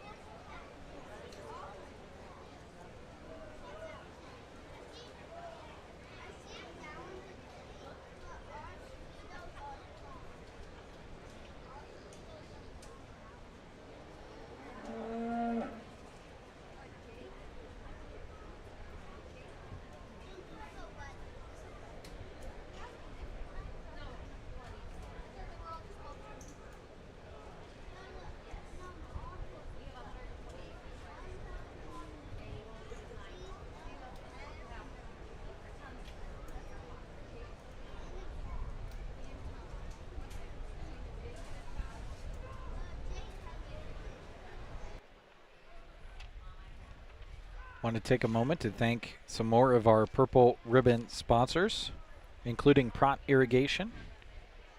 Thank you to Adam Prott. Whether it's a quick repair or a full upgrade, Renke and Prott Irrigation stand behind every system they touch. Thank you to the Custer County Ag Society, our hosts for the Custer County Fair here at the Custer County Fairgrounds. They want to make sure you know about the calendar of events at custercountyfair.org. You won't want to miss out on what's coming up, including that tractor pull, which is returning after being voted by the organizers as the best pull that they put on. Great location for a pull. It sounds like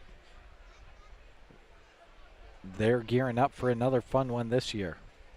Thank you to Nebraska State Bank, your local bank serving the area since 1918. With locations in Callaway, Myrna, and Broken Bow, they have your financial service needs covered. Stop by any location today to set up free checking for personal or business needs. And thank you as well to Central Nebraska Diesel. Renke is built durable and reliable. High-strength steel, superior engineering, and an industry-leading 10-year warranty on gearboxes. Contact Colton and find out for yourself.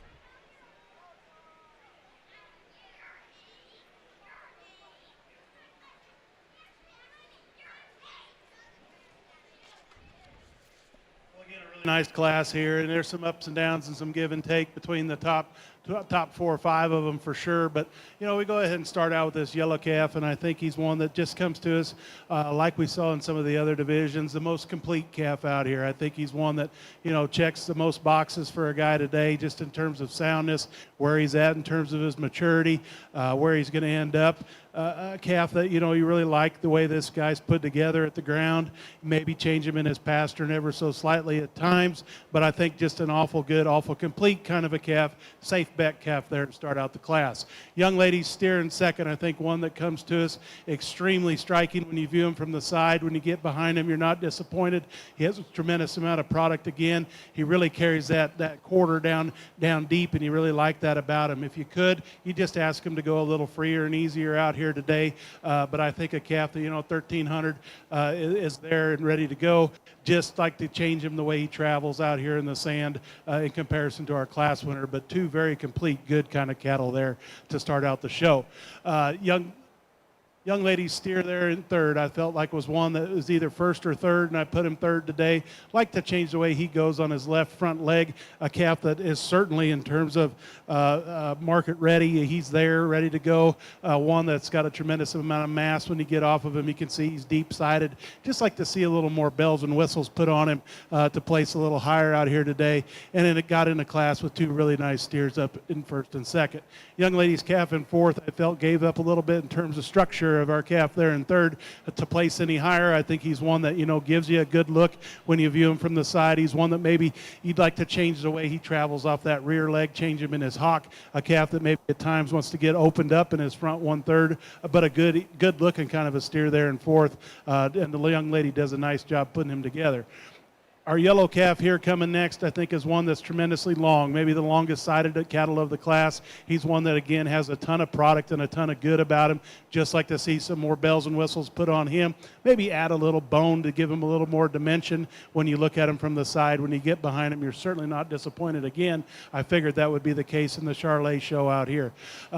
Young lady's calf here next, I think, is one that if you could change him from his hooks to his pins, he'd give you as nice a look as we'd see out of any of them out here. He's sound. He's just maybe a little fresh when you grab a hold of him for his weight, but I think an awful good kind of a calf. And then we wind up the class with two steers. I think you could flip these either way. I think they're cattle that are both very useful. They're cattle that have good feet. They're cattle that, if you could just give them a little more of that show ring eye appeal that we see in some of the other cattle, they'd place high, but I guarantee you they'll go on and hang up the way these gals are going to want. Really an interesting yet really a tough class of Charlet steers, but really a good, deep kind of class too. Congratulations.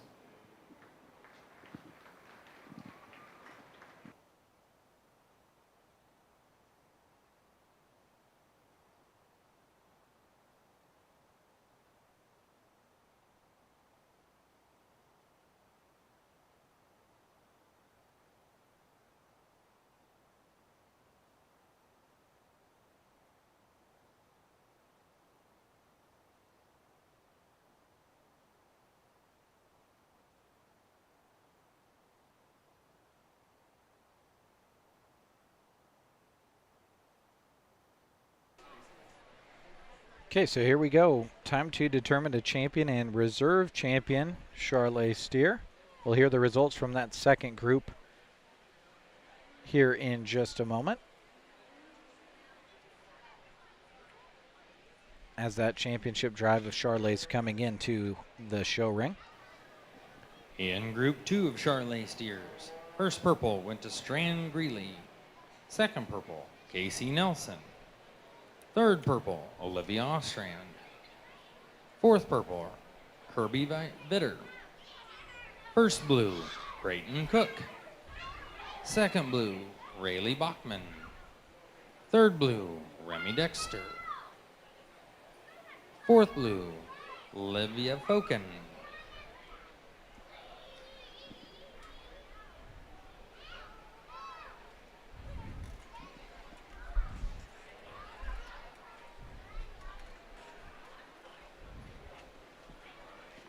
With all of our purple Charlet steers re-entering the arena, All right, here we go.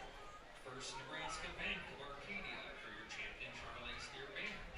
We'd also like to thank Team Physical Therapy. Time to determine the champion and reserve champion, Charlet steer. Thank the top $5, sponsored by Custer County Charlet Breeders, Larry and Renee Coleman, Tommy Fred Memorial, Taylor Charlet, Rifle Creek Cattle Company, and Riley and Stephanie Setta. And then Got 7 steer in there.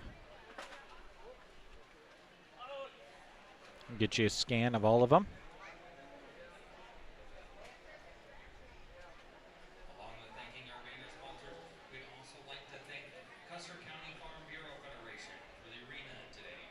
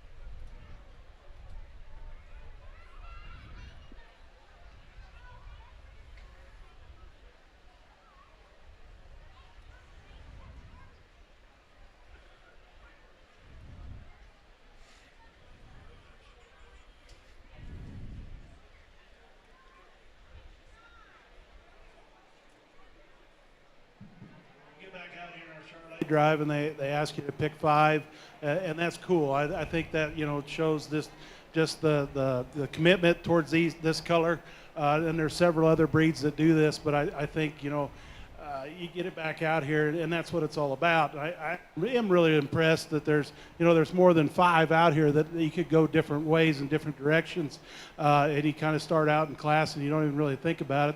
Then you get them back out here, and you really have to like the way things all kind of pull together, just in terms of type and kind and quality, which is what you hired me to do. But I think for me, I think it boils down to just being complete. I think our 2 class winners are both very, very, very complete kind of cattle. I think there's one that's maybe a little better at the ground at times than the other.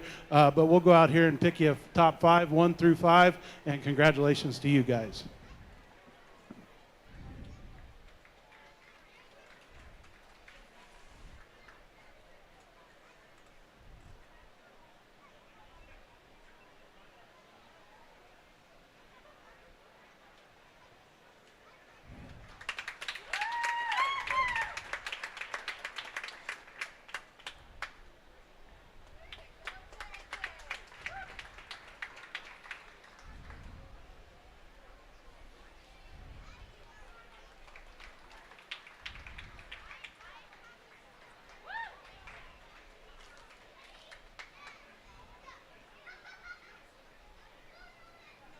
So Taylin Tobias, champion Charlet steer, shown by her.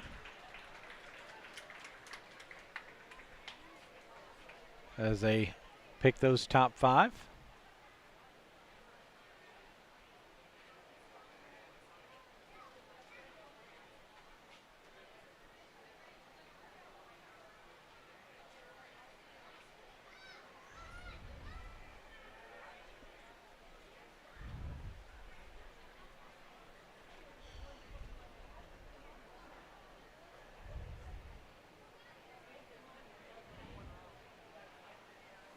I think Strand Greenlee was the reserve champion, if I saw correctly.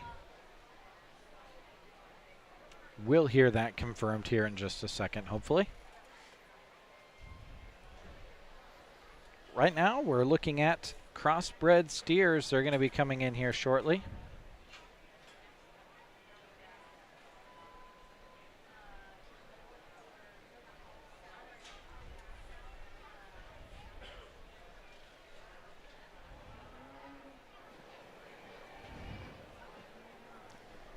In Charlet Market Steers, champion went to Taylin Tobias. Reserve went to Strand Greenlee, excuse me.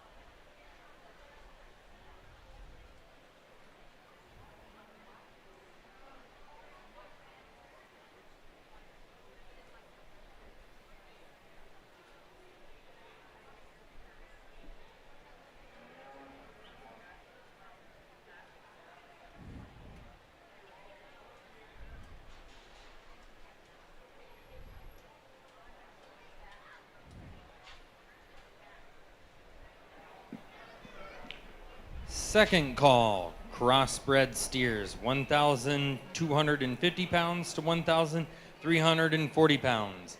Second call, crossbred steers, 1,250 pounds to 1,340 pounds. First call, crossbred steers, 1,342 pounds to 1,386 pounds.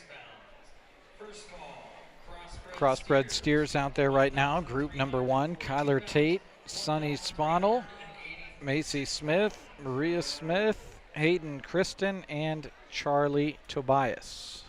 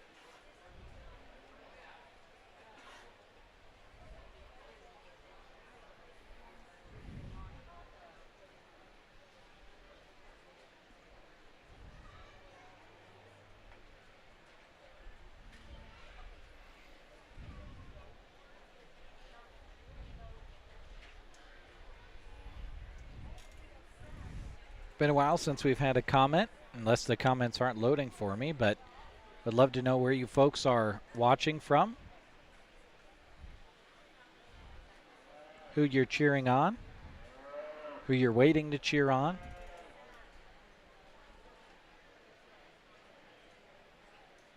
Now, some people, I was talking to somebody just a little bit ago, they said, well, I had to go home and get some work done, so I turned the stream on in the tractor to keep up with everything.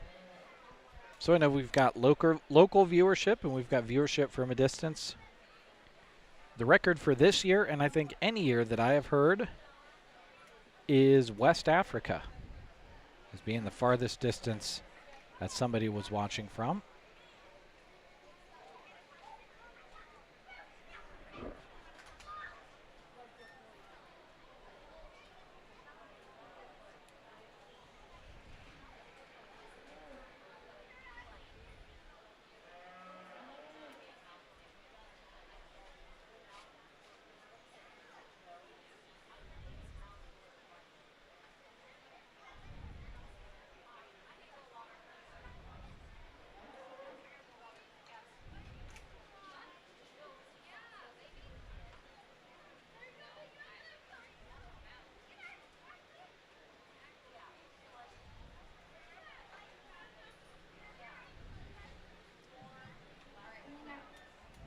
First class of crossbreds, and we come out here, we're going to go ahead and leave these as they stand, 1, 2, 3.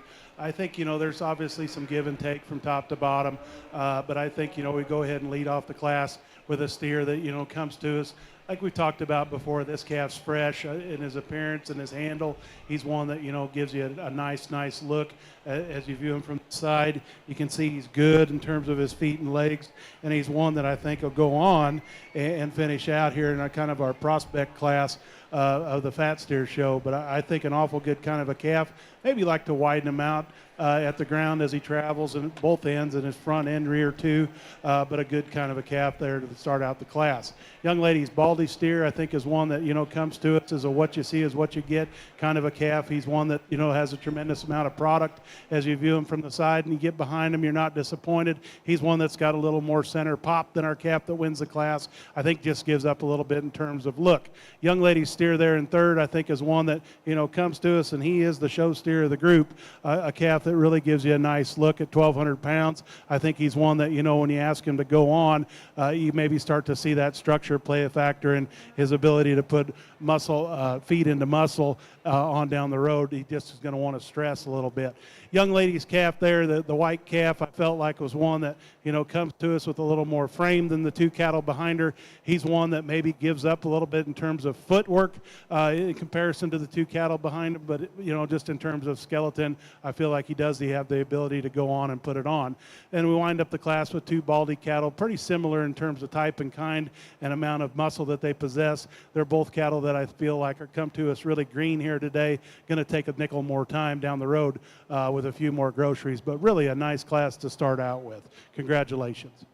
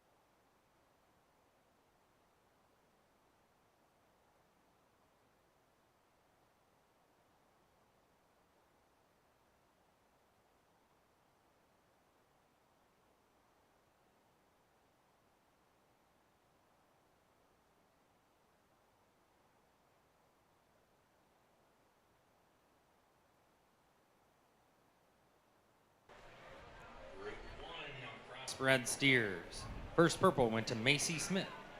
Second purple, Hayden Kristen. Third purple, Charlie Tobias. First blue, Maria Smith. Second blue, Sunny Sponel. Third blue, Kyler Tate. Second call, crossbred steers, 1,342 pounds to 1,386 pounds. Second call, crossbred steers, 1,342 pounds to 1,386 pounds. First call, crossbred steers, 1,438 pounds to 1,604 pounds. First call, crossbred steers, 1,438 pounds to 1,604.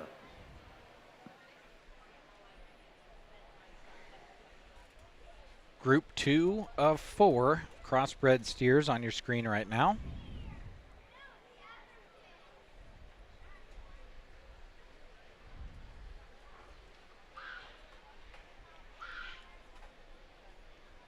Mia Copley, Emma Stahlbaumer, Addison Stump, Reagan Babcock with 2 entries, and McKenna Weinman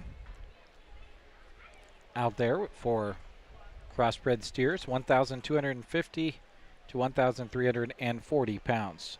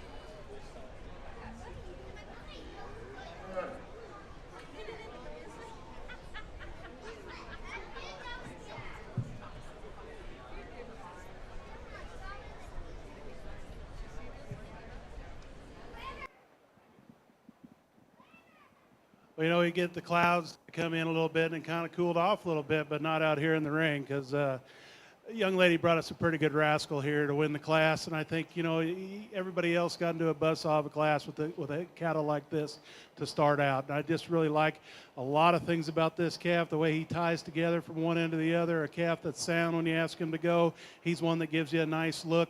When you get off of him, you get behind him, you're certainly not disappointed. That's an awful good calf. Young lady's black and white calf, I felt like it was the next calf that checked the most boxes in terms of bone and foot. A calf that you could get him to relax on his ankle ever so slightly, it'd be a pretty competitive class. But this one comes from the same mold, just like to change his structure ever so slightly. Young lady's calf in third, I felt like it's one of those cattle that gets in there just because he checks a lot of boxes in terms of the basics. He's deep-sided. He's level down his top. He's one that you get behind him. He's got plenty of product. He's a calf that, you know, there's not a lot of wow and pizzazz about him, but he certainly puts together the most good there in third over our next three steers. Young man steer, the yellow steer, comes to us impeccably presented. I think he's one that he can tell's been worked on. A calf that, you know, has an outstanding fit job, and it just gives you a neat look from the side. However, you would like to tone him down in his shoulder, tone him down in his structure to get him to place any higher. He just acts like he doesn't want to get out and go here today. Next calf, I felt like maybe got a little narrow-chested, but a neat kind of a calf when you get off of him. And then we wind up the class with a calf that gives up a little bit in terms of structure to the cattle ahead of her. A calf that maybe wants to fight the halter at times, and that takes away from him. But a really, really nice, really solid class of crossbred steers here. Congratulations.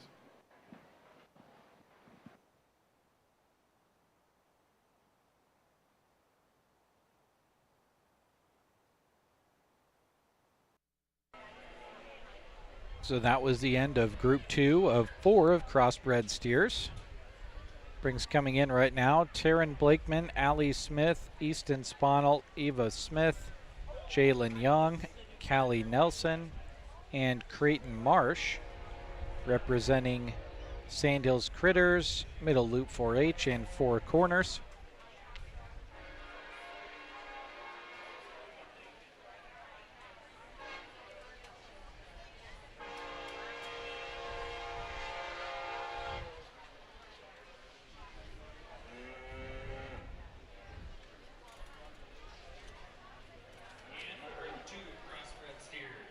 Purple went to Reagan Babcock. Second purple went to Emma Stahlbaumer. Third purple went to McKenna Weinman. Fourth purple went to Reagan Babcock. First blue went to Addison Stump. Second blue went to Maya Copley. Second call, crossbred. Okay, and again, this is Group 3 crossbred steers, 1,342 to 1,386 pounds.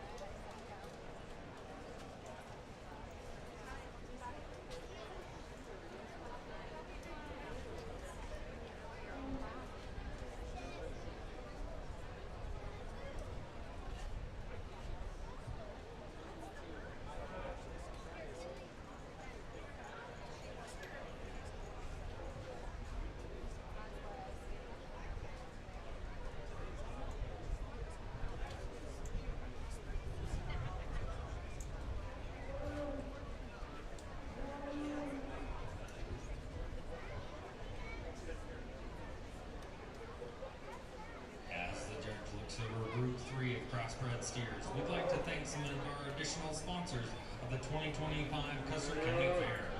Thank you, Cobblestone Hotel and Suites, Murphy Tractor and Equipment, Tumbleweed Cafe, Country Partners Cooperative, Myers Construction, V-Bar Trailer Sales, Wingcrest Incorporated.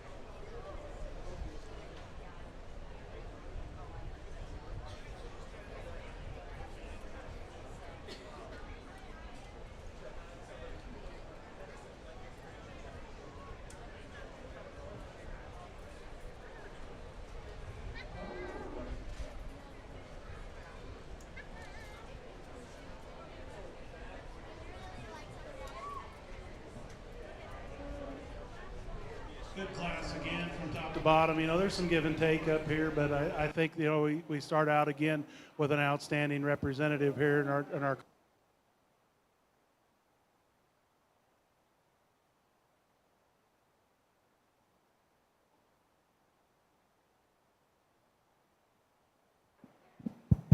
to lead off. I think we've got a great individual here. Once again, a young lady does an excellent job getting him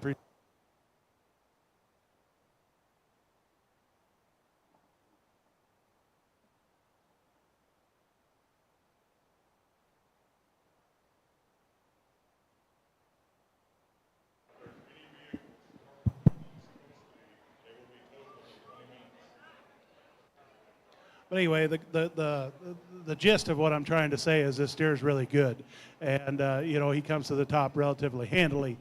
Young lady's calf in second, I think, is one that is going to go ahead and stay in second just because of his overall mass and balance. I think he's one that, you know, is the densest of the rest of the steers out here. I think he's got the most muscle and just the most complete package. I'd like to tone him down ever so slightly in his front 1-2 is his front 1/3 as he goes out the ring here. You'll be able to see he wants to open up a little bit at the ground, but a really, really nice steer there in second. Gets a little closer between 3 and 4, and I guess I went ahead and used the more masculine steer here in third. I thought the young lady's calf, you know, comes to us. He's pretty sound. He's got a nice look. Just like to see a little more of him, what we saw in our two class winners there ahead of him. Young lady's calf in fourth, I think, is just a good, easy feeding kind of a calf. I think he's one, you know, that comes to us with a lot of balance again. I think he's one that, you know, if he could just get him to be a little prouder in the way he wants to hold his head and carry himself around the ring. He wants to kind of duck his shoulder a little bit, but a really nice big top kind of a steer there in fourth. Wind up the class with two red steers. I felt like this calf had a little more cover than the others. I felt like this calf was just a little more dense again in terms of his overall muscle pattern. Not to take anything away from the freshness of the two cattle behind him. I feel like those are two big skeleton kind of cattle that'll go on and hang up really well down the road. Congratulations.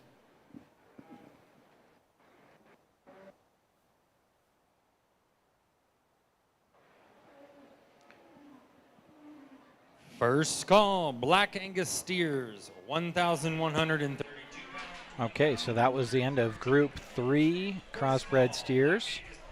Our final group of crossbred steers is coming in here shortly, as you can see there. Ashton Bimmerwald, Caden Goodman, Caden Miller, Lucy Peterson, Burke Blakeman, Caden Goodman with a second entry, and Slayton Cook. All coming in now.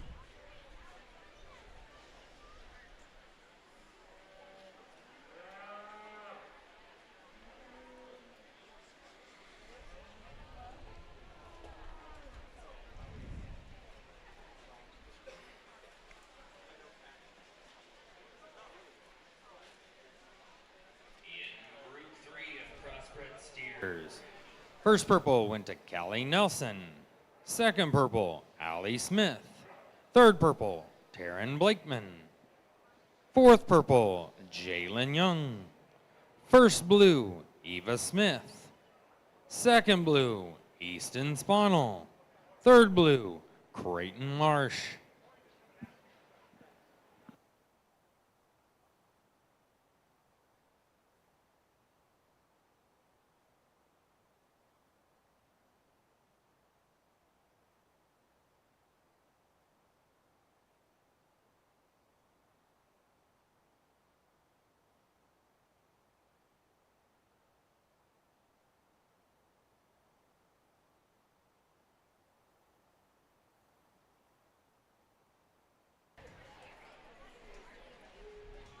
Again, this is the fourth and final group of crossbred steers. Black Angus steers will be up after we have the championship drive for crossbred steers. This group all weighs between 1,438 pounds to 1,604 pounds.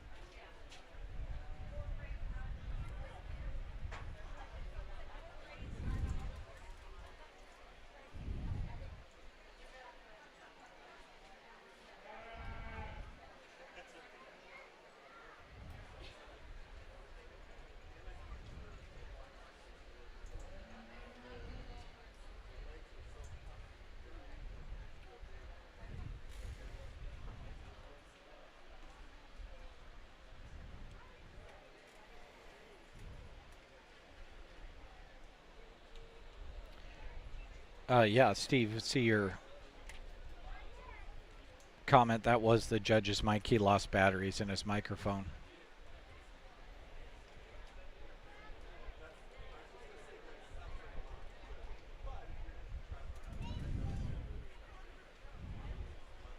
We do have a little bit of popping in our microphone just because we're trying to send the audio such a long distance, but yeah, he lost his microphone completely.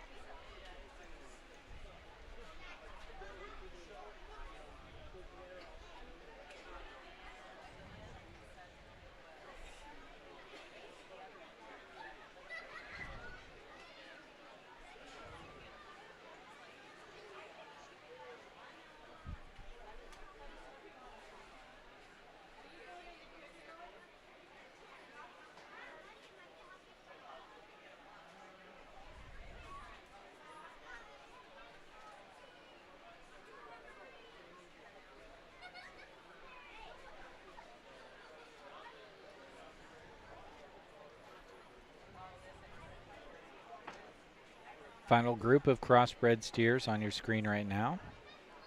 You'll have the championship drive of crossbred steers. And for those of you that are here for Black Angus steers, they are coming up after that. Let's see how many groups of Black Angus steers we've got. 4 groups there as well. And then bred and fed steers.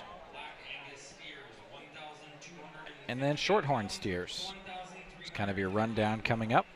First call, Black Angus steers, 1,258 pounds to 1,358 pounds.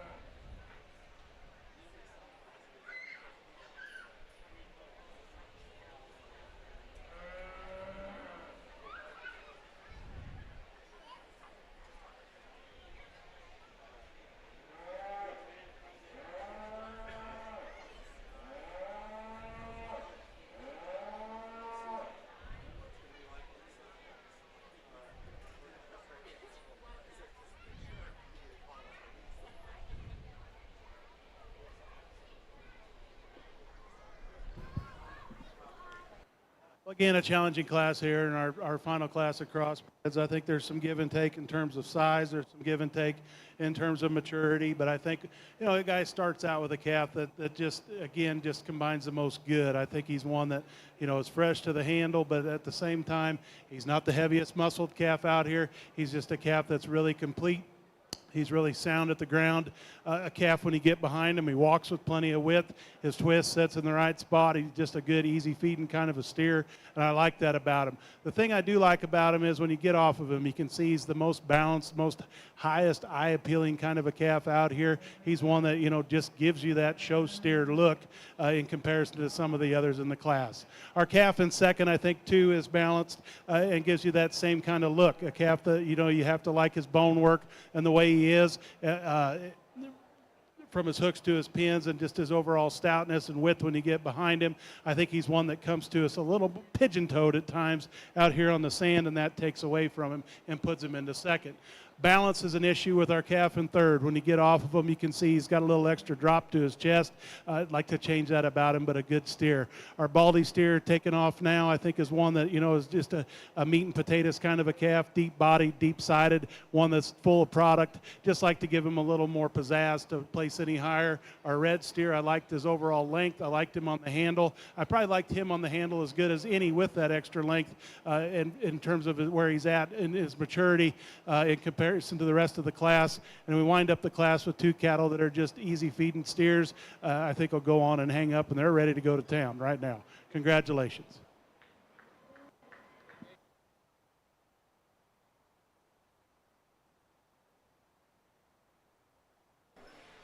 Okay, so that was the end of group number 4. So we'll now have our championship drive crossbred steers. 4 groups in the making here.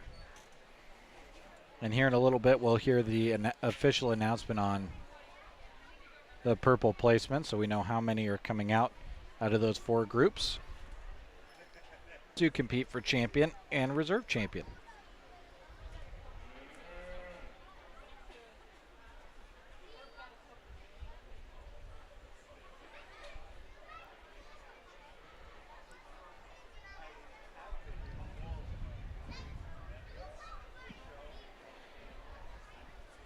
In Group 4 of crossbred steers, first purple went to Caden Goodman. Second purple went to Caden Goodman. Third purple went to Burke Blakeman. First blue went to Caden Miller. Second blue went to Lucy Peterson. Third blue went to Ashton Bemerald. Fourth blue went to Slayton Cook.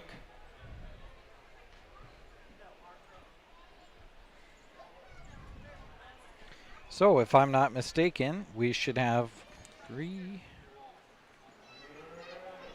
14 coming out here to compete for champion and reserve champion crossbred steers. Give you the names here. For those interested, in the northeast corner of the building, Farm Credit Services of America is serving watermelon. Please come over to the northeast. There you go, the watermelon feed's going on for those of you that are here at the fairgrounds, maybe watching from elsewhere. Go and get some watermelon. Macy Smith, Hayden Kristen, Charlie Tobias, Emma Stahlbaumer, Reagan Babcock with 2 entries, McKenna Wyman, Taryn Blakeman, Allie Smith, Jalen Young, Callie Nelson, Caden Goodman, Burke Blakeman, and Caden Goodman all in there with those entries, some with double.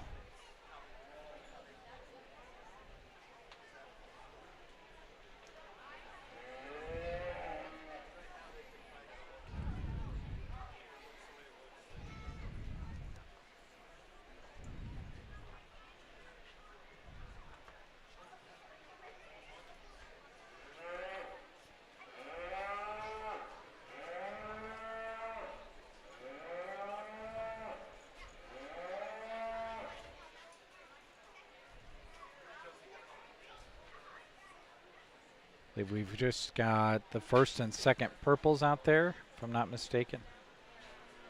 Which would mean I was incorrect before.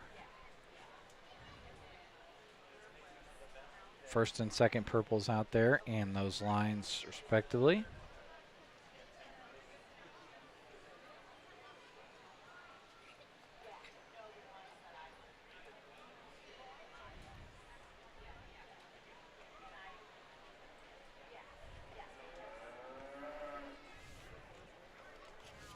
Wanted to take a moment to thank more of our Purple Ribbon sponsors.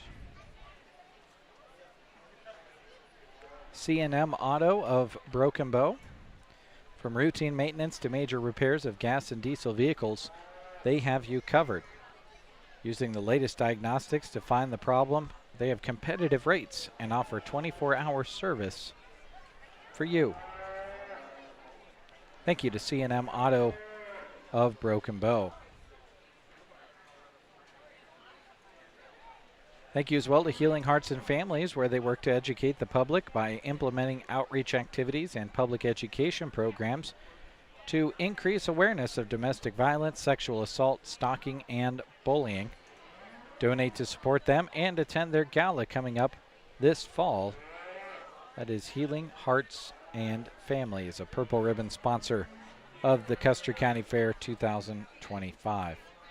And thank you as well to Sargent Irrigation. With 9 locations in Nebraska and Iowa, they offer well drilling and pumping services. Find them online or on Facebook.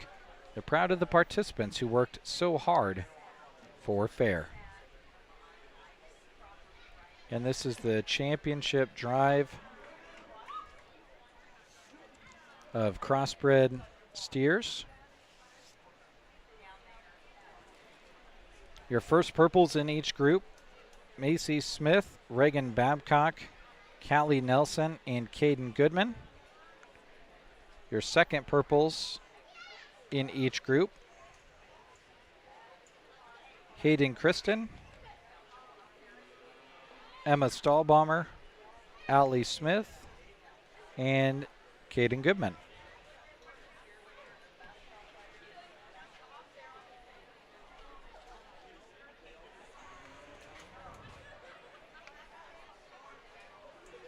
Again, FFA Beef Showmanship Breeding Heifer and Market Beef. We're scheduled to start at 3 o'clock. I doubt that happens, as we have got next 4 groups of Black Angus steers, 4 groups of bred and fed steers, 1 group of shorthorn steers, a group of Hereford steers, and then club group of 5 market beef. I don't anticipate that getting accomplished in 26 minutes.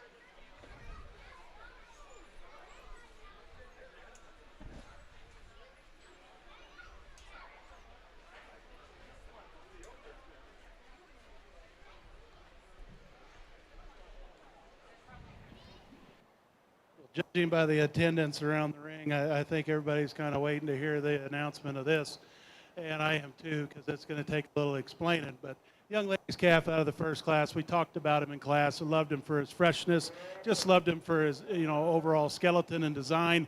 I felt like he was a calf that had enough good about him to go on and win that class. He just excelled in terms of soundness and the look in terms of the other steers out there. Young ladies calf out of the second class was like bringing a gun to a knife fight again. I felt like he was one that just gives you an awful lot of good when you get off of him from the side. When you get behind him, you're certainly not disappointed. Like this calf's soundness, maybe in comparison to some of the other ones out here. a calf that I think comes back out here, maybe gets just a little hot, and that takes away from him, but I'm not saying that's the deciding factor. I think that's an awful, awful good individual right there. Young lady's calf out of the third class, I feel like he's probably the most ready or the most farthest along in terms of his condition. He's one that, comes to us today, 12 o'clock in terms of presentation. I like a lot of things about that calf. Love the extra depth of body, the way he carries that depth back into his flank. I think he's a big-time steer, got big time written all over him. And then we wind up the show here with a calf that, is good at all the basics. A calf that, if you're going out and you're looking for a calf next year, you see one that's got a design skeleton like that one at a young age, you're going to have something in the end. And I feel like that was what excelled him in terms of class, as he was just a little more complete in his underline in comparison to our second place steer. I think it's pretty close. I'm going to take one more quick look. Let's give these guys a round of applause.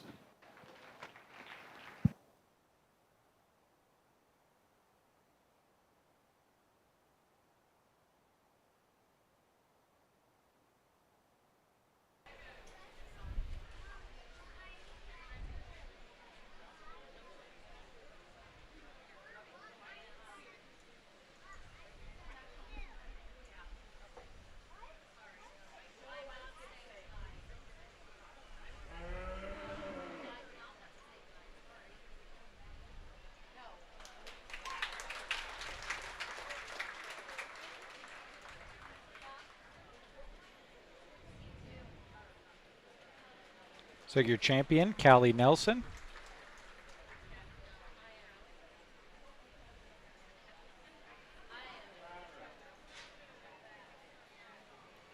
And your reserve champion, Reagan Babcock.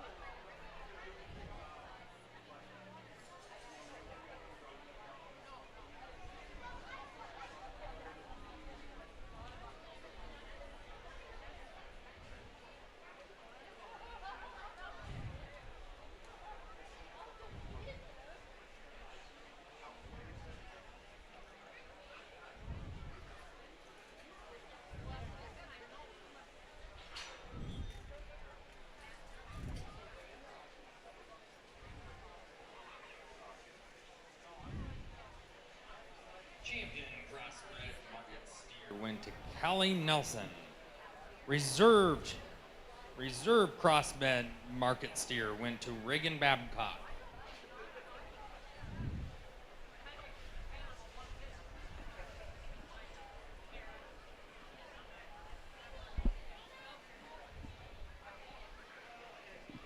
For any of you interested in the northeast corner of the arena, there is watermelon being served by Farm Credit Services of America.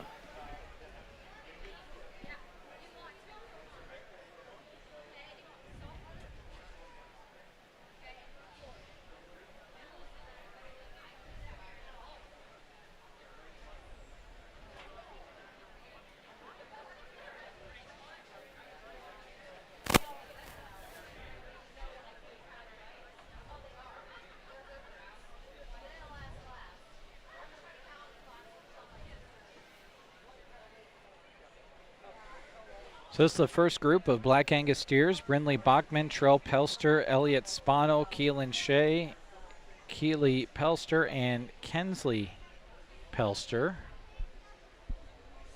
All out there. Again, as it starts to get brighter out, folks, I struggle more and more to get that camera to focus in and give you a good color and look. It's tough with that sunlight on the north side.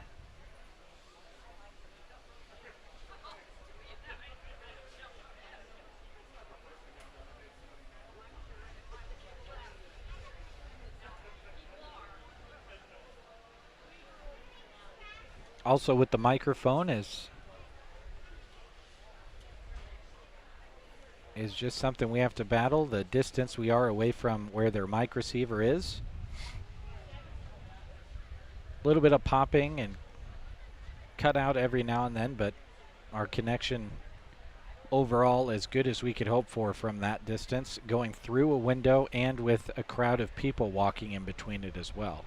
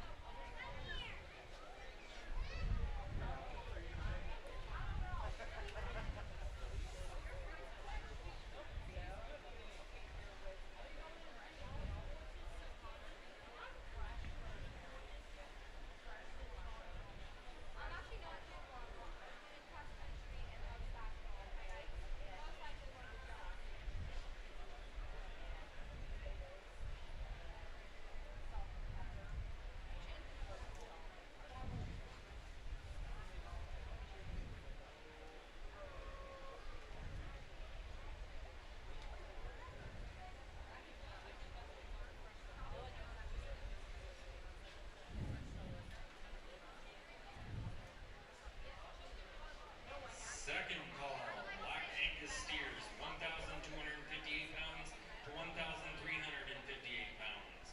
Second call, Black Angus steers, 1,258 pounds to 1,358 pounds.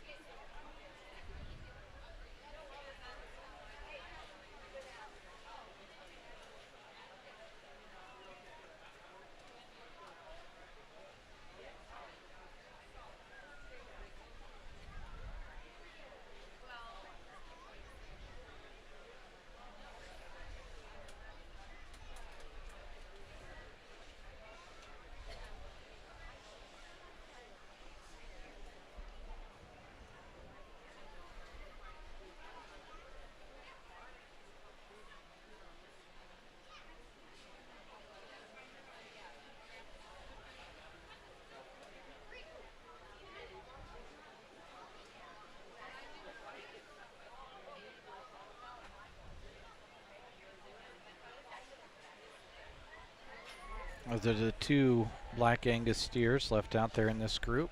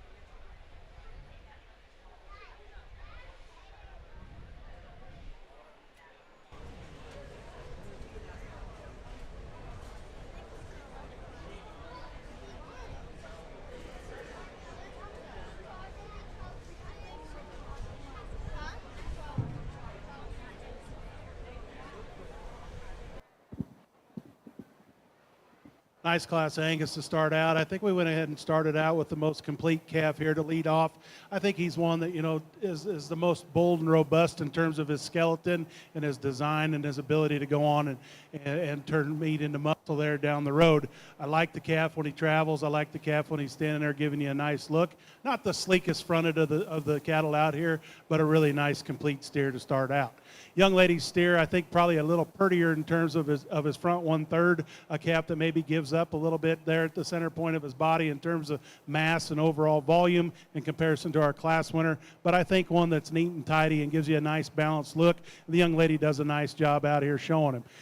Calf in third, I felt like was one that maybe just does get a little more bold up through his front 1/3. He's one that maybe wants to get a little funky as he travels outside of his hock. A calf that I think does have a tremendous amount of rib, maybe gives up just a little of that pop when you get behind him in comparison to the two ahead of him. Young lady's calf in fourth, I feel like is a calf that maybe gives up a little bit in terms of balance and what we see in the three ahead of him. I think he's one that maybe wants to tuck up in his flank ever so slightly in comparison to those other cattle, but one that I think is very useful and youthful in his overall appearance and makeup. Young lady's calf, they're going out the gate next, I think is one that just didn't want to give us a look as he was out here wanting to have his head down and whatever. But I think he's one that does give up a little bit in terms of skeleton into the cattle that are on either side. I'd just like to see a little more of this calf to wind up the class. I think when you get behind him, you can see he's plenty peaked in comparison to the rest of them, but a really, really stout early class Angus steers.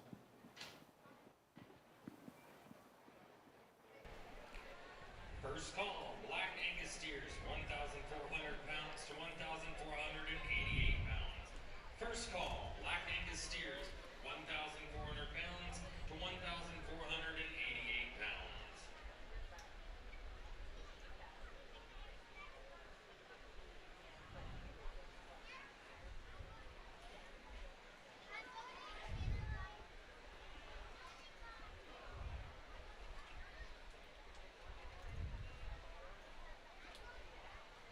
In Group 1, Black Angus steers. First purple went to Keely Pelster. Second purple went to Kensley Pelsler. Third purple went to Trell Pelster. First blue went to Keelan Shea. Second blue went to Brinley Bachman. Third blue went to Elliot Sponel.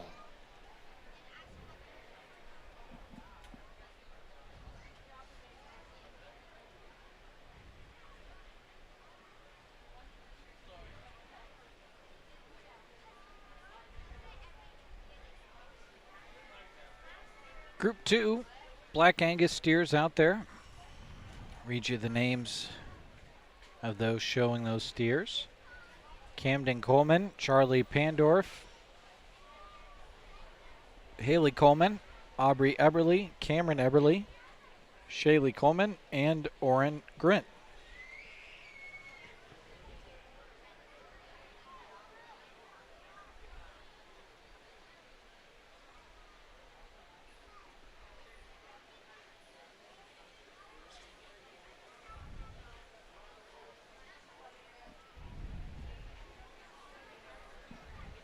We'd like to thank some additional sponsors of the 2025 Custer County Fair. We'd like to thank Custer County Farm Bureau Federation for sponsoring the arena today. We'd like to thank Custer Economic Group Development Corp. We'd like to thank Myers Iron and Salvage and Roll-Off. We'd also like to thank Nebraska State Bank.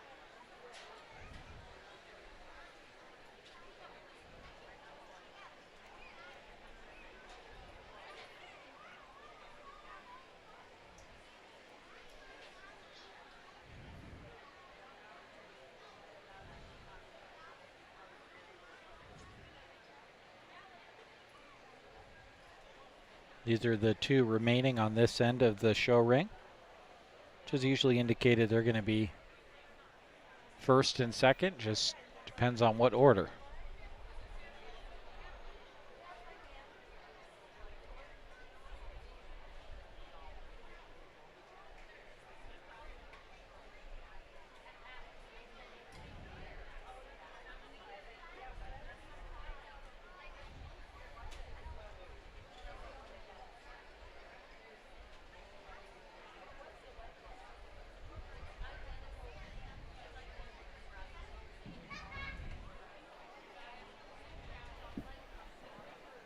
A real logical place to start out again here in our second class Angus. I think this is a calf that he can just grab onto just for his overall completeness and balance. I think he's one that, all these calves are sound, maybe like to tweak a few here and there, but I felt like this guy just checked all the boxes out here today.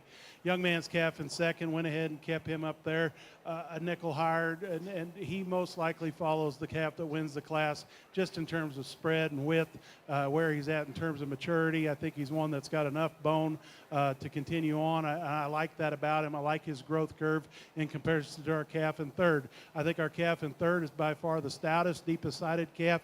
Maybe comes to us a rib shorter than the other cattle out here. I think he's one that, is maybe ahead of the curve in terms of his maturity and where he's at in terms of his growth. But I really like the center point of mass of this calf and just a lot of the power things that he combines.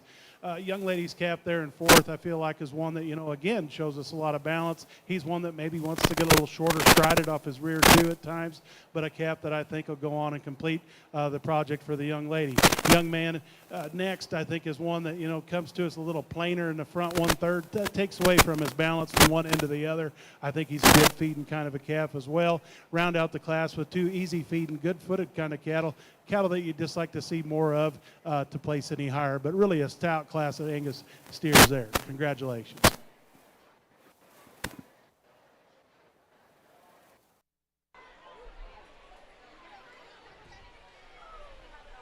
That was Group 2 of 4 of Black Angus steers. We've now hit 3 o'clock. This was the time we were scheduled to start the FFA beef show. We've still got plenty of 4-H beef show ahead, so we'll have to wait a little while on the FFA beef show.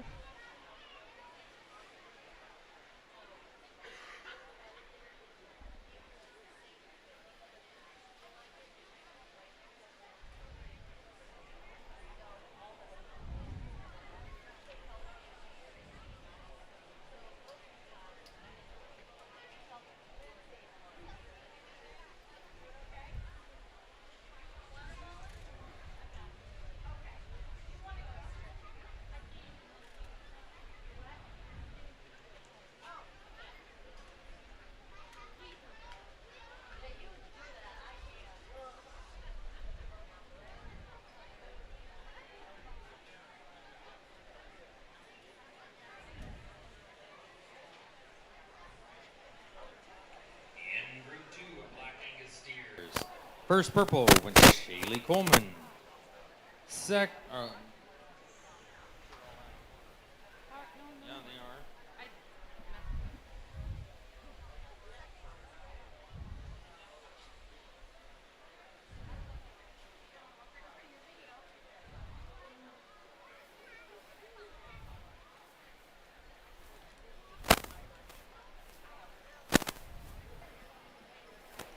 Sorry about that. In Group 2, first purple went to Shaylee Coleman. Second purple went to Orrin Grint.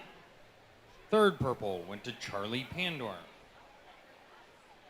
First blue went to Hallie Coleman. Second blue, Cameron Eberly. Third blue, Aubrey Eberly.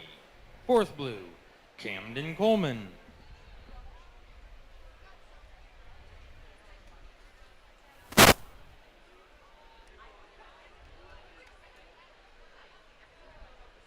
Second call, Black Angus steers, 1,500 pounds to 1,654 pounds. Second call, Black Angus steers, 1,500 pounds to 1,654 pounds.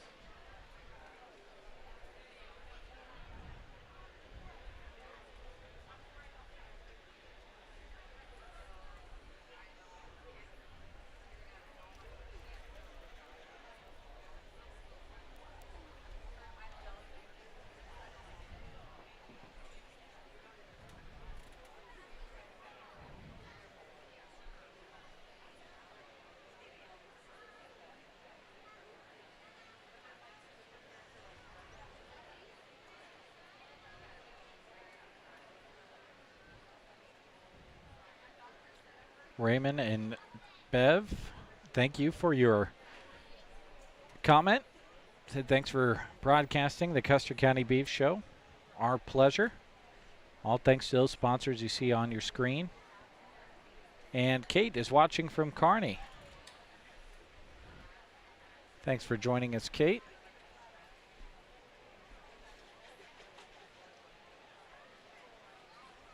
Again, this is group number 3 of Black Angus steers. We've got 4 groups of Black Angus steers today.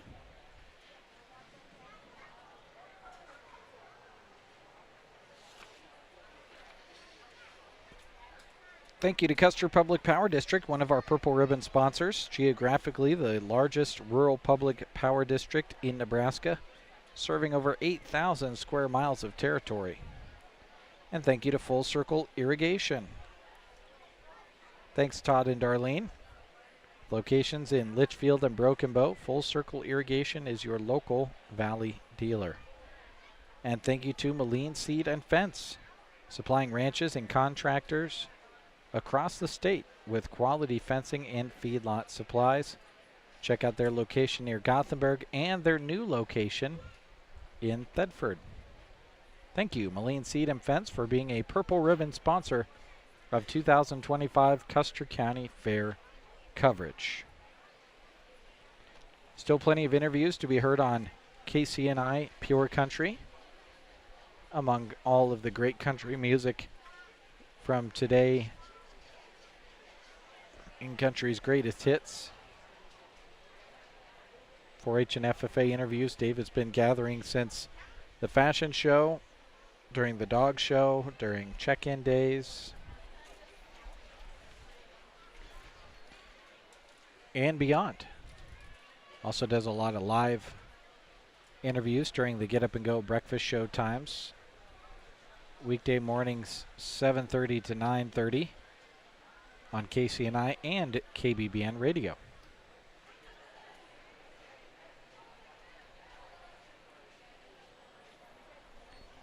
Cheryl's watching from Kearney as well. Thanks for tuning in, Cheryl. Appreciate your comment. Year number 5 for us doing the video streams. The replay is available after the fact on our Facebook and YouTube pages as well. Something to remember.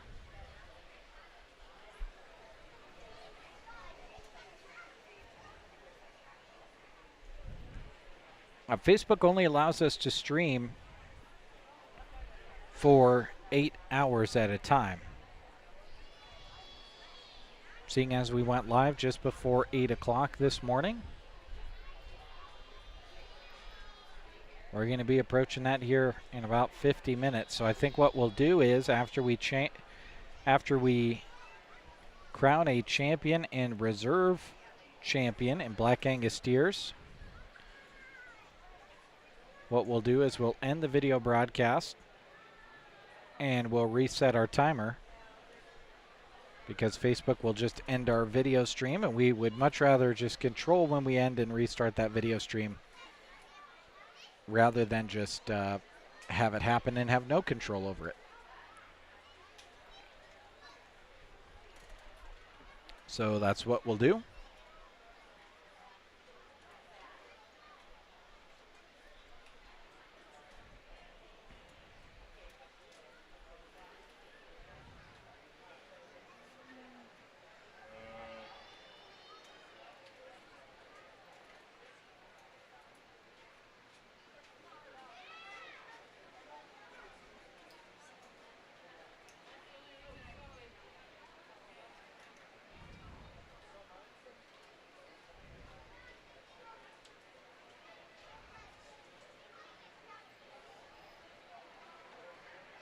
First call, bred and fed, 1,100 pounds, 1,286 pounds. First call, bred and fed steers, 1,100 pounds to 1,286 pounds.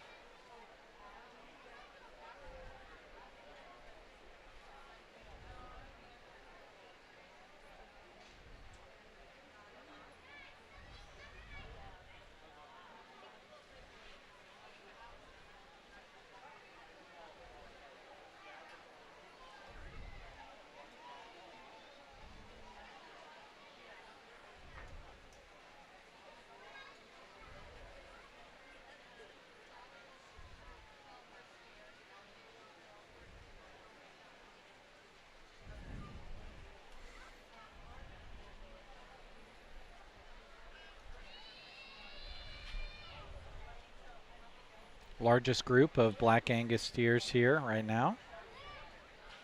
We're down to these two.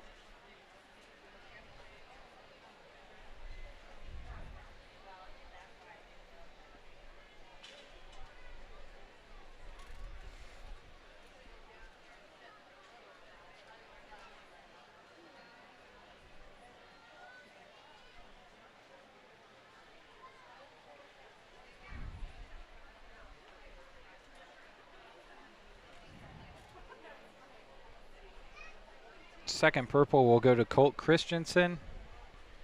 And first purple, see if I can see that young lady's bib number. On steer number 402, that would be Annalee Smith.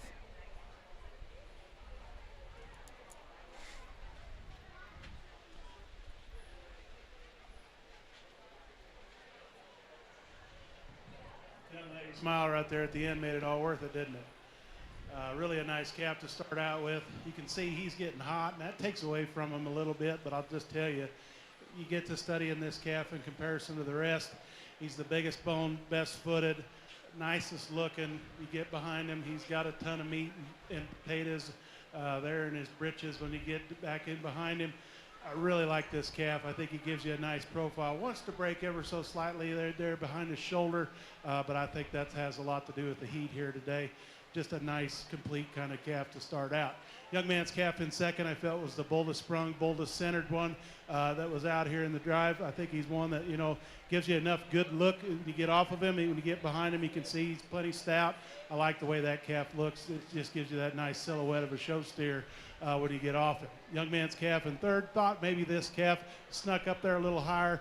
Wants to get just a little plainer in terms of his front 1/3 to what we see in our top two, but I think a good meaty kind of a calf with a lot of beef and just a lot of good about him there in third, pretty solid. Young man's calf in fourth, I think one that, again has that extra bone work that we see in some of the class winners, just doesn't tie it together. Young man's calf coming next, I think gets a little shorter, maybe a half rib shorter than some of the cattle out here, but a good steer in his own right. The next pair of steers, I think, kind of peas in the pod kind of cattle, like to change their toe shape, like to change them the way they handle their hock.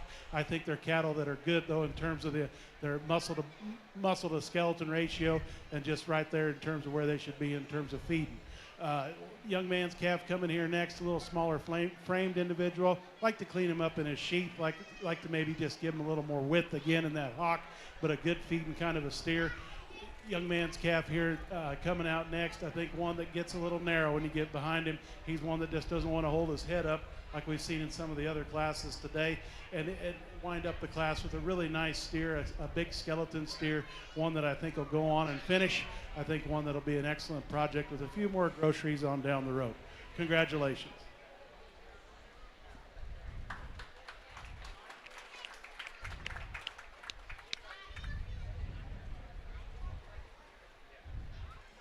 Second call, bred and fed, 1,100 pounds to 1,280.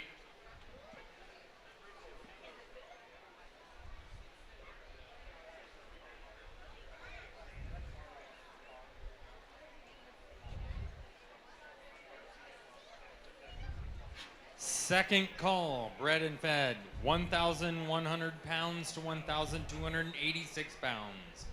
First call, bred and fed, 1,322 pounds to 1,392 pounds.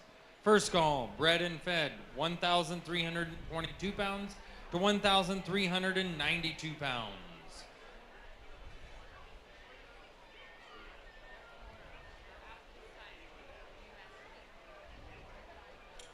In Group 4, Black Angus steers. First purple went to Annalee Smith. Second purple went to Colt Christensen. First blue went to Kaysen Christensen. Second blue went to McCrae Eberly. Third blue went to Dagan Dalby. Fourth blue, Skylar Smith. Fifth blue, Emerson Palmer. Sixth blue, Macklin Eberly.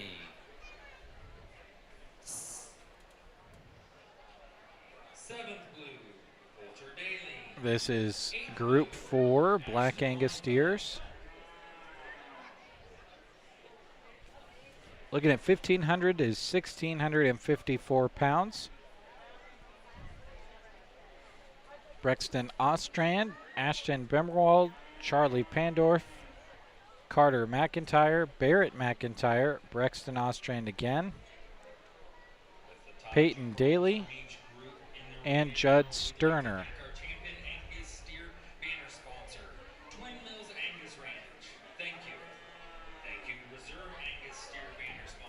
All out there again. This is group 4 of 4. After we choose the champion Black Angus steer and reserve champion Black Angus steer, we will end the broadcast to reset our timer so that Facebook doesn't shut us off. YouTube doesn't have a problem with a stream longer than 8 hours. Facebook does, however. I know fewer of you are watching on Facebook than on YouTube, but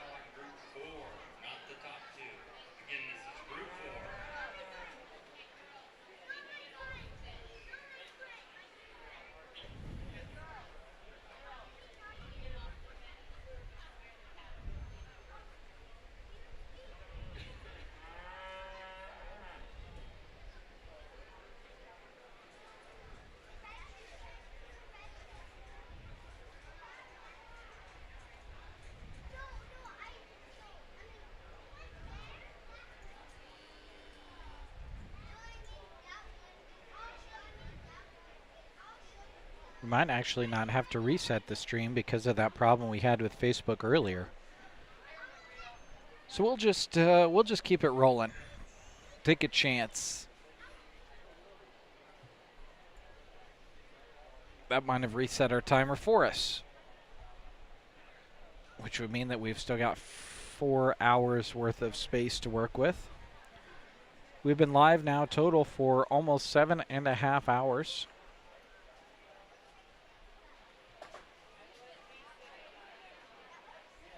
I think the Custer County Fair is the only time that I sit in the same place for 11 hours a day with only getting up for about a half hour in the middle. It's great learning about all of these animals, and I learn more every single day. I was talking to a gentleman down in the arena during lunchtime. He said, "Do you come from an area where they had cattle?" And I said, "No, I went to the county fair. I grew up on an acreage, but we didn't have animals ourselves. So I just try to learn more and more. Every single year I do this. This is year number 5. If you look back at the video from year number 1, it was definitely a lot more rough than what you're seeing today.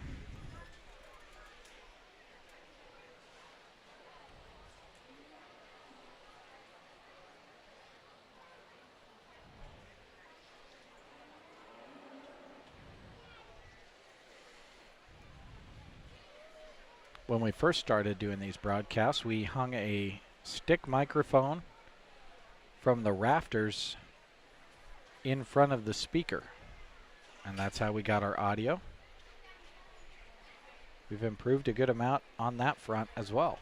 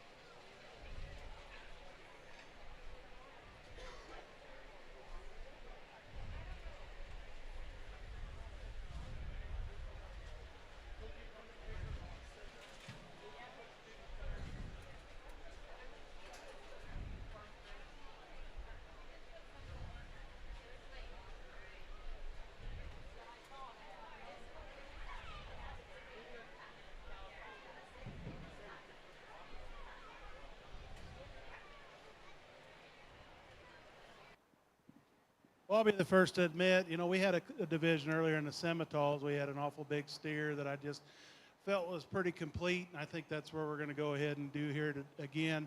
I'll be the first to admit you're going to have to buy an extra freezer when you go to hang this one up. But I think just a really good kind of a steer, one that comes to us. You get off him, he's got a ton of look, he's good balanced, he's one that just has easy feeding written all over him. I like the density of muscle. I like the bone work that this calf has. He's as square out of his hock as any of them. A calf that, when you get off him, you can see he has a tremendous amount of rib. He really balances up from underneath his chest back into his flank. I just like that calf, and I liked him when he was out here in showmanship too. I'll be real honest. The young man does a good job getting him put together. Young lady steer, I think, comes to us really fresh in his makeup at the maturity that he's at. I think he's one that, gives us a little extra bone in comparison to our class winner. But with that bone, he maybe wants to get just a little easy right behind his shoulder. Maybe possesses a little more shoulder than ideal, just to give him that extra balance that we see in our class winner.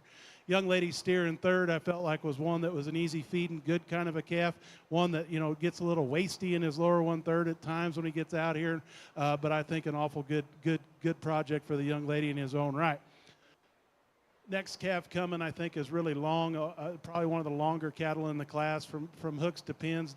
Definitely one of the better ones. I think he's one that, gives up a little bit in terms of the center point of mass that we see in some of the other cattle. But I think one, when you get behind him, you can see he's got enough product and enough good about him to place right where he's at. Next calf in line, I think, is one that, again, gets a little easier behind his shoulders, maybe gives up a little bit in terms of length than what we've seen in some of the other cattle out here. A calf that when you get him going, you maybe want to widen him out on his rear, too, give him a little more surety to the way he sets that foot down at the ground, but a nice calf in his own right. Young man's calf coming next. I think, again, one that, gives us that deal right behind there in his heart. One that you'd like to maybe trim up in his brisket ever so slightly, but a calf that I think, again, comes to us in a good, neat, complete, smaller, more moderate kind of a package there. And we'll wind out the class with two really nice steers, cattle that are very useful in their own rights. I'd just like to see a little more of them in comparison to what we saw at a big weight. These cattle are coming to us. They're good. They're ready to go. They all handled well. It's just little things that split them up there at the end. Congratulations.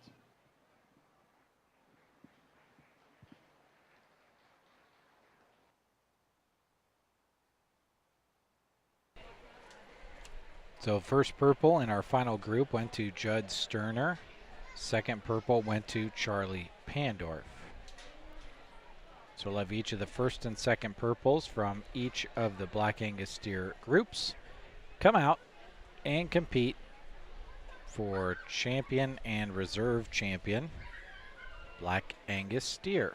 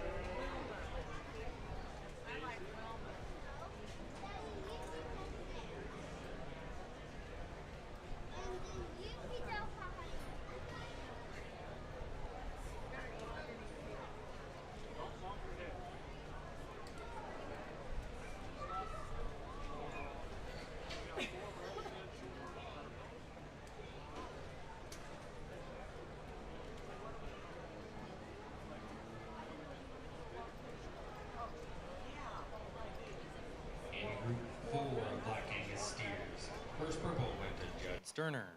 Second purple, Charlie Pandorf.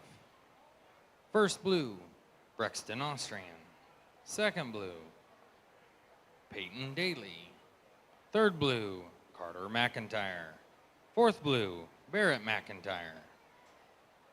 Fifth blue, Brexton Austrian. Sixth blue, Ashton Bermerwald.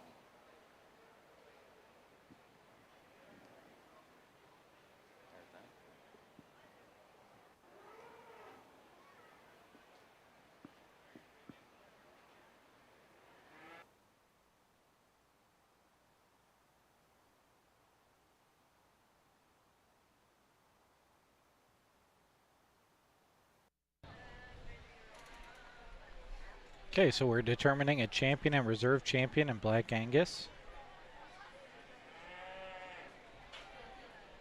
Coming up after Black Angus, bred and fed steers.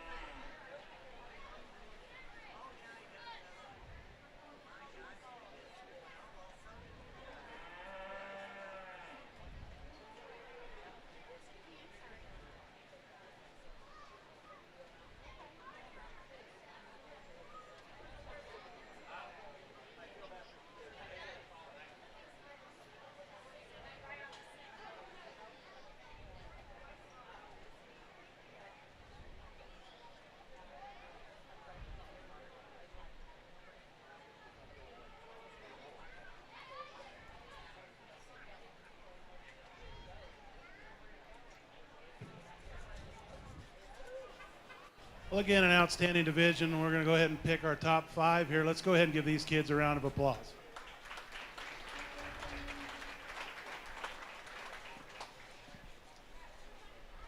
I think the Angus division, you know, from top to bottom, obviously has the most depth that we've seen, and it just in terms of numbers, but not only in numbers, there's a lot of quality as well.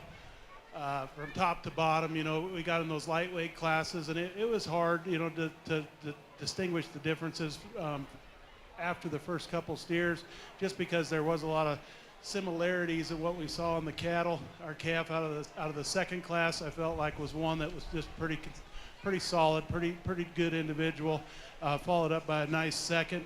Our calf out of the third class, I thought, was one that was really good, and then he kind of got hot, you know, as the longer he was out here. We bring him back out here, he's still pretty warm, but still pretty good calf. And then I felt like we just kind of went with a calf here in our fourth class that was just kind of the one that had the most good about him. And we've seen that from time to time here today, just the consistency in terms of quality and just wanting a high quality individual. Maybe not an outlier in any one area, but one that, you know, is just awful good. And I think all our class winners kind of fall into that criteria. I guess, you know, I'm not going to come out here and try and reinvent the wheel in the Angus Steer Show. I think all these are good feeding kind of cattle, good useful kind of cattle. And I think there's definitely a top 5 that stands out. I guess, you know, afterwards you guys can sort them the way you want to, but this is how I'm going to see them here now. We'll pick a top 5, 1 to 5. Congratulations.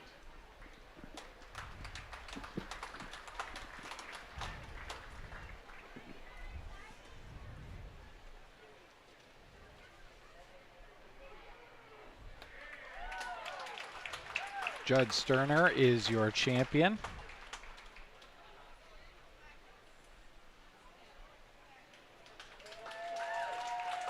And your reserve, Shaylee Coleman.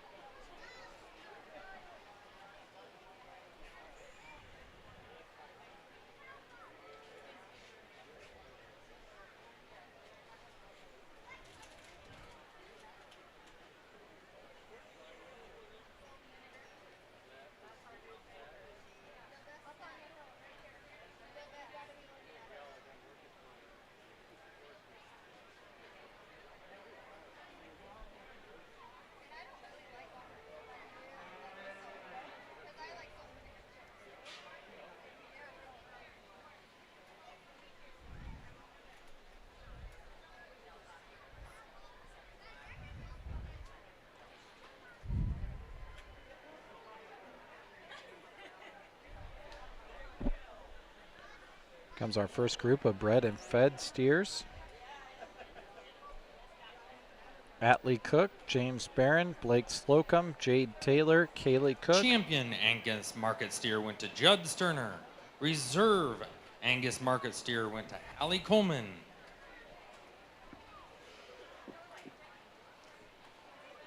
Third went to Annalee Smith. 4, Keely Pelster. 5. Sorry about that. Reserve went to Shaylee Coleman.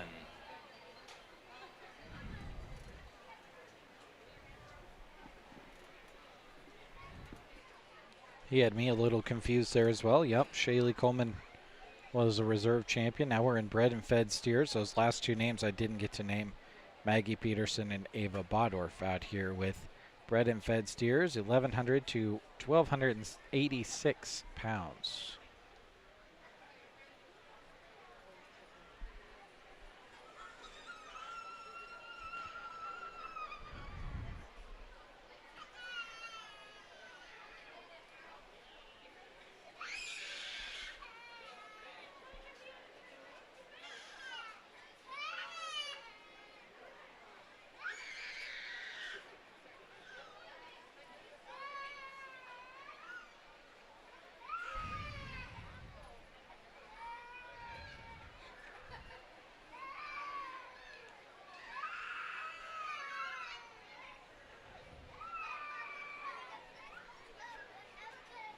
Second call, bred and fed steers, 1,322 pounds to 1,392 pounds.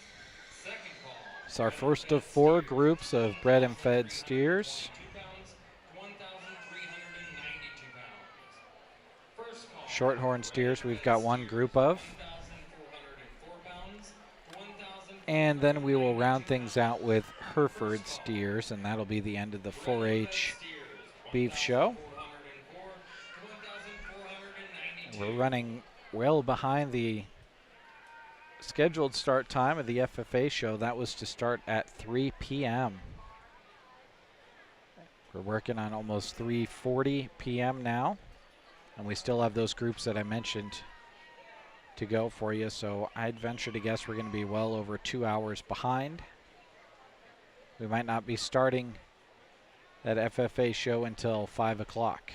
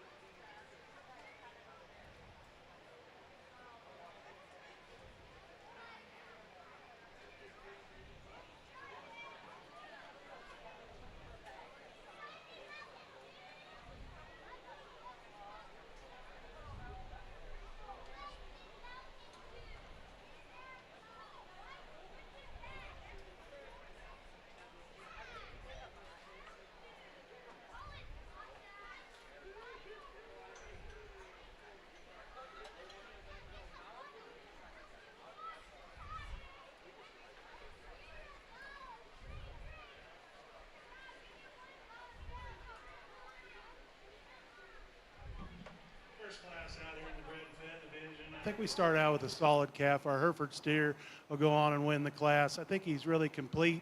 I like the extra length this calf has. Maybe like to clean him up underneath, tighten up his sheath a little bit, but I think an awful good feeding kind of a steer in his own right. He's one that has some extra bone and foot in comparison to our calf in second. I think he carries that bone down to the ground a little nicer than the calf right behind him, but I think just a good solid place to start here. Young lady's calf in second, I think one that, you know, if he had that extra bone work, if it transitioned from his hock to the ground, I think he might win the class. He's just a little smoother in terms of his profile, but I think he's one that, you know, does give up a little bit of that hind leg look that we look for in these show steers these days, but two really nice calves to start out the class. Young man's calf in third. I thought when he walked in, he'd probably win the class. Got to studying him and analyzing him, and just like to see more of him. I think he's one that's very, very youthful in his appearance. He's one that, you know, gives you a nice show ring, high eye appealing kind of look, but he's a calf that just gives up the extras that we see in the top two in the class. Young man's calf in fourth, I think one that comes to us has a bobtail. That throws off his balance when you view him from the side. I think he's one, again, that's a little shorter sided than what we see in our class winners, but a nice, easy feeding kind of a steer there as well. Young lady's calf coming next. I'd like to change his footwork a little bit. He wants to get a little longer toed. I think with that, he does have some mass and balance. When you view him from the side, you can see he's got that good center point of body that we've looked for. So does the calf coming next. Just like to see more of him. He wants to get a little open at the top end of his shoulder, and that takes away from him because he wants to get a little narrow when you get to view him from behind. Wind up the class with a smaller frame steer that gives up a little bit in terms of bone work in comparison to the rest of the class. A calf that down the road you'll get to see it, just like to see more of him today. Congratulations.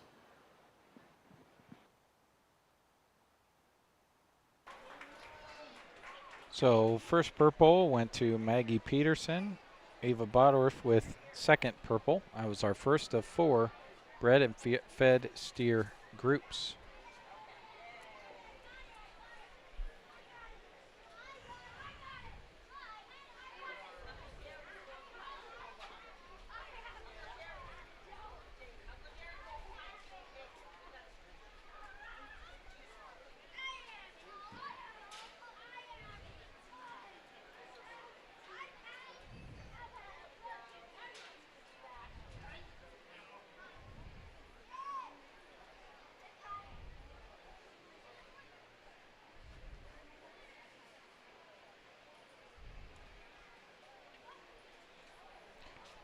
Group 2 coming out now, bred and fed steers between 1,322 and 1,392 pounds.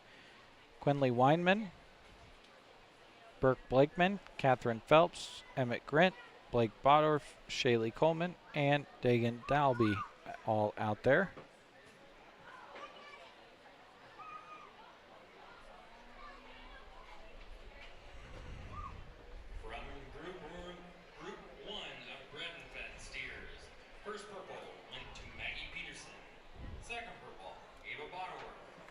First blue, James Barron. Second blue, Blake Slocum. Third blue, Jake Taylor. Fourth blue, Kaylee Cook. Fifth blue, Atlee Cook.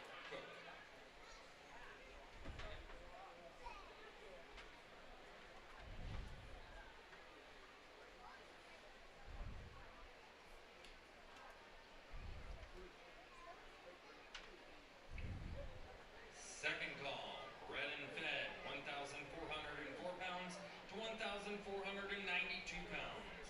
Second call, bred and fed, 1,404 pounds to 1,492 pounds. First call, bred and fed, 1,498 pounds to 1,638 pounds. First call, bred and fed steers, 1,498 pounds to 1,638 pounds.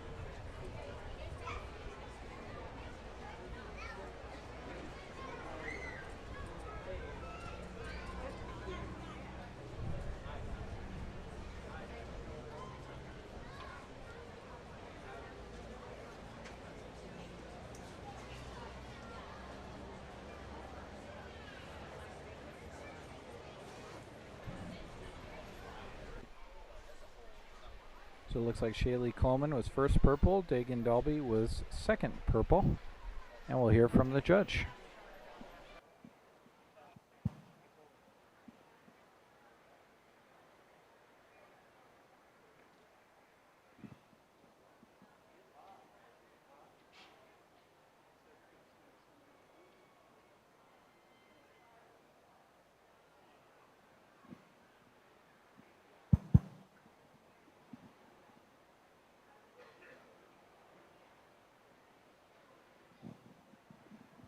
Really good class here, top to bottom. I think the top trio is a really deep set of steers. You get to analyzing them. Like the extra depth, the side this one has. I think he's a calf that's pretty ideal in terms of his muscle pattern. I think he's one that's really sound. Gives you a nice look when you get off of him. Young man's calf in second again, I think is one that gives you that nice look.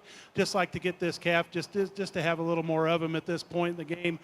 See him finished out just a little harder at the end here. Maybe when you get behind him, like to pull them apart ever so slightly and give them that extra depth we see in our class winner. Young man's calf in third, walking in the ring, he's the one. You get to studying him, you can see he's uncomfortable out here, just having a bad day. And that's too bad. That's unfortunate, but that's the way the cookie crumbles here. The young man does a nice job with him. Obviously has done a great job with him, getting him presented and getting him put together for the fair. Our calf in fourth, I think, is one that comes to us. He's moderate in his design. He's one that, is really nice as he just like to get him to balance up from one end to the other, a little neater to what we see in our first three steers, but a really nice steer in his own right. Next calf in line, like to widen him out at the ground when he travels, just like to pull him apart at his hock. I think a good looking kind of a steer. A young lady's steer here, I think, again, one that doesn't have that extra balance and look that we see. Maybe not as good from his hooks to his pins as we round out the class with a long steer that, again, maybe ducks his pins when he travels, but a really good project for the young lady there. Congratulations.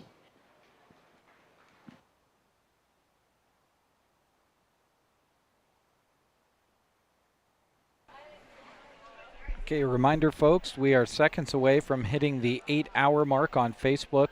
So if you are on Facebook and the stream ends, just come on right back when the new stream begins. They have an 8-hour time limit. Hopefully that doesn't happen, but we will see. 8 hours into the day. We started at 7:55. It is now 3:55. It's all possible because of those sponsors there at the top right-hand part of your screen. Appreciate them supporting all 4 days of streaming here at the Custer County Fair. Many of them radio sponsors as well on KC and IPR Country, helping bring you 4-H and FFA interviews. In among the news, weather, and sports and country music you love too.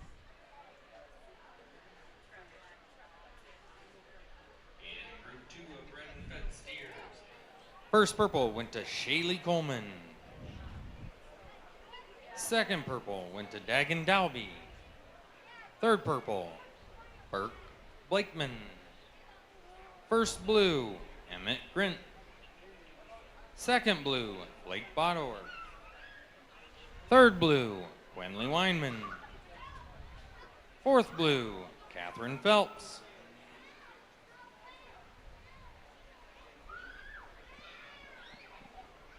Second call, bred and fed steers, 1,498 pounds to 1,638 pounds. Second call, bred and fed, 1,498 pounds to 1,638 pounds.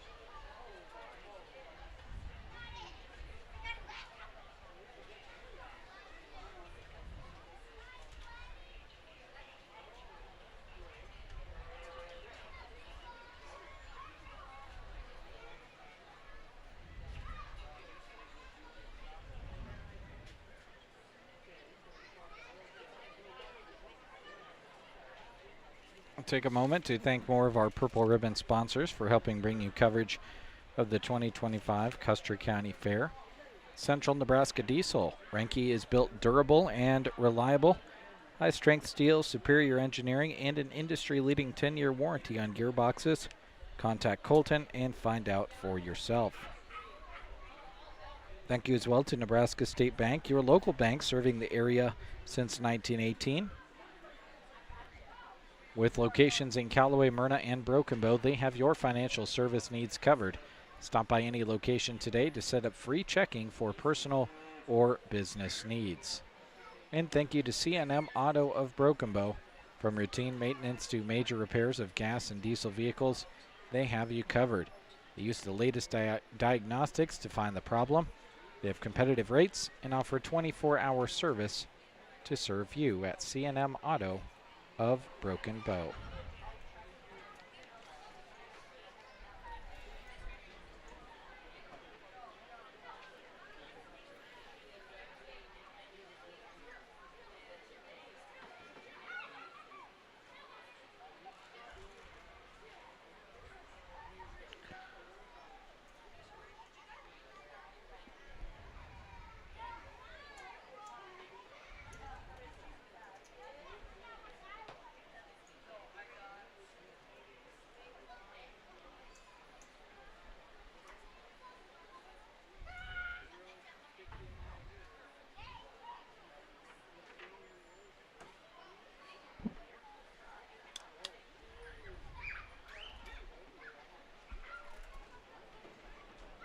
This is Group 3 of bred and fed steers.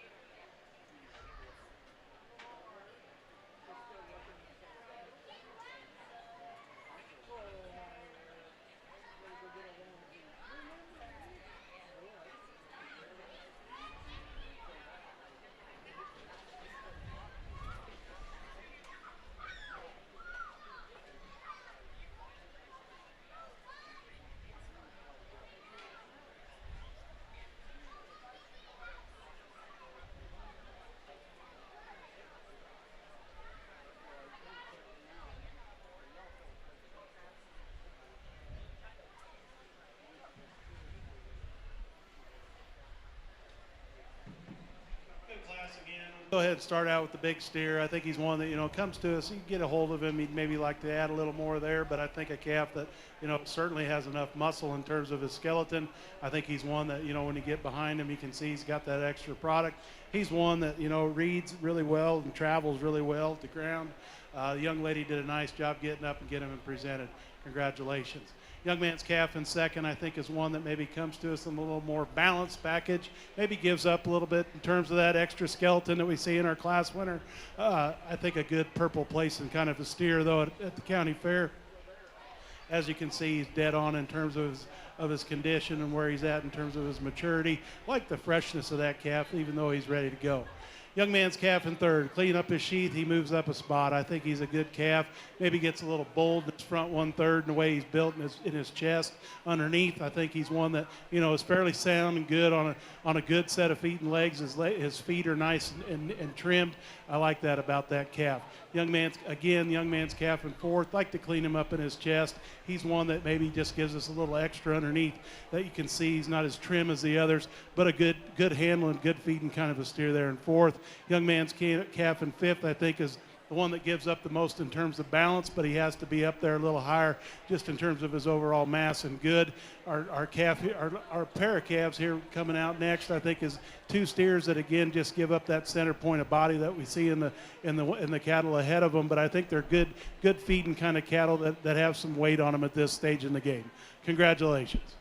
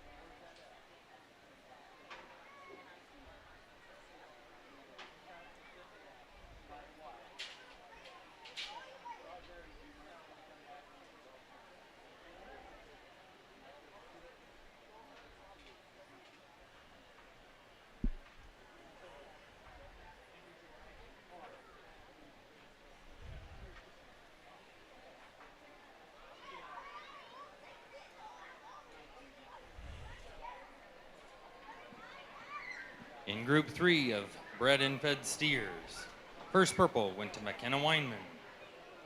Second purple, Brennan Barron. First blue, Emmett Palmer. Second blue, Mace Barron. Third blue, Baron Rosentrader. Fourth blue, Kate Barron. Fifth blue, Delaney Weinman. First call, Shorthorn steers, 1,304 to 1,330. First call, Shorthorn steers, 1,304 pounds to 1,330.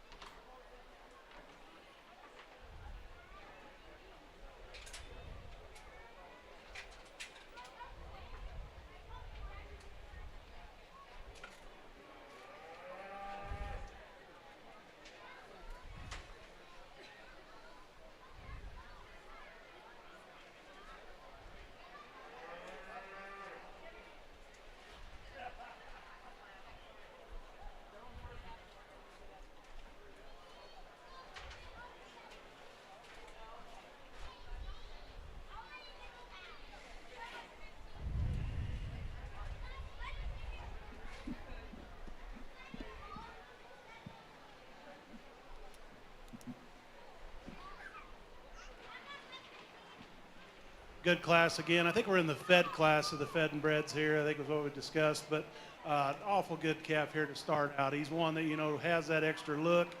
Just as a nice show steer from one end to the other. You can see he combines the muscle and the look and the balance that we've talked about throughout the show here today. I like the way this calf's presented in terms of his condition. He's just an awful good individual. Young man's calf in second. We went ahead and started out with another big steer here, much like we saw in the last division. I think he's one that is really complete. He must be really sweet. There's a lot of flies attached to him, and they like him too. But just an awful good steer there in second as well.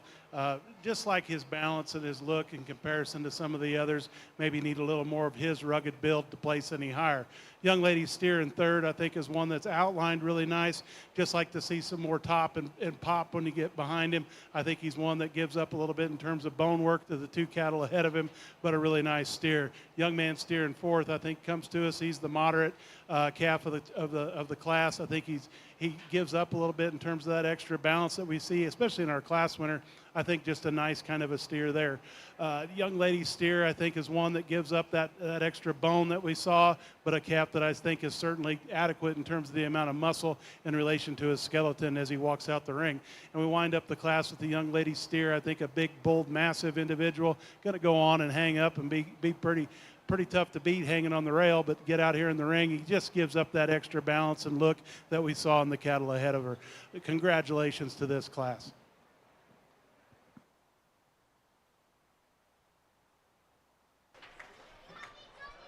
So first purple went to Emma Stahlbaumer, second purple to Brody Blowers. 1,304 pounds to 1,330 pounds. Second call. So now it's time to determine a champion and reserve for bred and fed steers. First call, Hereford steers, 1,160 to 1,380. First call, Hereford steers, 1,160 to 1,380.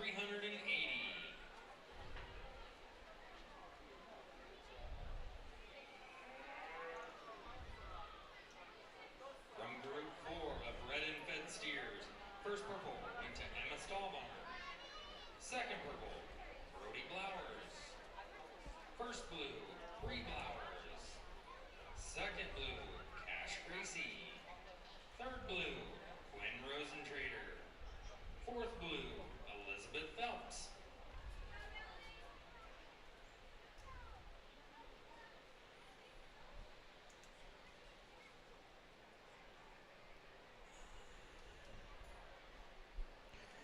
Here come the first and second purples from all of the groups of bred and fed steers.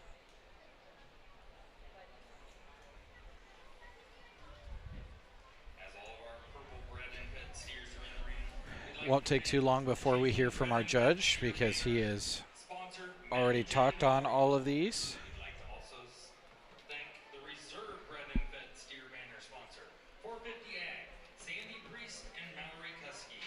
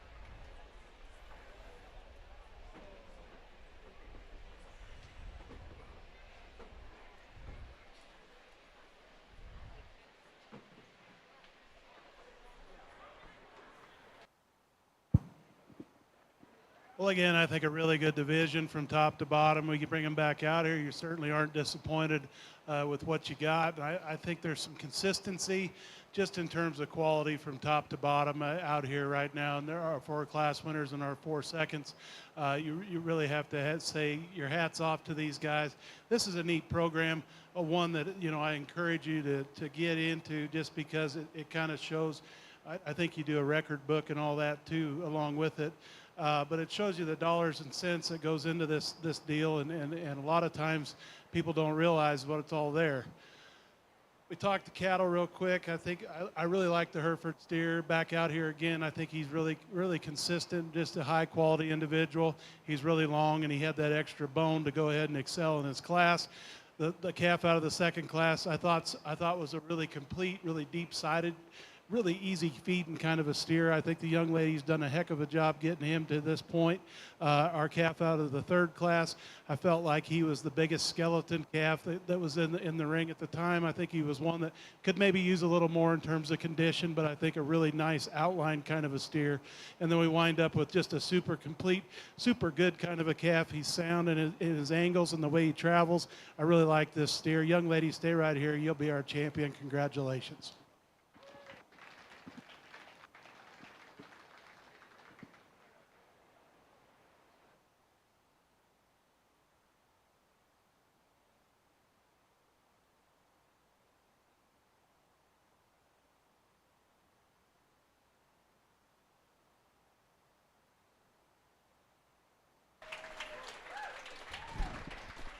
So Emma Stahlbomber was the champion, Shaylee Coleman the reserve champion.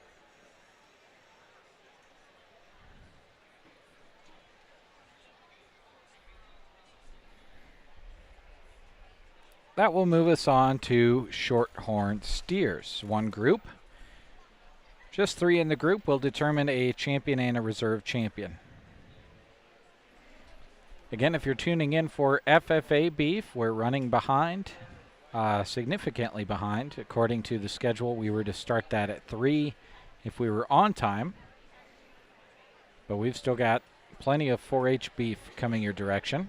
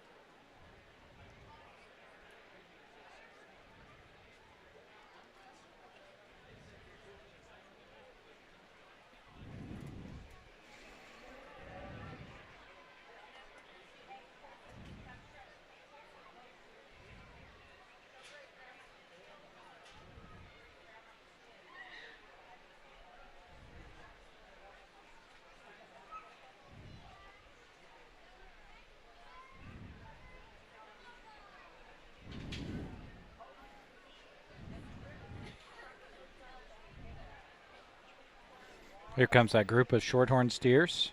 Emerson Palmer, Tripp Oxford, and Judd Sterner all out there.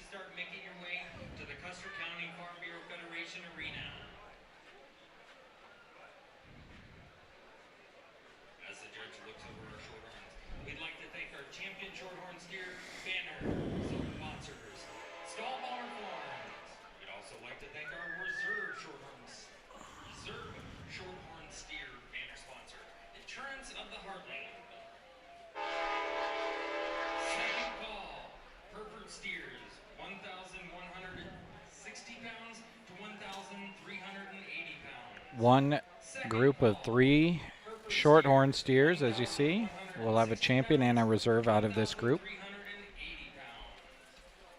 Want to thank more of our Purple Ribbon sponsors, including Nebraska State Bank, your local bank serving the area since 1918. With locations in Callaway, Myrna, and Broken Bow, they have your financial service needs covered. Stop by any location today to set up free checking for personal or business needs. Thank you as well to Healing Hearts and Families, where they work to educate the public by implementing outreach activities and public education programs to increase awareness of domestic violence, sexual assault, stalking, and bullying. Donate to support them and attend their gala coming up this fall.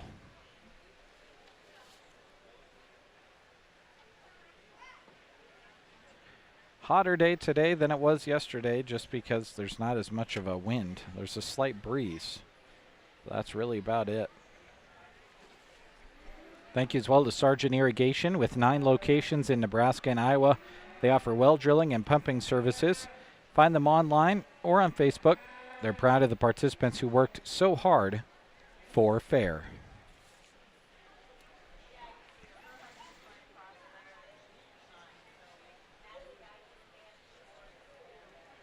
Emerson Palmer, Trip Oxford, and Judd Sterner all out there right now. Group of 3 shorthorn steers. We'll have a champion and a reserve announced now.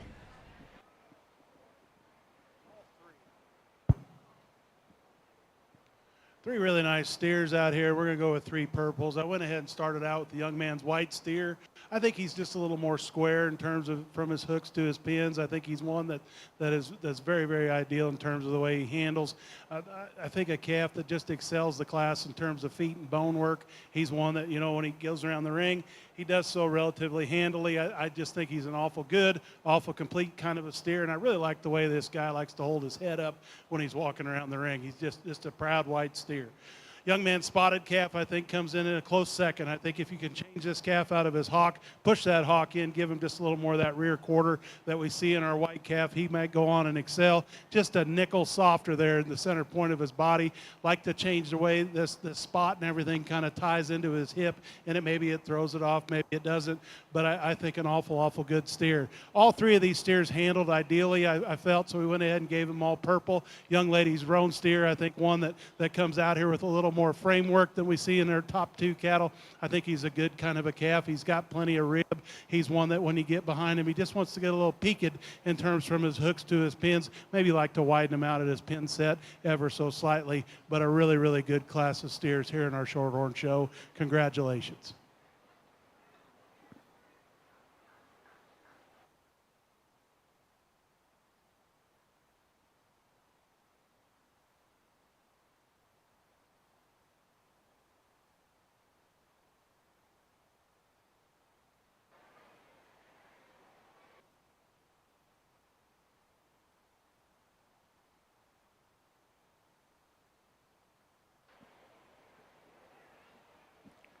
We'd like to announce the champion bred and fed steer goes to Emma Stahlbaumer. The reserve bred and fed steer goes to Shaylee Coleman. Shorthorn champion shorthorn steer was Judd Sterner. Reserve shorthorn steer is Trip Oxford. Purple goes to Emerson Palmer.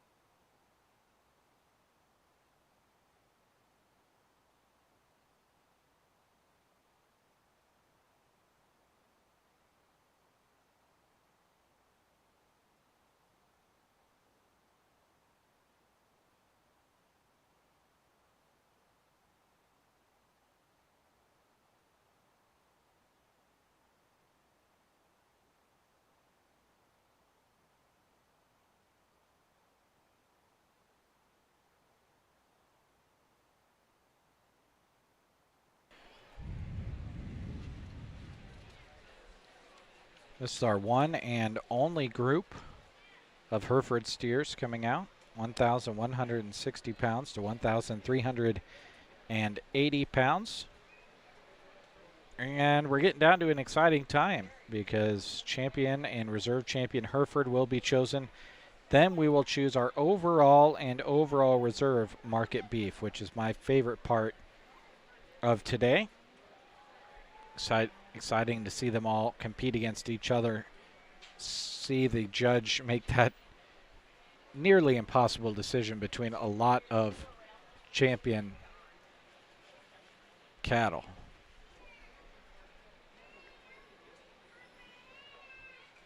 They'll announce the champion rate of gain and reserve rate of gain, and then have the market beef division club group of 5 market beef. Of the champion Hereford steer banner in memory of Harlan Berghorst. We'd like to thank our belt buckle sponsor. Thanks again for tuning in, everyone. Douglas. It's been a little bit since I've directly addressed all of you. Thanks for tuning in, no matter where you're tuning in from. Most recent comments said that they were watching from Kearney. Would be interested to know where you're all watching. Just drop a comment on Facebook or YouTube. I'll see it.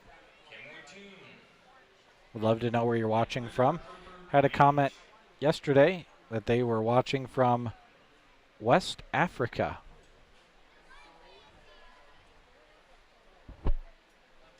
Watching their grandkids from West Africa. Very cool. Had a comment earlier today watching from the Oklahoma Panhandle, which we then, due to my curiosity, I was told is only 34 miles wide.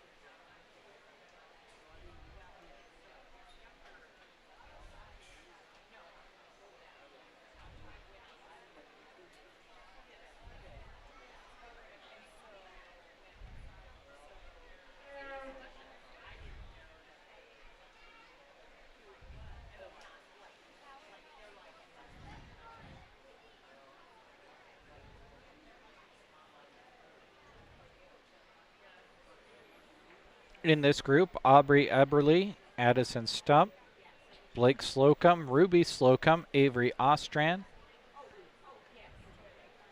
Kagan Wittoon, Keelan Wittoon, Camden Coleman, and Bindi Peters.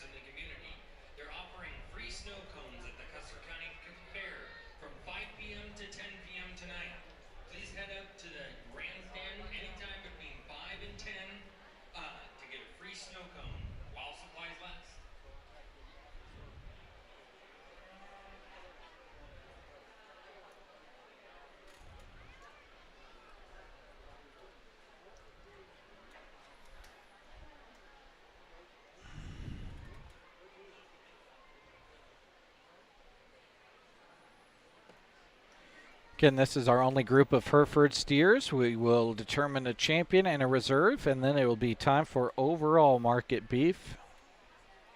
And I'm sure that'll draw a big crowd. It's been a consistent crowd around the Farm Bureau Show Arena all day today.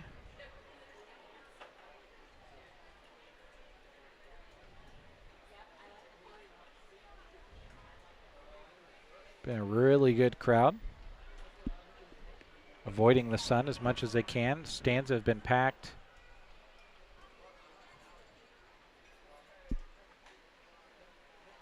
The area all the way around the show ring has been full.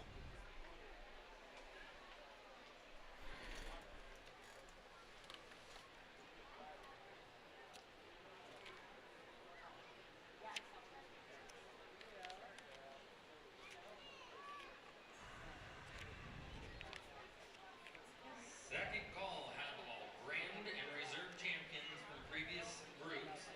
Please report to the Custer County Farm Bureau Federation Arena. Starting shortly, the Berean Bible Church is going to have their kids zone starting up over near the playground area. If you're watching somewhere on the fairgrounds and want to make your way that direction, you certainly can. They've got good snacks, games, all kinds of fun stuff, and I see them starting to set up over there. Go and check that out. Apologize, I keep leaving your camera behind. It's hard to read off a sheet of paper, keep an eye on the stream, and work the camera all at the same time. I'd be lying if I said it wasn't.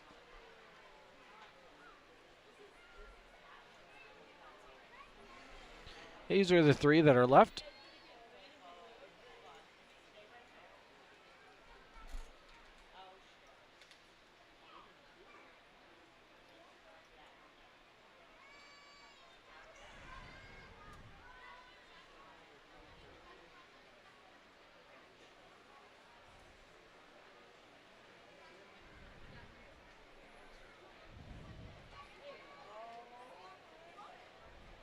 So I think Kaylin Wattoon just got first purple and Kagan Wattoon got second purple.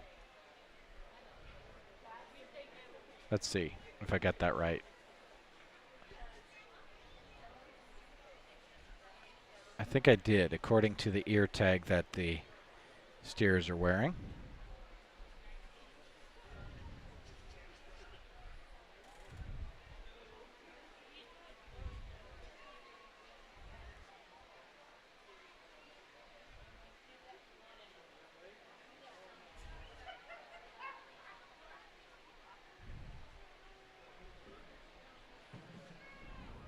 Nice class of Hereford steers. You wouldn't expect anything less up here in Custer County. The young ladies brought us an excellent pair of steers here. I think the young ladies calf obviously gets out and goes a little easier than our captain second. I think he's one that, you know, has some extra length, some extra good about him. I like his bone work. I like the way the calf just handles himself as he walks around the ring. Young ladies calf in second's got a little hiccup on his rear too. Not to take anything away from a really elite kind of a show steer. I think he's one that, you know, probably wins pretty handily if he's out here sound. I think he got kind of bunged up there on that one, and it does take away from him, but that's an awful good show steer, and the young lady's got him looking good. You can tell she's been spending some time on him. That goes a long way with Big Nate. Young ladies calf here in third, either his first or third. I went ahead and slid him down into the third hole. I think he gives up just a little bit in terms of his overall length. Calf that does balance up really well, being a rib shorter than the two steers ahead of him. I think he's one that, you know, with that extra balance, you can see he's got that extra depth of body. He's one when you get behind him, you can see he's plenty stout. Just like to see some more product of that calf in terms of length of what we see in our class winners. Young ladies calf in fourth, I think, is one that comes out here, a calf that's dead on in terms of his condition and in terms of where he's at in his maturity. Like to change this calf's feet to place any higher. Young ladies calf here coming again, I think one that at times wanted to fight the halter and it takes away from him. He too gives us that compact, moderate look that we saw in our third place steer. I think he's one that you just like to trim him up underneath and give him a little extra elegance up through his front 1/3 to place any higher. Round out the class with two good Next in line comes a good steer again that's moderate in his type and kind. I think he's one that's got enough product. Just like to see him handle his rear leg a little better. Young man's long calf here. I think one that is full of a ton of product. Young man thought he weighed 3,200 pounds there for a minute, and he's almost hit right on. But a really good calf that gives you a nice look. Then we round out the class with 2 steers that give up a little bit of that balance that we see ahead of them in class. I think they're 2 cattle that have that good Hereford characteristic in terms of just depth of body and durability. Really a nice class of Hereford steers there. Congratulations.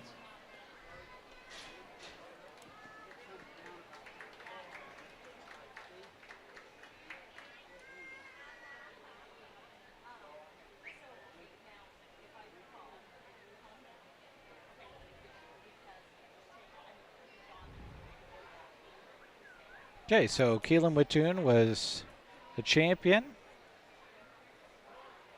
and reserve Hereford steer belonged to Kagan Wittoon, if I saw everything correctly there. Champion Hereford steer went to Kellen Wittoon. Reserve Hereford steer went to Kagan Wittoon. First purple went to Avery Ostrand. Second purple went to Bendy Peters. Third purple, Addison Stump. First blue went to Ruby Slocum. Second blue, Camden Coleman. Third blue, Blake Slocum. Fourth blue, Aubrey Eberly.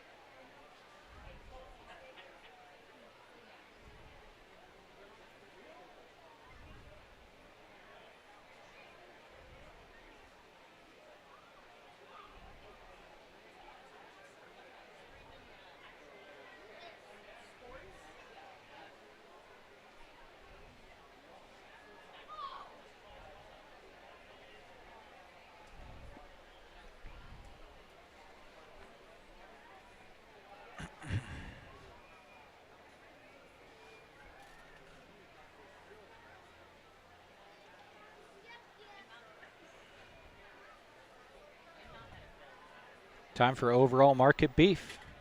Getting everything organized back there. And here they come.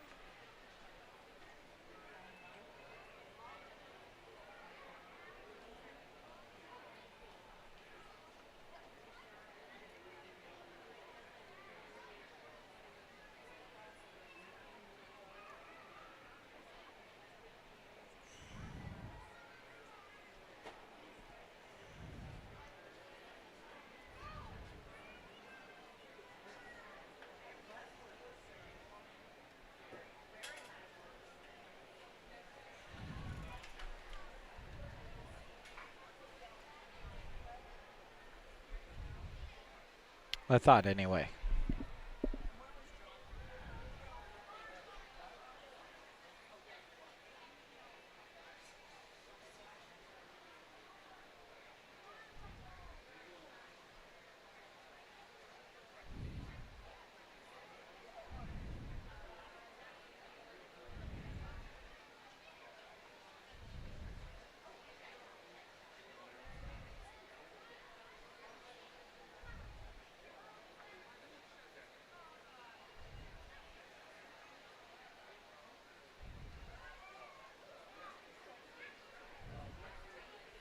They're lining them all up,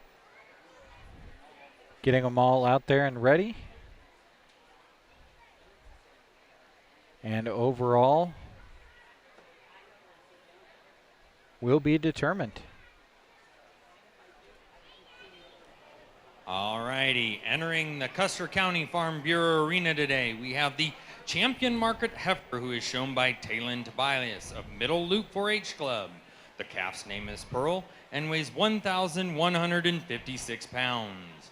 Reserve champion Market Heifer is shown by Mace Barron of Middle Loop 4-H Club. The calf's name is Bubbles and weighs 1,398 pounds. The champion Simmental steer is shown by Strand Greenlee of South Loop 4-H Club. The calf's name is Johnny Cash and weighs 1,604 pounds. Reserve champion Simmental steer is shown by Taryn Blakeman of Four Corners 4-H Club. The calf's name is Blaze and weighs 1,350 pounds. Champion Charlet steer is shown by Talon Tobias of Middle Loop 4-H Club. The calf's name is Earl and weighs 1,186 pounds. Reserve champion Charlet steer is shown by Strand Greenlee of the South Loop 4-H Club. The calf's name is Peanut Butter Cups and weighs 1,328 pounds. Champion crossbred steer is shown by Callie Nelson of the Sand Hills Critters 4-H Club. The calf's name is Paco and weighs 1,380 pounds. Reserve champion crossbred steer is shown by Reagan Babcock of the Sand Hills Critters 4-H Club. The calf's name is Waylon, and it weighs 1,332 pounds. The champion Black Angus steer is shown by Judd Sterner of the Four Corners 4-H Club. The calf's name is Boomer and weighs 1,654 pounds. Reserve champion Black Angus steer is shown by Shaylee Coleman of the Four Corners 4-H Club. The calf's name is Sir Chuck Alot and weighs 1,338 pounds. Champion bred and fed steer is shown by Emma Stahlbommer of the O'Connell 4-H Club. The calf's name is Ace and weighs 1,522 pounds. Reserve champion bred and fed steer is shown by Shaylee Coleman of the Four Corners 4-H Club. The calf's name is Cowboy and weighs 1,380 pounds. Champion shorthorn steer is shown by Judd Sterner of the Four Corners 4-H Club. The calf's name is Whitey and weighs 1,330 pounds.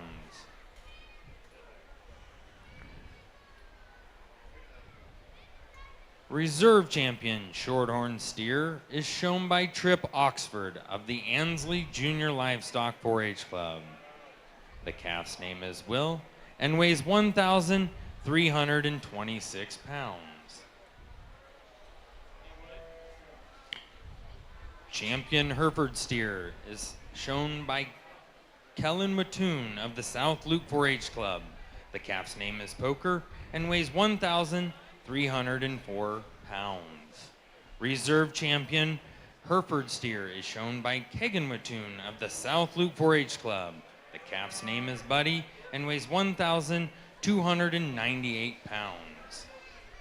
Note, the champion Red Angus steer is shown by Parker Miller and unable to attend today. Reserve champion Red Angus steer is shown by Creighton Marsh of the Four Corners 4-H Club. The calf's name is Dale and weighs 1,324 pounds.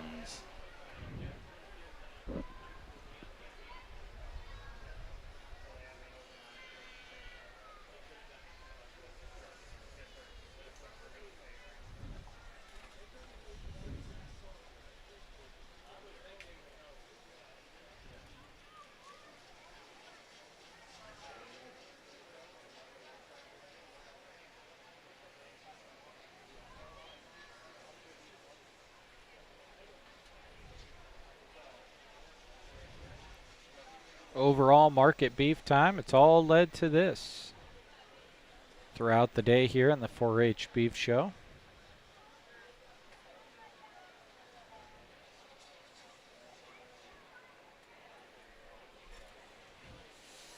While we've got an opportunity, want to thank more of our Purple Ribbon sponsors, including the Custer County Ag Society. They welcome you to the fair. I want to make sure that you look at the calendar of events at custercountyfair.org. You don't want to miss out on what's coming up, and they do have some amazing things coming up around the corner that you won't want to miss here at the fairgrounds. Thank you as well to Big Jim's Bar. If you haven't been to Oconto to try Big Jim's Pizza, make it your next destination. Some say the best pizza around can be found at Big Jim's in Oconto. Thank you as well to Pioneer Seed with Larry Leapart and Lacey Hopt in Anselmo, Monty Hermsmeyer and Sargent, and Mike and Justin Bailey in Ansley. Contact your local Pioneer dealer to see what Pioneer can do for your fields. And thank you to Lashley Land and Recreational Brokers. From agricultural land, hunting, and recreational land to residential and commercial properties, they can help you purchase or sell the perfect property. Let's put our hands together for an awesome set of kids out here.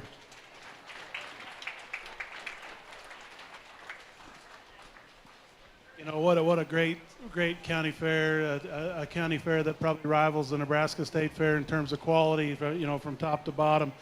Starting out with showmanship all the way down to your champion steer, and we haven't even got into the heifers yet. And judging by what we saw in showmanship this morning from the heifer show, heifer candidates that were in the showmanship contest, I think that'll be fun as well here tomorrow morning. I think the fitting contest could be interesting too. We've got a lot of nice cattle that these kids can work on here tomorrow. I think the steer show here today, you know, it boils down to a couple, 4 or 5 head, and I think it's pretty close. I think there's some differences in terms of type and kind, but at the same time, just you get into a deal like this where you have big classes and a lot of numbers, you got to shoot for quality. And I think we from the Hereford to the market heifer, we were able to find quality cattle, 1 or 2 or 3 deep in each division. I think, you know, even the Red Angus that's not out here, that was a nice calf as well. I think, you know, that's a testament to you guys as breeders, as parents, as club leaders, and whatever it takes to get these cattle out here. You know, you guys all working together, it's come together pretty well here today, I'd say. That being said, I'd like to thank Custer County for having me out, Mr. Walls. I really appreciate it. You know, it's kind of a backup for a buddy to come out here and get to do this, and I'm glad I did. You know, it's hot at home. We're probably not doing a lot as far as breaking or breeding this time, today anyway. So I was able to come out here and jump at it when I got asked. Once again, I can't wait to see these cattle, some of them in the future. I know sometimes today's the end. But, you know, when you get them all back out here and you study them, I think there's a pair of steers that go together in terms of quality and good. They're 2 cattle that look like show steers. They're 2 cattle that, you know, I think compete at any level in the state of Nebraska and beyond. To be real honest, I will say that when we get them back out here, I like one calf structure a little better than the other. I think when they come in the ring, they just have so much presence about them. They're just 2 outstanding individuals that it comes down to pretty close hairs here this afternoon, folks. And with that being said, let's have one more boisterous round of applause. We'll get you a champion and a reserve. Congratulations.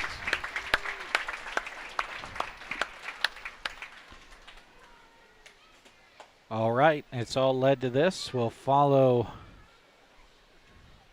the judge here, and he's going to pick out a champion and then a reserve champion.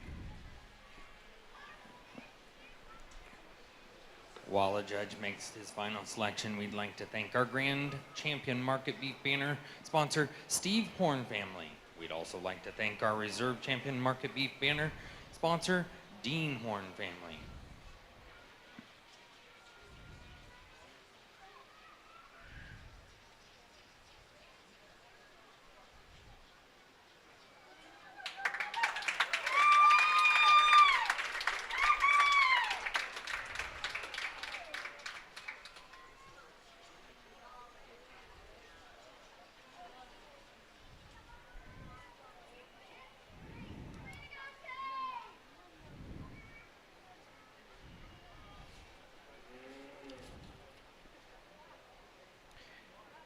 That was Taylin Tobias with her Charlet steer.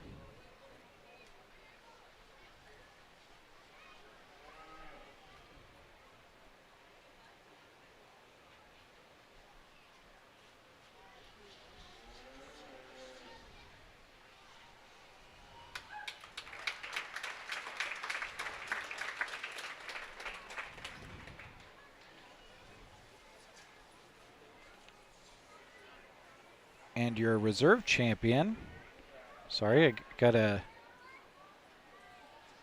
go through a lot of pages here.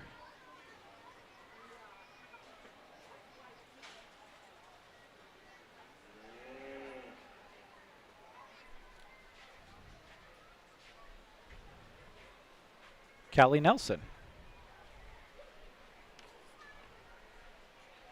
If I'm getting that right.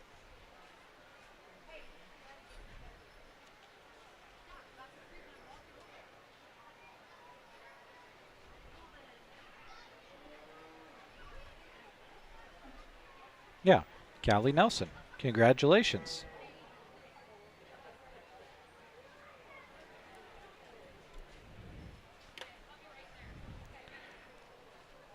What a day for Taylon Tobias.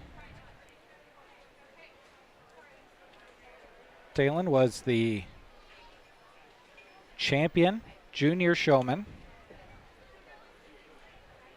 was then the overall grand champion beef showman, and now has achieved showing the overall champion market beef. What a day for that young lady.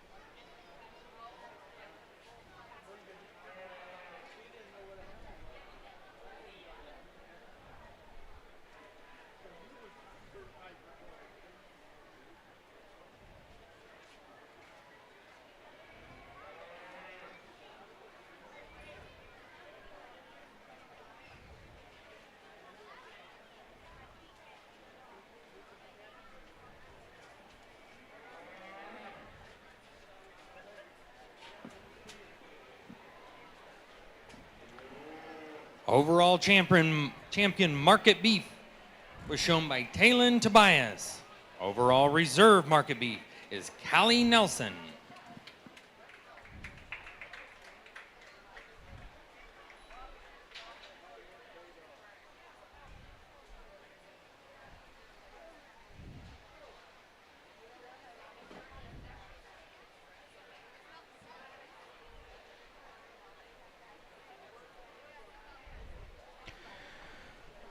Okay, so shortly we should be hearing champion rate of gain and reserve rate of gain.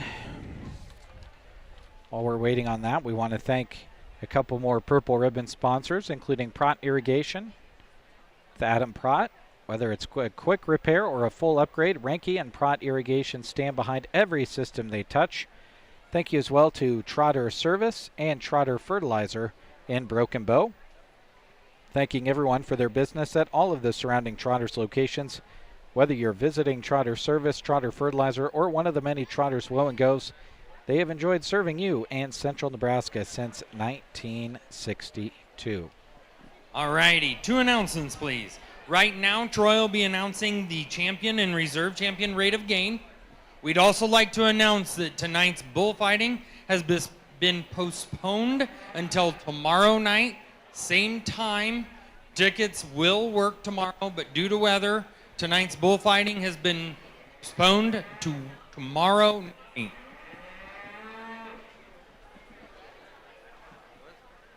Sure. All right, before everybody leaves, I'd like to award the champion and reserve champion rate of gain for our Custer County 4-H market beef program here. So we weighed in on February 1st. We weighed in at Broken Bow Animal Hospital. And then we weighed again here on the 27th on Sunday. So cattle were on feed for 176 days. So that is our days for our rate of gain. And start with our reserve champion here. And reserve champion is donated by First Nebraska Bank of Arcadia.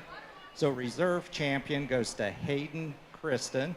with a rate of gain of 4.63 pounds per day. When we weighed in on February 1st, this steer weighed 354 pounds, and it was a crossbred steer, and we weighed in on Sunday.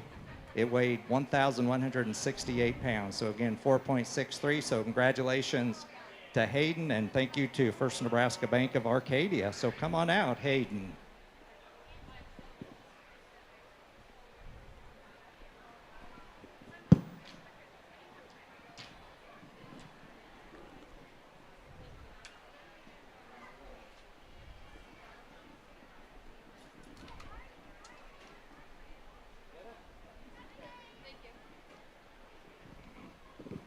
So for our champion rate of gain, goes to Judd Sterner, had a Black Angus steer. When we weighed it in on February 1st, it weighed 774 pounds, and we weighed it in on Sunday, it weighed 1,654 pounds, had a rate of gain of 5.0 pounds per day. So congratulations. Did you spoon feed him or what? No? Oh, okay. And thank you to Team Physical Therapy for donating this. Appreciate that very much.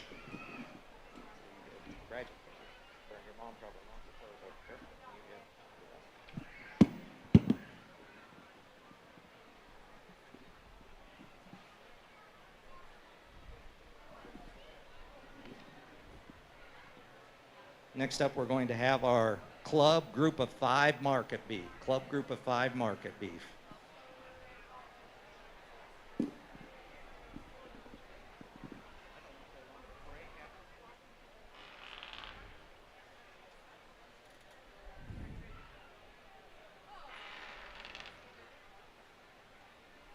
Okay, might take them a little bit of time to get this together, so we'll just step away for a quick second.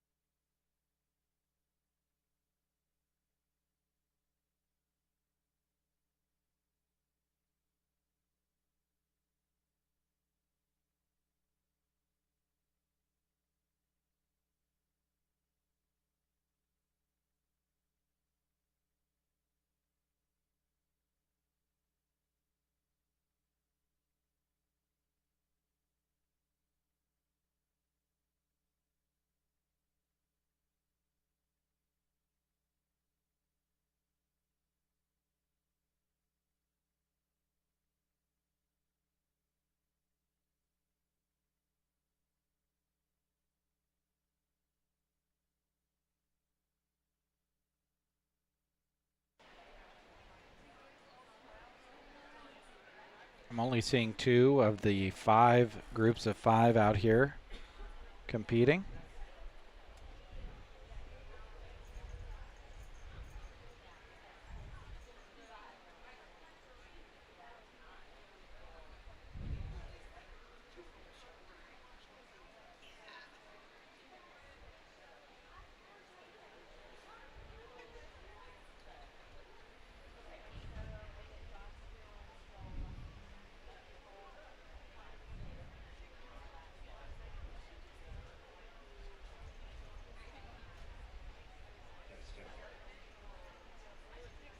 Well, I think, you come to the county fair and to have a club that has cattle, this good and this much merit to them, I think, it's pretty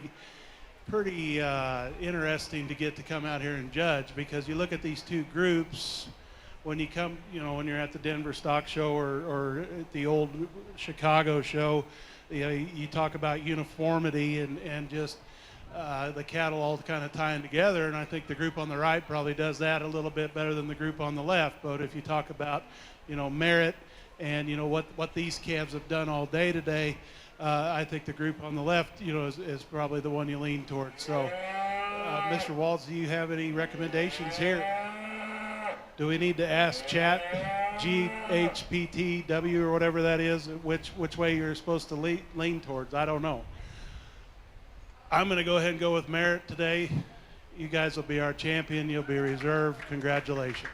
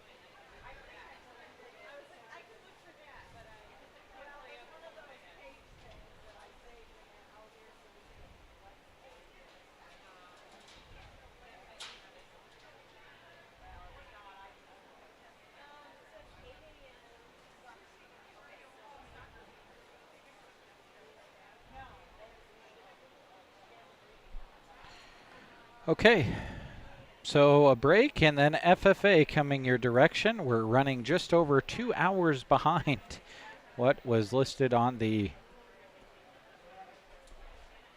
program.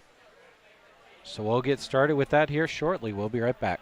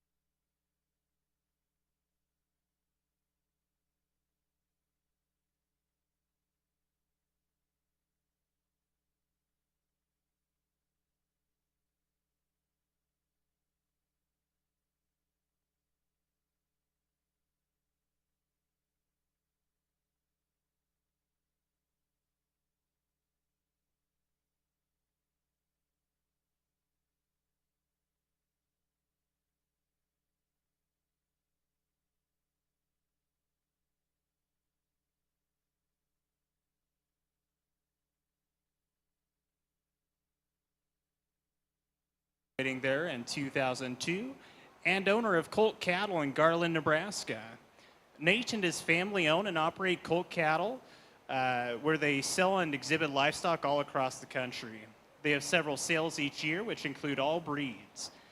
Nate has had the opportunity to judge numerous shows across the United States. He takes great pride in each opportunity he has to evaluate cattle and feels it's all part in being an ambassador for the youth and their programs. Thank you, Nate, for being here today.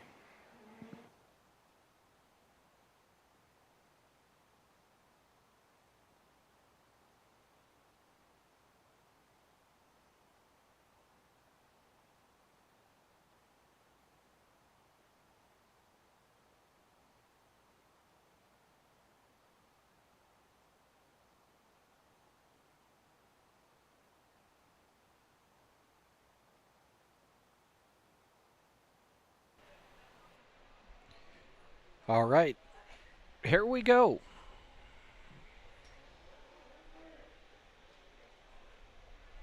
"5:22 p.m. starting the FFA Beef Show. Haley Roziski, Kaylee Cook, Hallie Meyer, Hayden Kristen, Clayton Barker, and Macy Smith all listed. Only 5 of those 6 are out there, though, competing in FFA Beef Showmanship. After this, we've got 3 classes of market beef.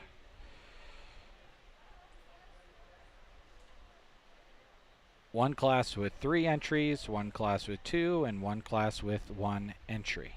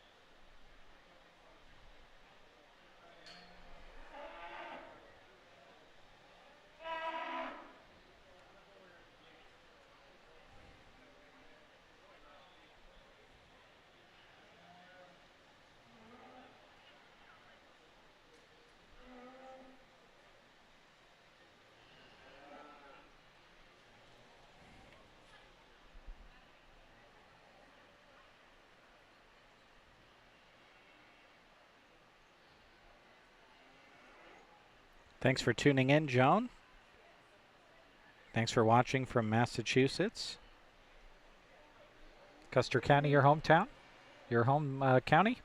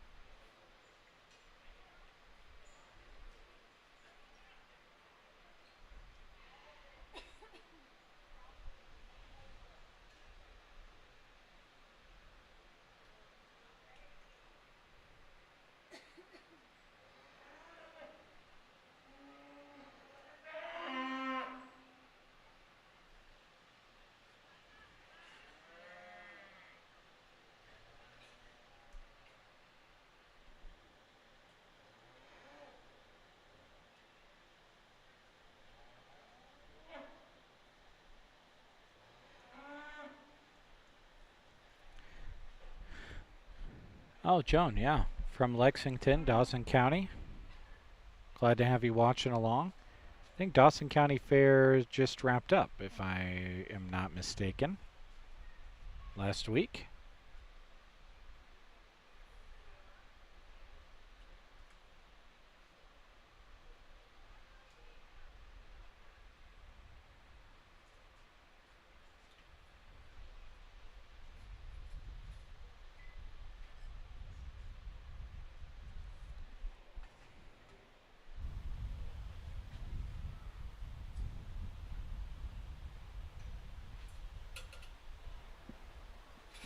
Really good class here, and there's not a lot of numbers, but certainly a lot of quality in terms of being out here and showing your calf. I think it's awful close, you guys, and all these kids are doing a great job showing. Young ladies red steer maybe at times didn't want to cooperate for them, but I think the basics are there in every one of these kids.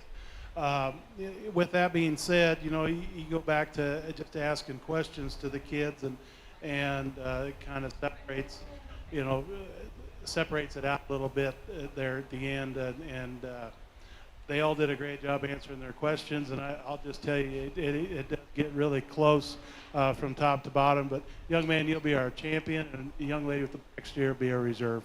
Congratulations.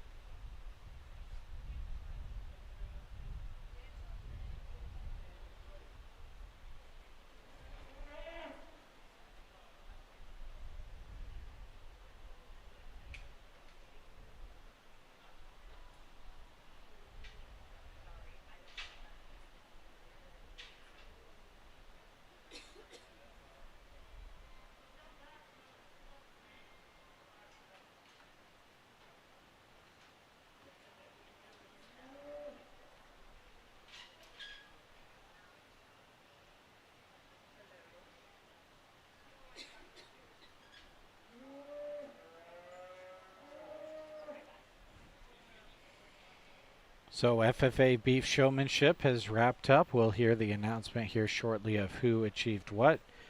Now we've got our 3 classes of market beef, our first class with 2 entries, our second class with 3, and our third class with 1 entry. Hallie Meyer and Macy Smith in this first class, representing Broken Bow and Sargent respectively. Results of our showmanship class. Receiving blues were Kaylee Cook and Hayden Christian. Receiving purples were Macy Smith. Your reserve champion was Haley Rosiski of Ansley FFA. And your FFA Beef Showmanship champion was Clayton Barker of the Sargent FFA chapter. Coming up next, we're going to be moving into our market beef show. We'll have 3 classes in there.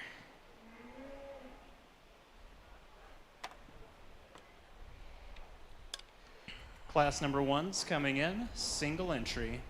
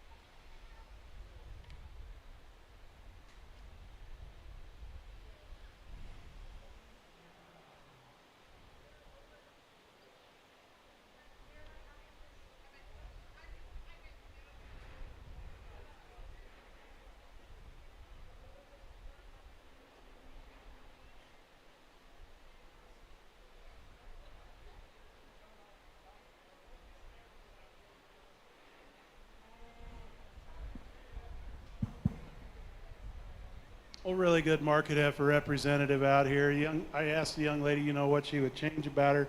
She said she'd like to see a little more weight on her, and I think, depending where you're at, where you come from, the market heifers, you can see them kind of max out at about 1250 at times, and I think this heifer, beyond today at State Fair and Exarban, it's definitely got the parts and pieces to go on and compete at a high level. Really a high eye-appealing kind of a heifer. I think she's one that just kind of grabbed you, not only with her color, but with her extra features. Really like this calf. Congratulations.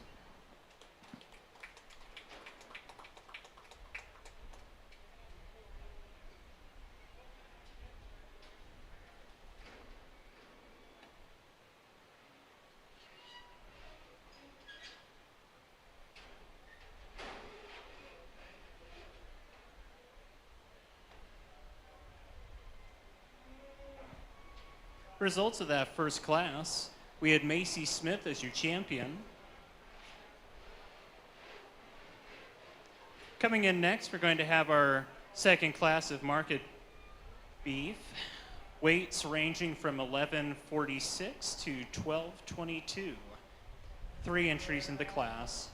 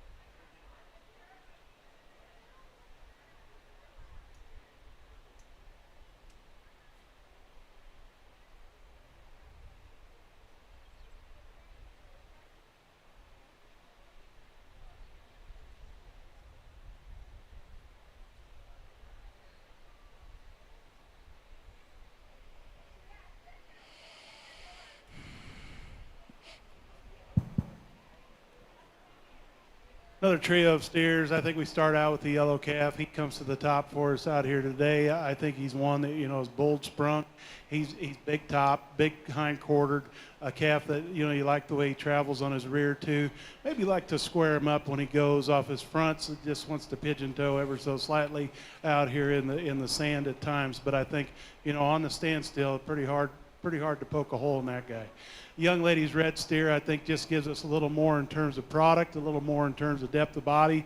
At the center portion of her body, you can see she's big, deep ribbed, and just an easy handling kind of a steer. I think he's not quite there yet in terms of his maturity, but I think an awful good calf in his own right. Wind up the class with our black steer, I think, is one that you'd like to change from his hooks to his pins. Just give him a little more of that power that we see in the two cattle ahead of him, but a nice, easy feeding kind of a steer for the young lady as well. Congratulations.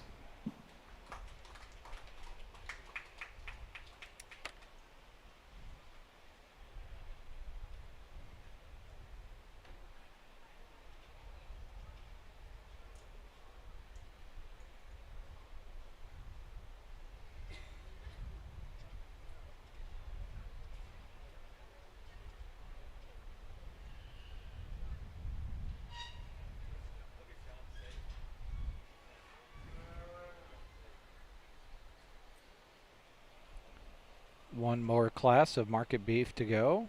Haley Rosiski, single entry, representing Ansley FFA. Results of that second class, we had Kaylee Cook receiving a blue. Your reserve of the class was Hayden Christian receiving a purple. And your class winner receiving a purple was Clayton Barker of Sargent FFA. Coming in is going to be our third and final class of market beef, single entry.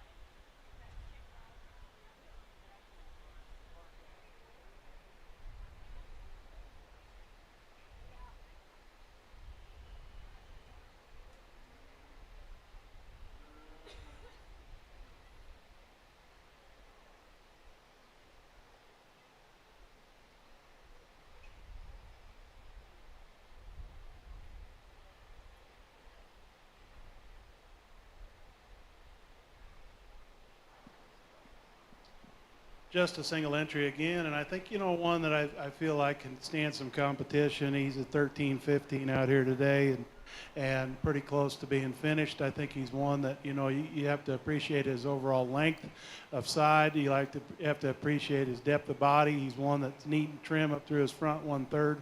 And when you get behind him, you can see he's got enough product to go on and compete here in the end. I think, if you could tone him down in his front 2 feet. I think I'd like to bring them together at times. He wants to get outside of himself, but I think just a really nice project for this young lady. Congratulations.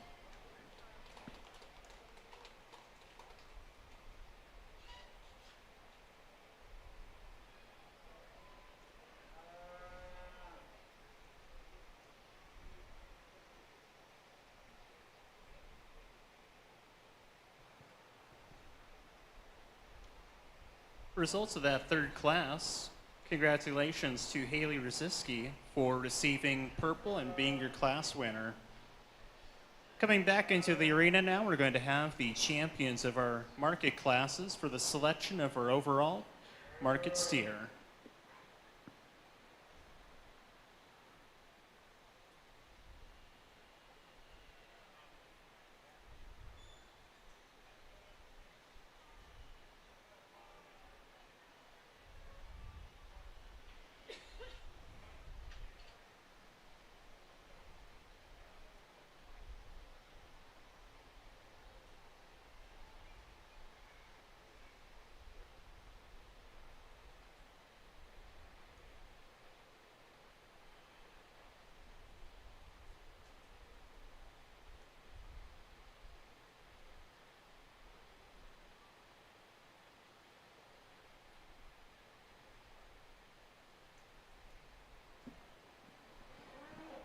As we bring our 3 class winners back out here for champion FFA market animal, I think, it's pretty close. And there's some give and take from top to bottom. And each class winner, you'd like to tweak a thing or two here or there. And I think just discussing with the kids, they kind of know which ones, could use a little extra tweaking as far as their structure, and just in explaining them there in their individual classes what a guy would like to see to make him a little closer to perfect.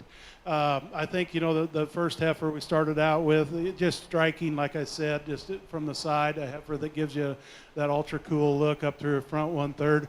She's one that's got a tremendous amount of bone. Maybe like to just change her the way she sets down her pasterns, but I think a really, really nice heifer that's got a bright future ahead, either as a market heifer or a cow.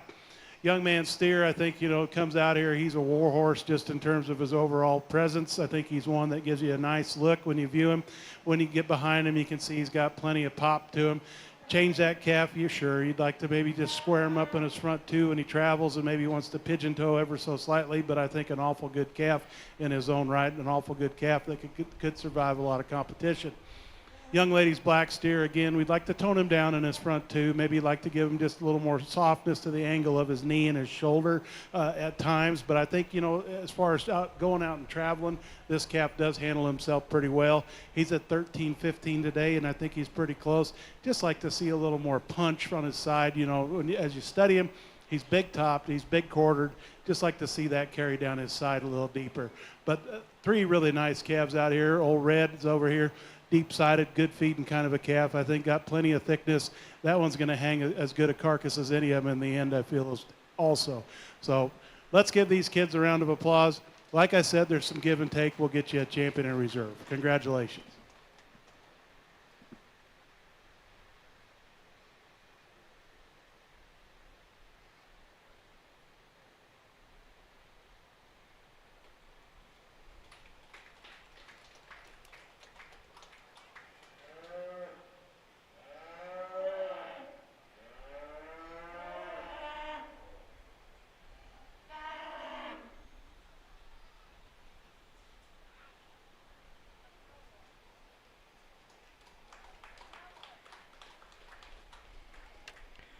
Champion market steer belongs to Clayton Barker. Reserve champion market steer Macy Smith. That'll bring us to breeding heifers, single entry Macy Smith coming up next.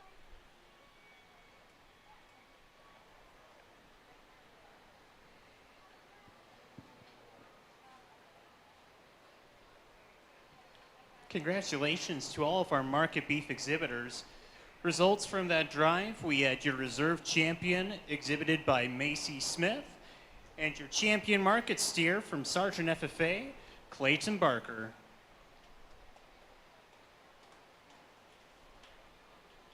We're going to take just a minute or two to set up or reset for our breeding heifers. All right, it seems like we're ready. Single entry.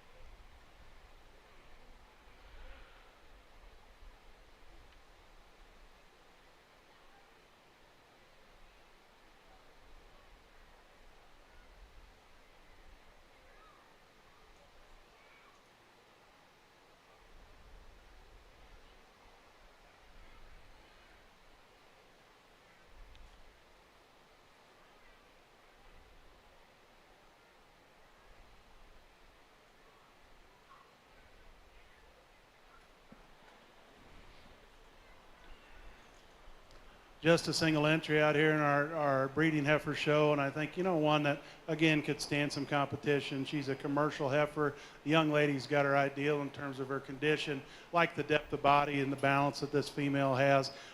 Just an awful, awful good project on down the road for the young lady. Let's give her a big round of applause and thank her for bringing her out here. Congratulations.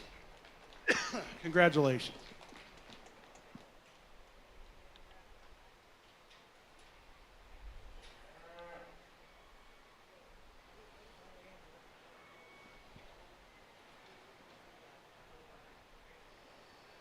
Congratulations to Macy Smith for being our champion breeding heifer here today. That's going to bring an end to the FFA Beef Show. Thank you everybody for coming out. Okay, and that is the end of Beef Day at the Custer County Fair.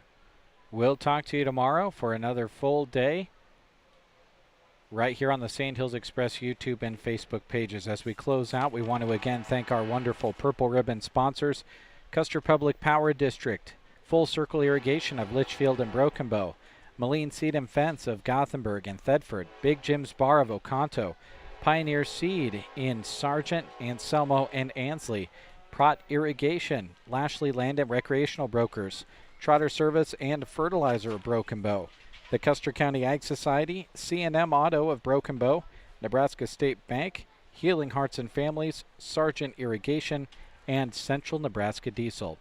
Have a great night, everyone. Again, if you didn't hear already, the bullfighting for tonight has been postponed to tomorrow due to the forecast. Talk to you tomorrow.